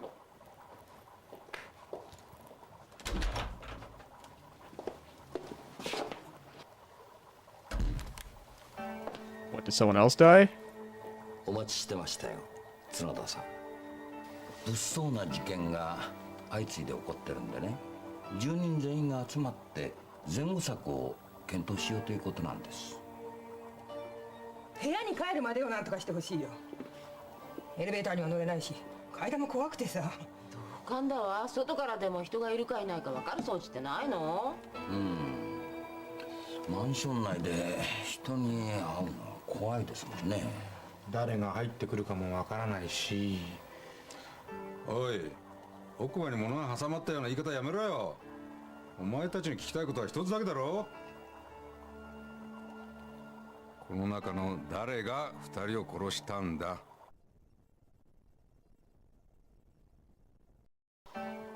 何驚いてんだよ。借り切ったことじゃねえか。しかしですね、警察はまだ何も断定してないんですよ。当たり前だよ。You know who I think did it, chat? I think it's the old lady at the back. No one would suspect the granny. 新庄さん、それは。おい、管理人。はい。音楽は新規くせえぞ。もっと明るいのないのか。はいはい。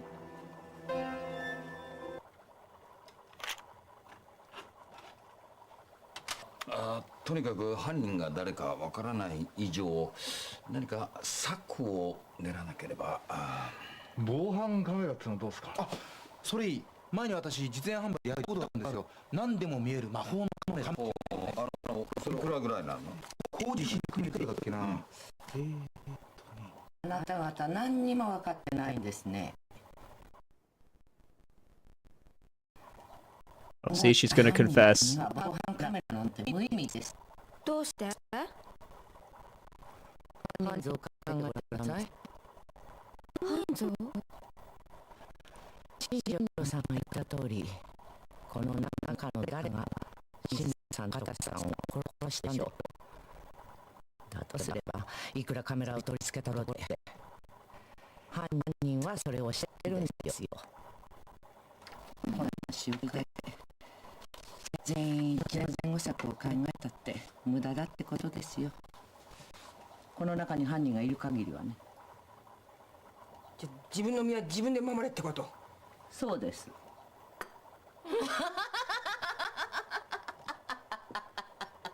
れってとんだ茶番劇なんじゃない？じゃあどうしてみんな協力して犯人を探そうとしないのよ。どうしてよ。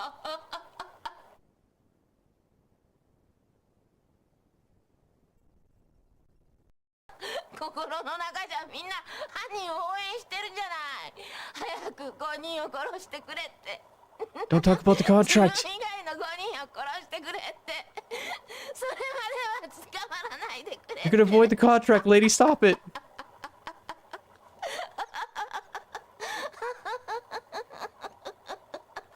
だって5人が死ななきゃ借金が返せない。 Oh, now she done it. She's next. She's gotta be next. 音楽切れてます。新しいの入れてください。はいはい。皆さんに言っておきたいんだが、契約に関することは不用意に発言なさらないように。外に漏れたら効力を失います。あんたも同類なのね。分別臭い顔してるけど、5人が死ぬまで。 Don't you, lady? You signed the damn contract. You know what's happening. Don't act like you're innocent here. 今やこのマンションは食うか食われるかなんですよ。もう出ていい？話し合いは終わりでしょ？僕は8年前人を殺しました。この手で人を殺したんです。今の死んだ片瀬さんの声じゃないの？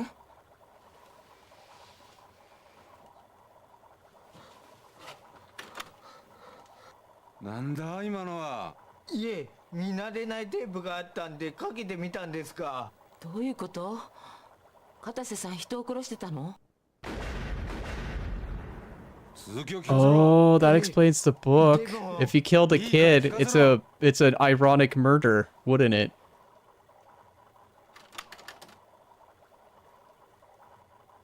ここに来て罪悪感はどんどんひどくなってます。2人も殺したんですから。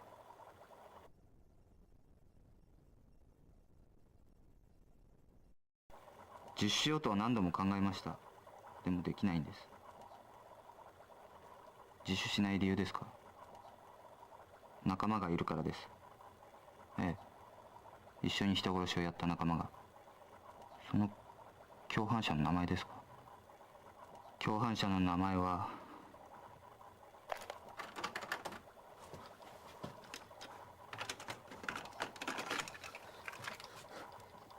テープは終わってます。裏は？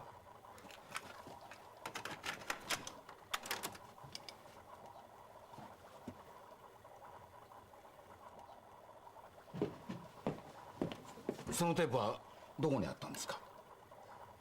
テープラックに。誰か持ち込んだ？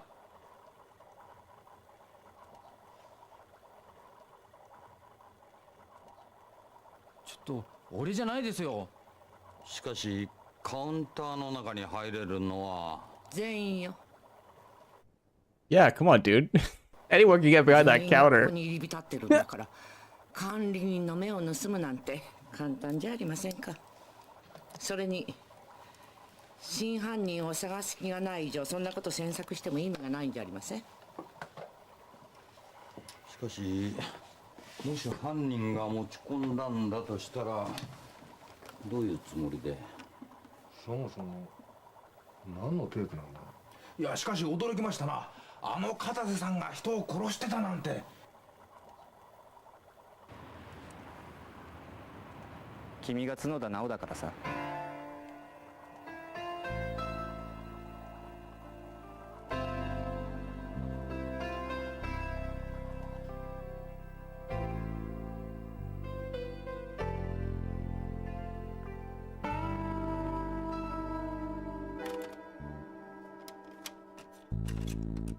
But is he really?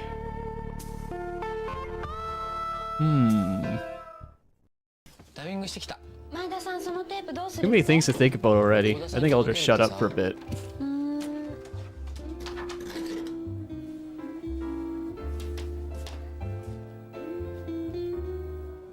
クリスマス過ぎちゃったね。ああ、ミイラなんか見つけたから Wait, ね。 is this a Christmas movie? 大晦日とか鉄はどうす Did る I の？ play this for the wrong event? お父さんからの連絡は？俺もアパートに帰るだけだからここで年を越すよ。鉄って実家どこなの？東京。え、そうなんだ。それよりさ、このテープの内容のことだけど、8年前の殺人って直と何か関係あることじゃないかな。私もそんな気がしたんだけど。僕は8年前人を殺しました。お母さんが亡くなったのっていつ？2年前。人を殺したんです。そうか。でも病院で死んじゃったから怪しいとこは何もないの。ここに来て罪悪感はどんどんひどくなってます。2人も殺したんですから。8年前って言ったら1991年よね。でもそうとも言えないんだよ。どうして？このテープがいつ録音されたのか分かんないだろ。実施しようとは今年なのか去年なのか。そっか。自首しない理由ですか？この辺テープが編集されてるよな。うん、質問してる人の声が消されてる。その共犯者の名前ですか？共犯者の名前は。ねえ、殺された清水さんと片瀬さんって付き合いはあったんだっけ？いや、ないはずだよ。それってないように見せかけたとは考えられない？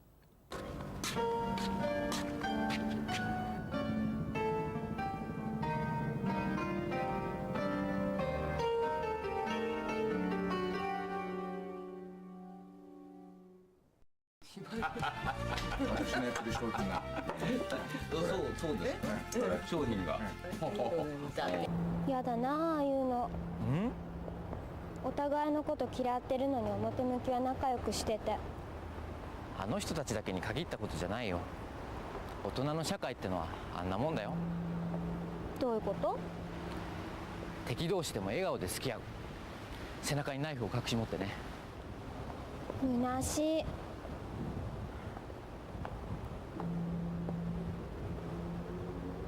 どうしたの？明けましておめでとあ、おめでとう。今年もよろしく。う。こちらこそ。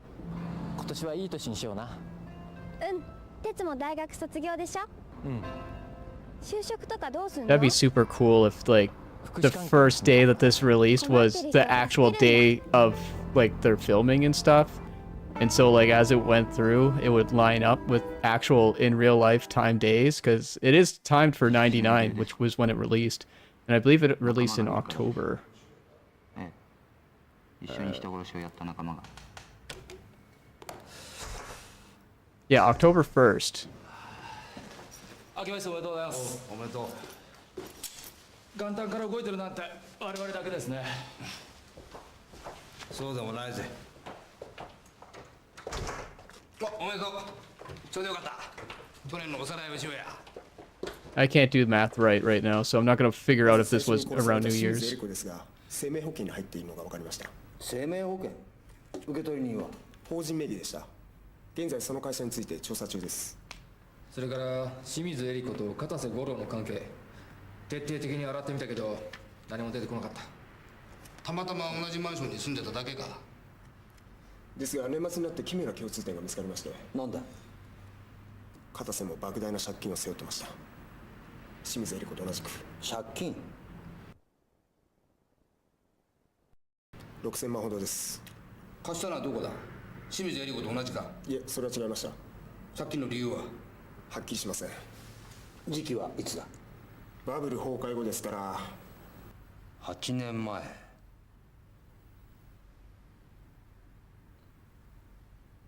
そのテープの内容を洗ってみたかな。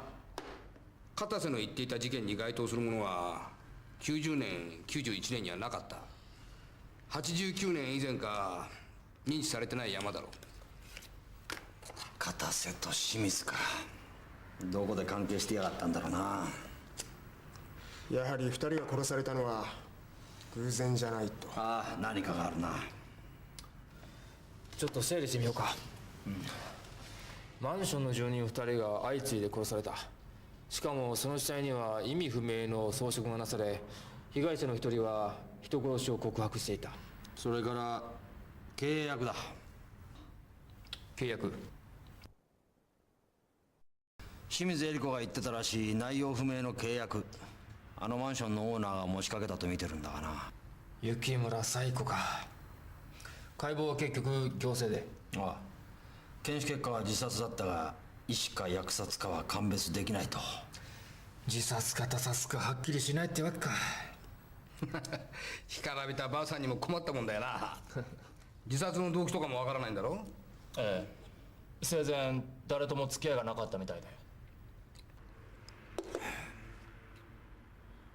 待てよ、付き合いがあったのは一人だけいるぞ。横溝っていう弁護士だ。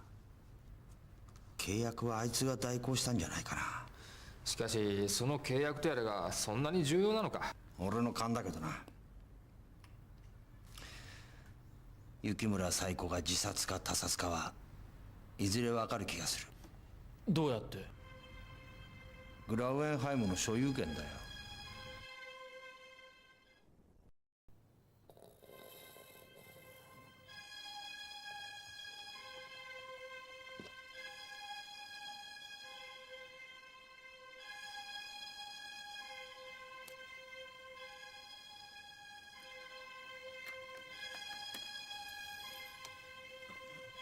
Oh shit.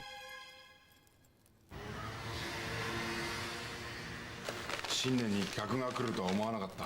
今度彼も連れてくるね。哲って言うんだ。世のため人のためになる素敵な彼氏。McDonald. ところで新聞読んだ。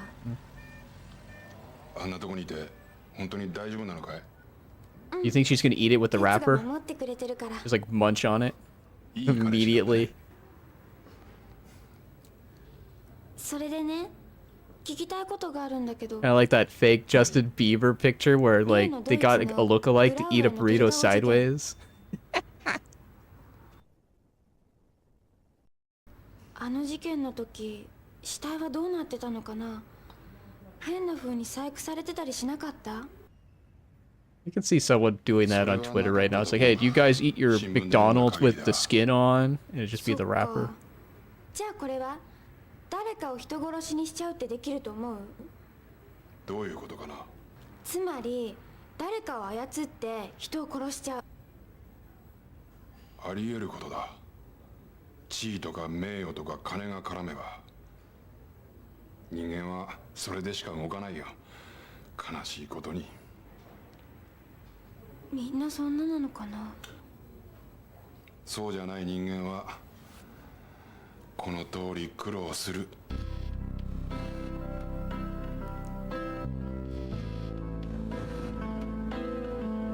You know what? I'm putting all of my chips on the moving man. 隣の部屋に忍び込む。清水さんの部屋に？片瀬さんが言ってた共犯、あれが清水さんだったんじゃないかって話があったろ。それを確かめに行くんだ。でも清水さんの部屋は警察が調べたんじゃ。多分見逃してるものがある。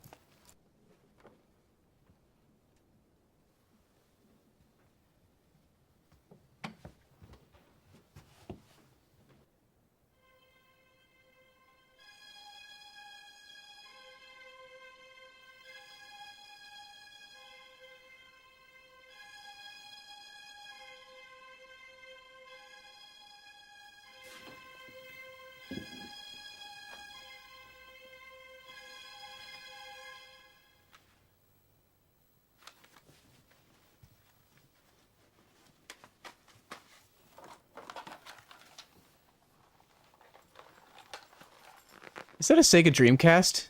In the keyboard? Yeah, it totally is!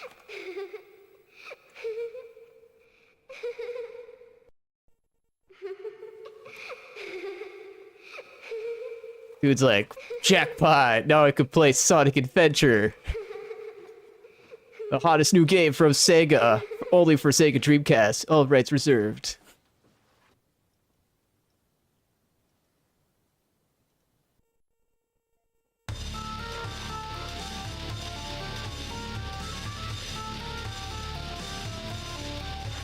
Don't open the door, you idiot.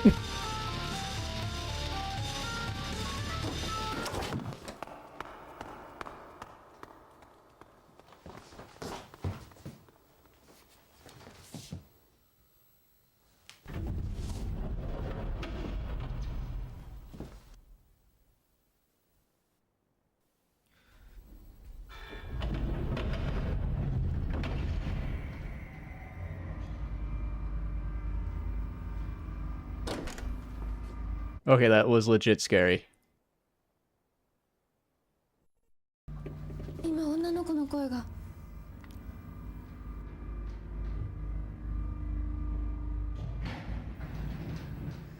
その子見たよ。え？今エレベーターの中に。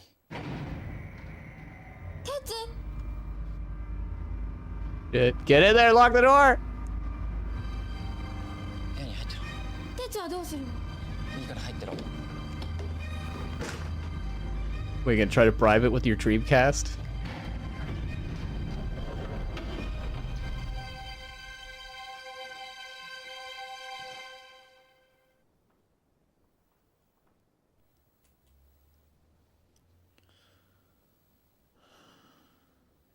小学生くらいの女の子？ああ、不気味な感じの子だった。まさかその子が。まだ何もわからないよ。何それ？隣の部屋で見つけた手がかり。テレビゲームが？ Here comes the ad for the thing everyone already owns. この機種はインターネットにもつながるんだ。へえ。どころ？ Imagine advertising the thing that people have to use in order to watch your advertisement. That's wild to me.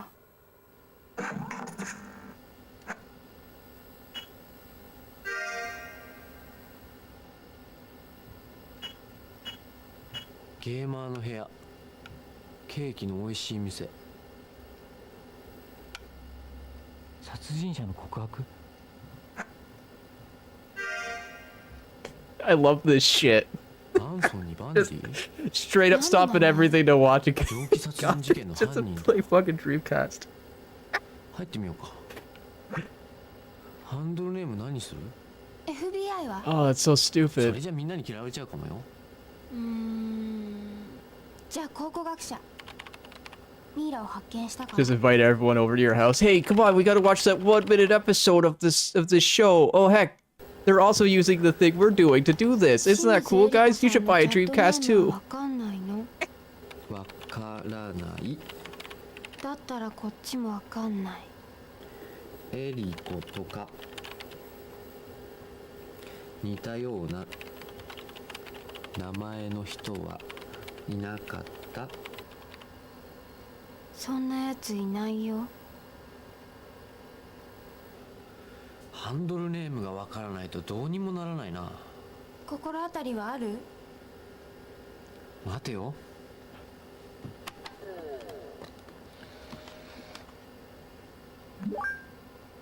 Wait, is that elemental gimmick gear? The plot thickens. It's all about eggs. 知らない。さあ誰が答えてくれ。 Polaris was murdered. So everyone's talking to each other using Sega.net? Oh my god. But she doesn't have a Dreamcast. Oh no. それくらいマスコミ報道から分析できる。本当かよ。 So who's Medusa? とはよく話した毎日のようにね。どんな話考古学者メールアドレスを教えろ。クラリスとの会話のログが残ってるからそれを送る。意外な展開ね。Yeah, quite the plot twist, eh? 片さんとのつながりが出てくるかと思ったのにな。Can't solve a murder without your trusty Sega Dreamcast. Available at your select retailers now. メデューサ、24歳の女性です。髪の毛の代わりに頭から毒蛇が生えています。私の姿を見た者は死ぬので、チャットでお話ししましょう。要するにブスだってこと？ At msn.net, don't forget that. でも顔が見えないからな。 That couldn't have been a more boring email. わからないし。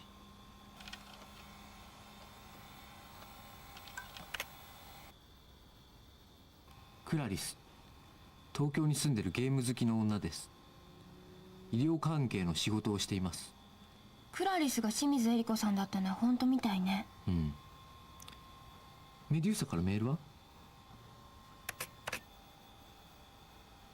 来てる。 Back in the day when you had to download an email, it didn't just happen. Oh yeah, I was expecting at yahoo.com, but then again, I guess the Dreamcast has Windows.ce in it, so it's probably partnership with Microsoft.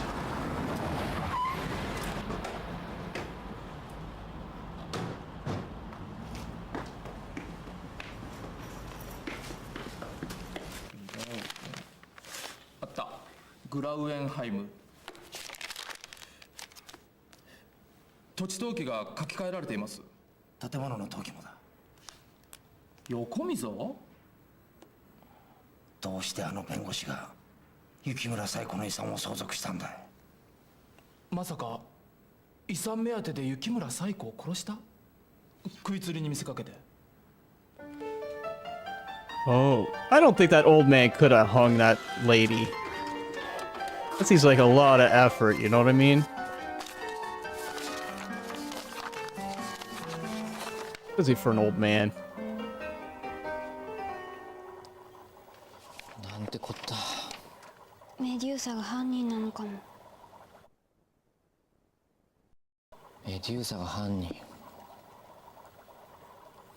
怪しいのはこの3カ所なんだよ。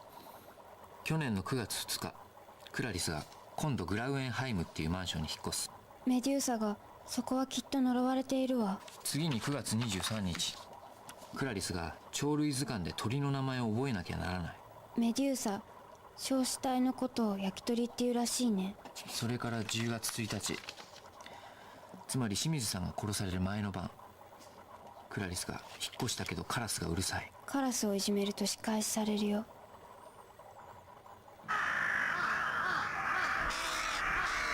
でも読み方によってはクラリスに警告してたとも考えられるんだよな。とにかくメデューサが誰なのか調べないと。でもどうやる？ Orphan of Love at hotmail.com. ご苦労様です。 Oh god. ご苦労様です。 It just reminds me of those video dating tapes and you just see the girls like, hello, my name is Medusa and I am an orphan of love. Could you please adopt my heart today? いってらっしゃい。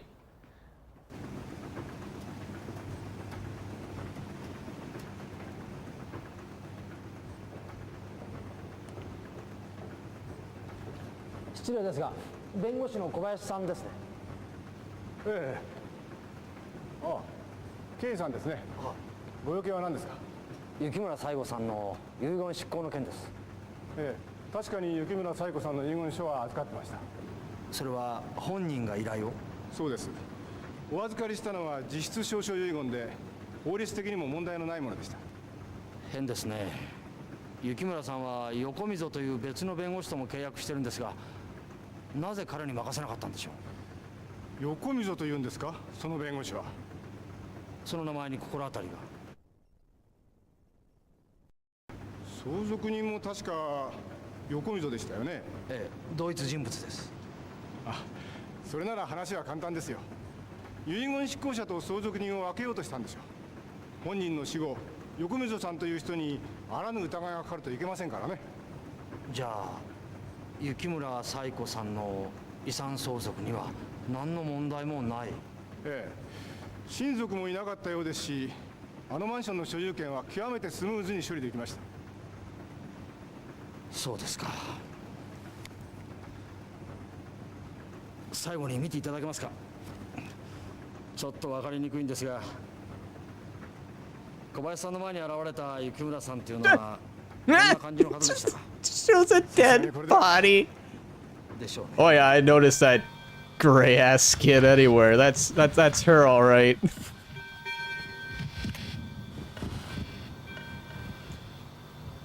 He was very casual about it too. Just sees a dead mummified body hanging, and he's like, "Oh yeah, I know that." はい、もしもし。もしもし、鉄？今メデューサと話してるんだけど。メデューサと？そっちで誰かパソコンは使ってる？いらっしゃいませ。はい。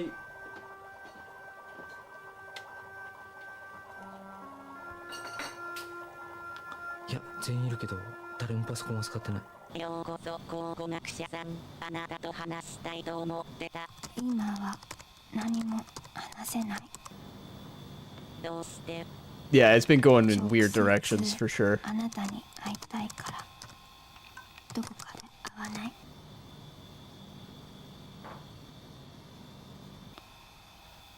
どうしたの？答えてよ。了解した。1月18日の午後4時ではどうか。鉄、あさってメデュ Are ー they サと会う trying わ。to advertise some kind of weird Microsoft like text speech thing? 何が？こんな明るい場所を指定してくるなんてさ。案外メデューサって明るい人なのか It's もよ。 weird. あ、ちょっといい？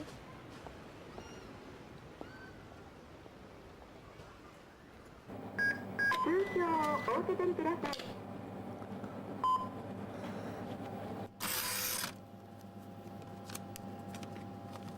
I'm sorry, but that almost looked like she had a DS. どうしたのその？ I think it's just a cell phone, eh? 前田さんから振り込みを頼まれてね。そっちは終わったの？うん。お父さんまた振り込んでくれた。じゃあ無事なのは間違いないんだね。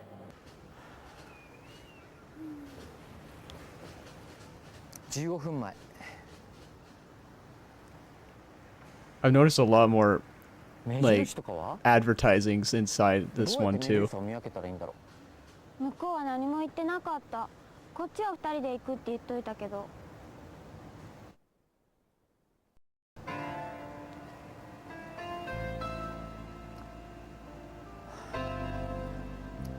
この事件が終わったらゆっくりしたいな。うん。きっとその頃にはさ、お父さんだって。だといいんだけど。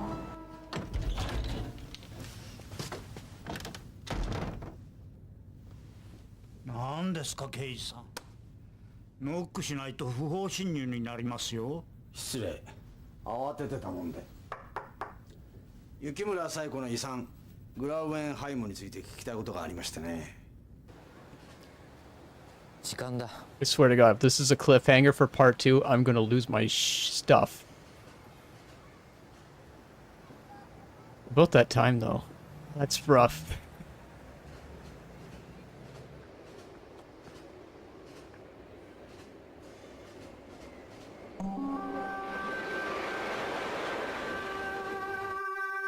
マ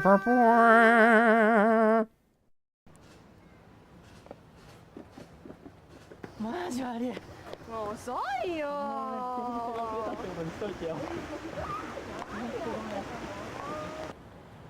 雪村さんの死によってグラウエンハイムはあなたのものになった。しかしそれが本当に個人の意思だったのか。全てはあなたが仕組んだことじゃないんですか。どういうことです？遺産目当てで雪村さんを殺した。自殺に見せかけてね。それだけじゃない。自分が雪村冴子になりすまし、マンションの住人にある契約を持ちかけた。契約？そう。契約をね。どうしてメデューサは来ないの？もしかしたらどっかでこっちを見てんのかもよ。俺たちがどんな人間かを探ってるんじゃない？ What if Medusa's the old man? And he's not here because he's being watched, you know, by the detective. こちらは確信をついたと思っていますが、この老いぼれた体で一人の婦人を首吊りに見せかけることができると思い Wait, ますか？ how do you know it was a hanging? 十分元気そうじゃないですか。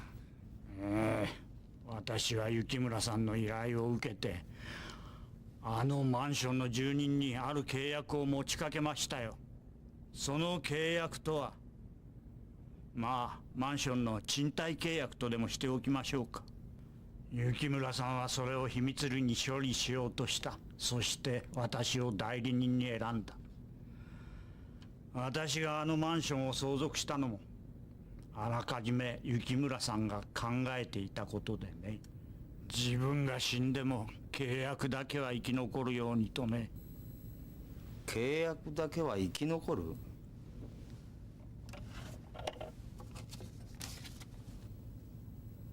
それは？証拠をお目にかけましょう。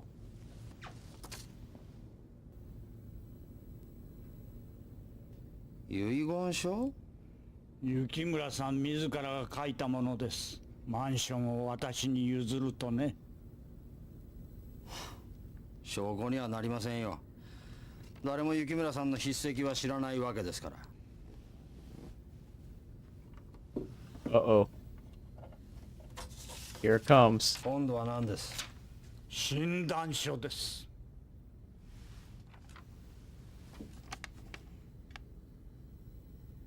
肝臓がん？私の肝臓にはね、がん細胞がすくってるんです。しかも肺や腎臓に転移してもう手遅れ。私はもうすぐ死ぬんです。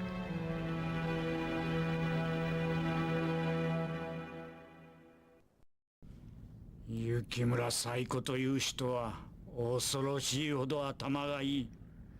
まるで悪魔のようだ。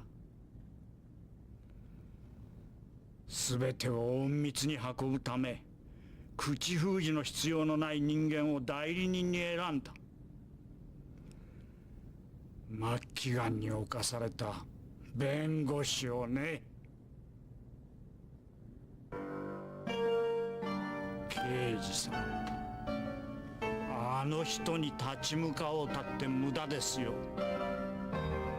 雪村さんは他人を操ることができる。死んでもなお我々を操っている。あのマンションはね、今も死んだ雪村さんの意志によって動かされてるんです。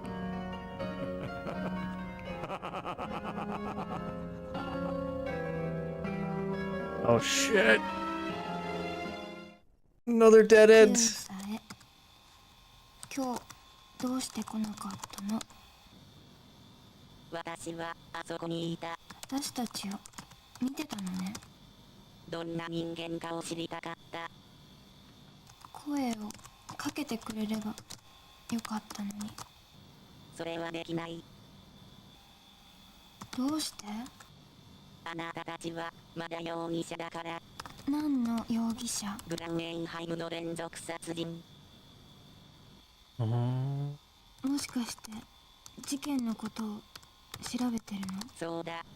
私は誰が清水エリコと片瀬五郎を殺したのかを知りたい。 Imagine if Medusa is the detective. 答えられない。とにかく二人を殺した犯人はそのマンションの中にいる。あなたが犯人でないのであれば十分に気をつけることだ。角田直さん。なんで私の名前知ってるの？ You gave her the name in your email, you weirdo! How does she know my name? I only wrote it out in my email that I keep talking to her in. Jesus. 郷田さん、やっと見つけましたよ。雪村最 Oh, that's a special kind of stupid.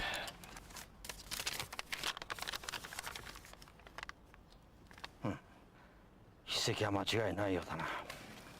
それにね、横溝弁護士の病状も分かりました。間違いなく末期の癌です。本人が言ってたのは本当でした。お前の調査のおかげでこっちは行き詰まったな。すみません。次どうする？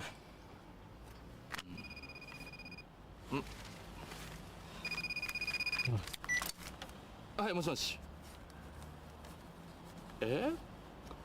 It's worse, it's finding out your kid is covered in chocolate frosting and you're like, who ate the cake, Junior? And he's like, I don't know. How did you know there was a cake eaten? 保険金の額は清水エリ子が1億8000万、片瀬五郎が1億2000万。保険会社は別々だ。1億8000万に1億2000万。借金の額のちょうど倍だな。どういうことなんだ？保険金の受け取り人は Yeah, the suspension of disbelief is very important in horror stuff.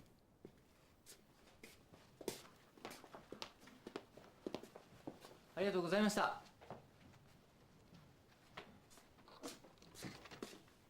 ありがとうございました。どうも。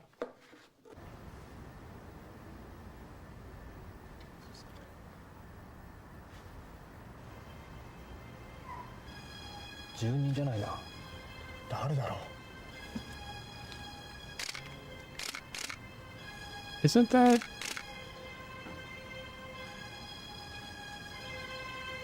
I thought I saw that guy before.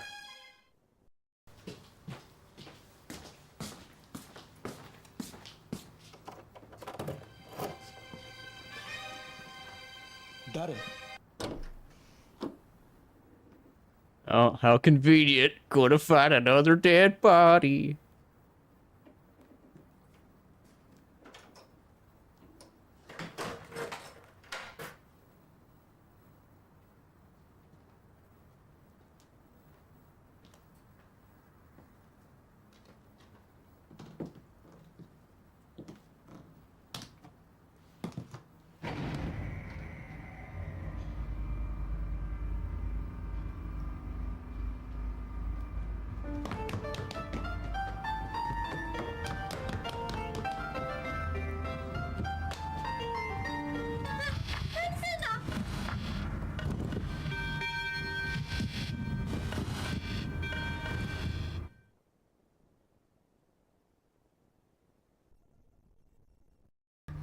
静かに。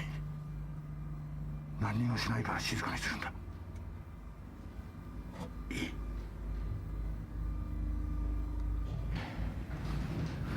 どこ行くの？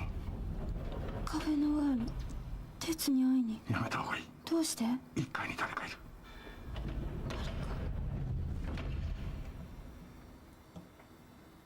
見慣れない男だった。小学生くらいの女の子じゃなくて？中年の男だったよ。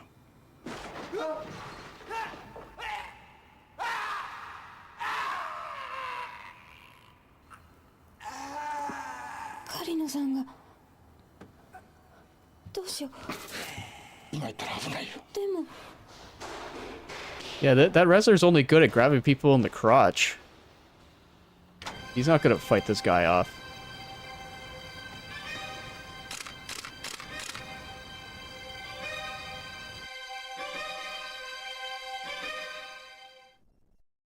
What したらいいの？携帯は？持ってるけど。管理人にかけてみよ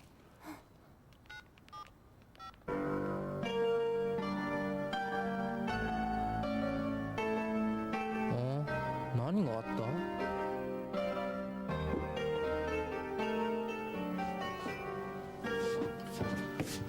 管理人から連絡があった。なんかあったようだな。岩田さん、なおちゃん。狩野さんに電話してみたけど出ない。またですか？そう決まったわけじゃ。早く見てみようぜ。三田さん、皆さん育ってますから大丈夫ですよ。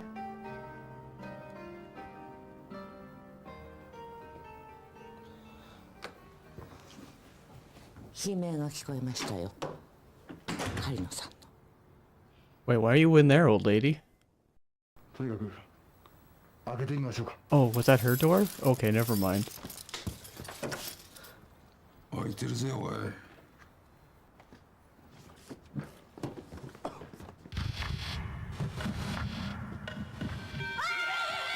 What the fuck?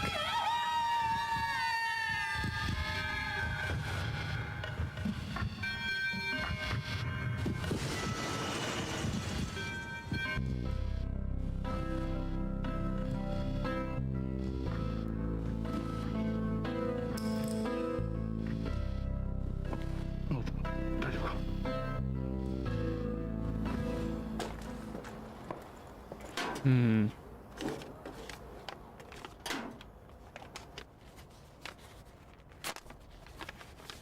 I guess the guy leaves with the envelope because he knows he's killing someone. Whoever is doing the killing.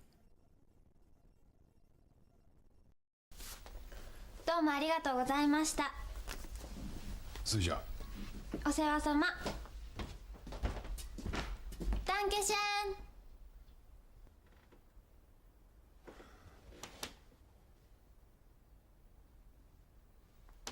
フィールグルック。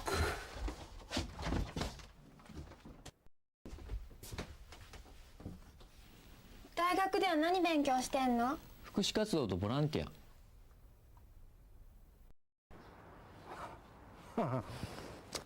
Okay, this is the future. Okay.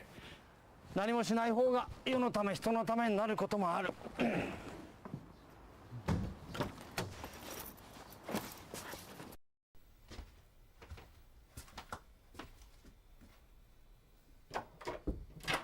That's 3 murders, right? さっきはどういうつもりなんだ。 So that means 2 more people need to die. このマンションの中に犯人がいるかもしれないんだぞ。心配してくれんのは嬉しいけど、今夜2時、誰にも気づかれないように一人で屋上に来い。契約について教える。行くなよ。行く。そう言うと思った。止めてくれると思った。じゃあ行く前に考えよう。何を？そんなもので大丈夫なの？多分。Oh, are these like bloopers or something? この次までに体を鍛えておく。 Try to beef up before we do this again? Okay, yeah, these are just stupid lines. Okay. このマンション出ろよ。こんなとこにいたら本当に殺されるぞ。Maybe because like they're 1-minute episodes, so they had to trim some fat. 危険がつきものなんじゃない？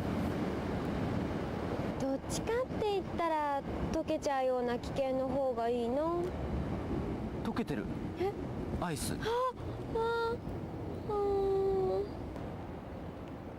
どうして話題それるの？どうしてだろう。グラウエン。え？おじさん家族はいる？ Yeah, they just cut stuff. And yeah, it's the end of part 2. But we're gonna watch the whole thing. Why not? We're here. Gosh. Things are really shaping up, though. It went in a completely different direction than I was expecting. All the things that I thought were actually happening aren't happening. 何の花？うん。俺の中のナオのイメージ。ありがとう。They really could have just called those canola seeds, to be honest. Whoever translated this. 手の手伝いでもしてろ。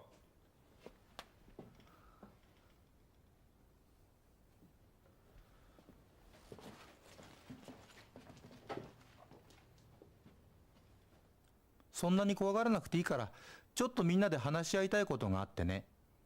I wonder if the 話し合いたいこと the VHS version of this that came out after. I wonder if it has all the other cut content so it like fills out better.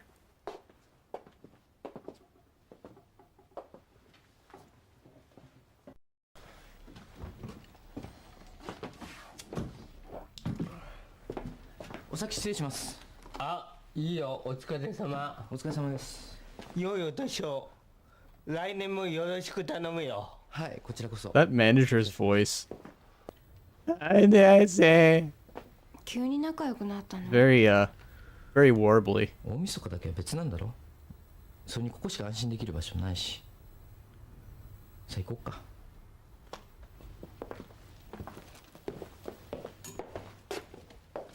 So there's 15 of these, right? 明けましておめでとう。あ、おめでとう。今年もよろしく。こちらこそ。 All right, do you guys, everyone here in chat, are you still thinking the killer is who you think it is? ここ日本だよ。おじさんこんなのでよかった？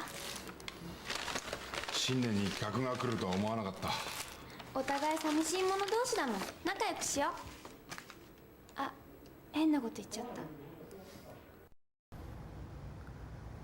メデューサは来なかったな。 Personally, I don't think it's Tetsu anymore. Or Tatsu, whatever his name is. I think he's a key part of it, but I don't think he's actually the killer. いい男が来るかとでも思ってたんじゃないの？十分かっこいいよ。 But yeah, they introduced that dude at the end, and now I'm like, who's actually killing people now?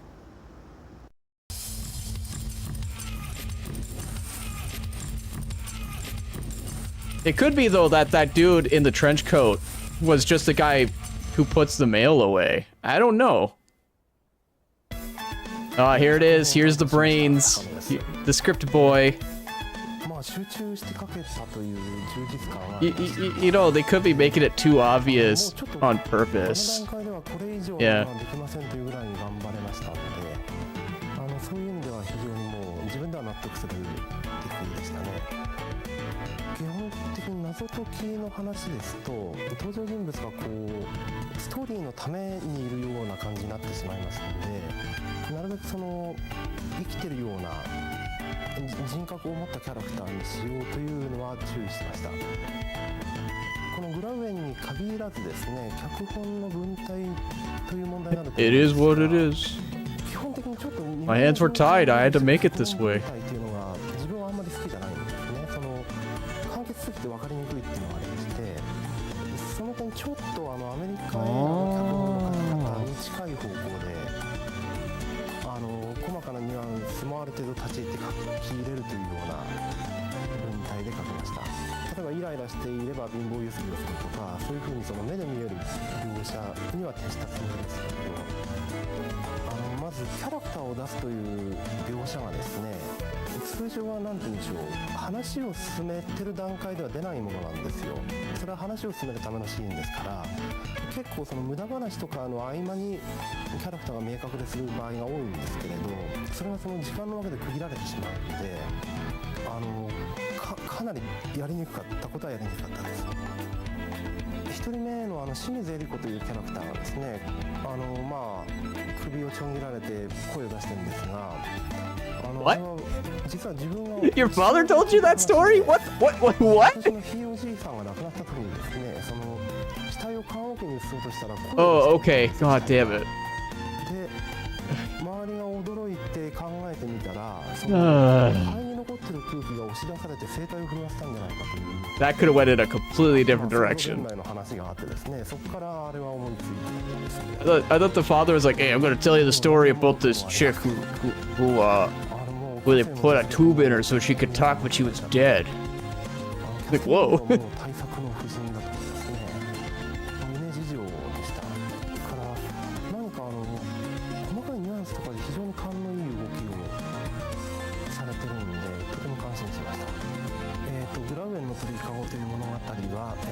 キャスト一同とにかく見ていただく方に楽しんでいただこうと思って一生懸命作りましたので、どうか最後までゆっくり、お楽しみくださると。Well, we're sure to make Buddy happy because there's no getting off this trade we're on. I've invested. I'm enjoying it. I'm loving it. I hope everyone else is loving it. I feel like the fact people are still talking means that we're all enjoying it. Okay, so I guess that is the real end this time for part 1. The second part of part 1. So, yeah, like I said last time and was kind of dumb about, yeah, we're going to do this again next Sunday after MTI's show. His show also starts at 2 p.m. Eastern time. I'm trying not to burp. I'm sorry. That's why I talk like this, because I'm holding it in. Ooh. All right. Anyway, yeah. So we'll be here next week for that, and we'll be here the week after for the finale. And Thursday will be the beginning, because that is Halloween for a Halloween event. Oh my god, it's like we planned it or something. But we do have other Halloween themed things going on throughout the week. You know, like my show, Can You Hack It? We're going to have the Trick and Treat edition. I'm going to be making people play one jank game and one good game. Y'all get to decide what game gets played first via a raffle. Then I'm sure the other shows are going to be doing their own little thing that involves Halloween. I would encourage during raffle nights if you want to pick a Halloween themed game. Apparently Zombies Ate My Neighbors is a banned game. I just learned of this not too long ago. I will play it. No, I don't think anyone else will, but you're going to get a ROM hack. You're not going to get the base game. I think that will properly adhere to the rules. So there's that. But yeah, let's keep this mood going. Let's keep it going. So let's see if there's anyone to raid. We got, let's see. You know what? The Big Mike, they're the only person playing a Halloween game. So, yeah, let's raid that dude. He's a cool dude. He's dressed up as Godzilla. I mean, he's always dressed up as Godzilla, but he's also dressed up like that today. So that's on theme. Alright, catch you next week for more of this. Catch you on Friday for Can You Hack It? Catch you on Saturday for raffles. You're going to see a lot more of me this month, because it's spooky month, and I helped plan it with my Infinite Mystery. So, yeah. Alright, I'm going to start the raid. Right, you have to raid after you hit raid. Alright, give Big Mike the love.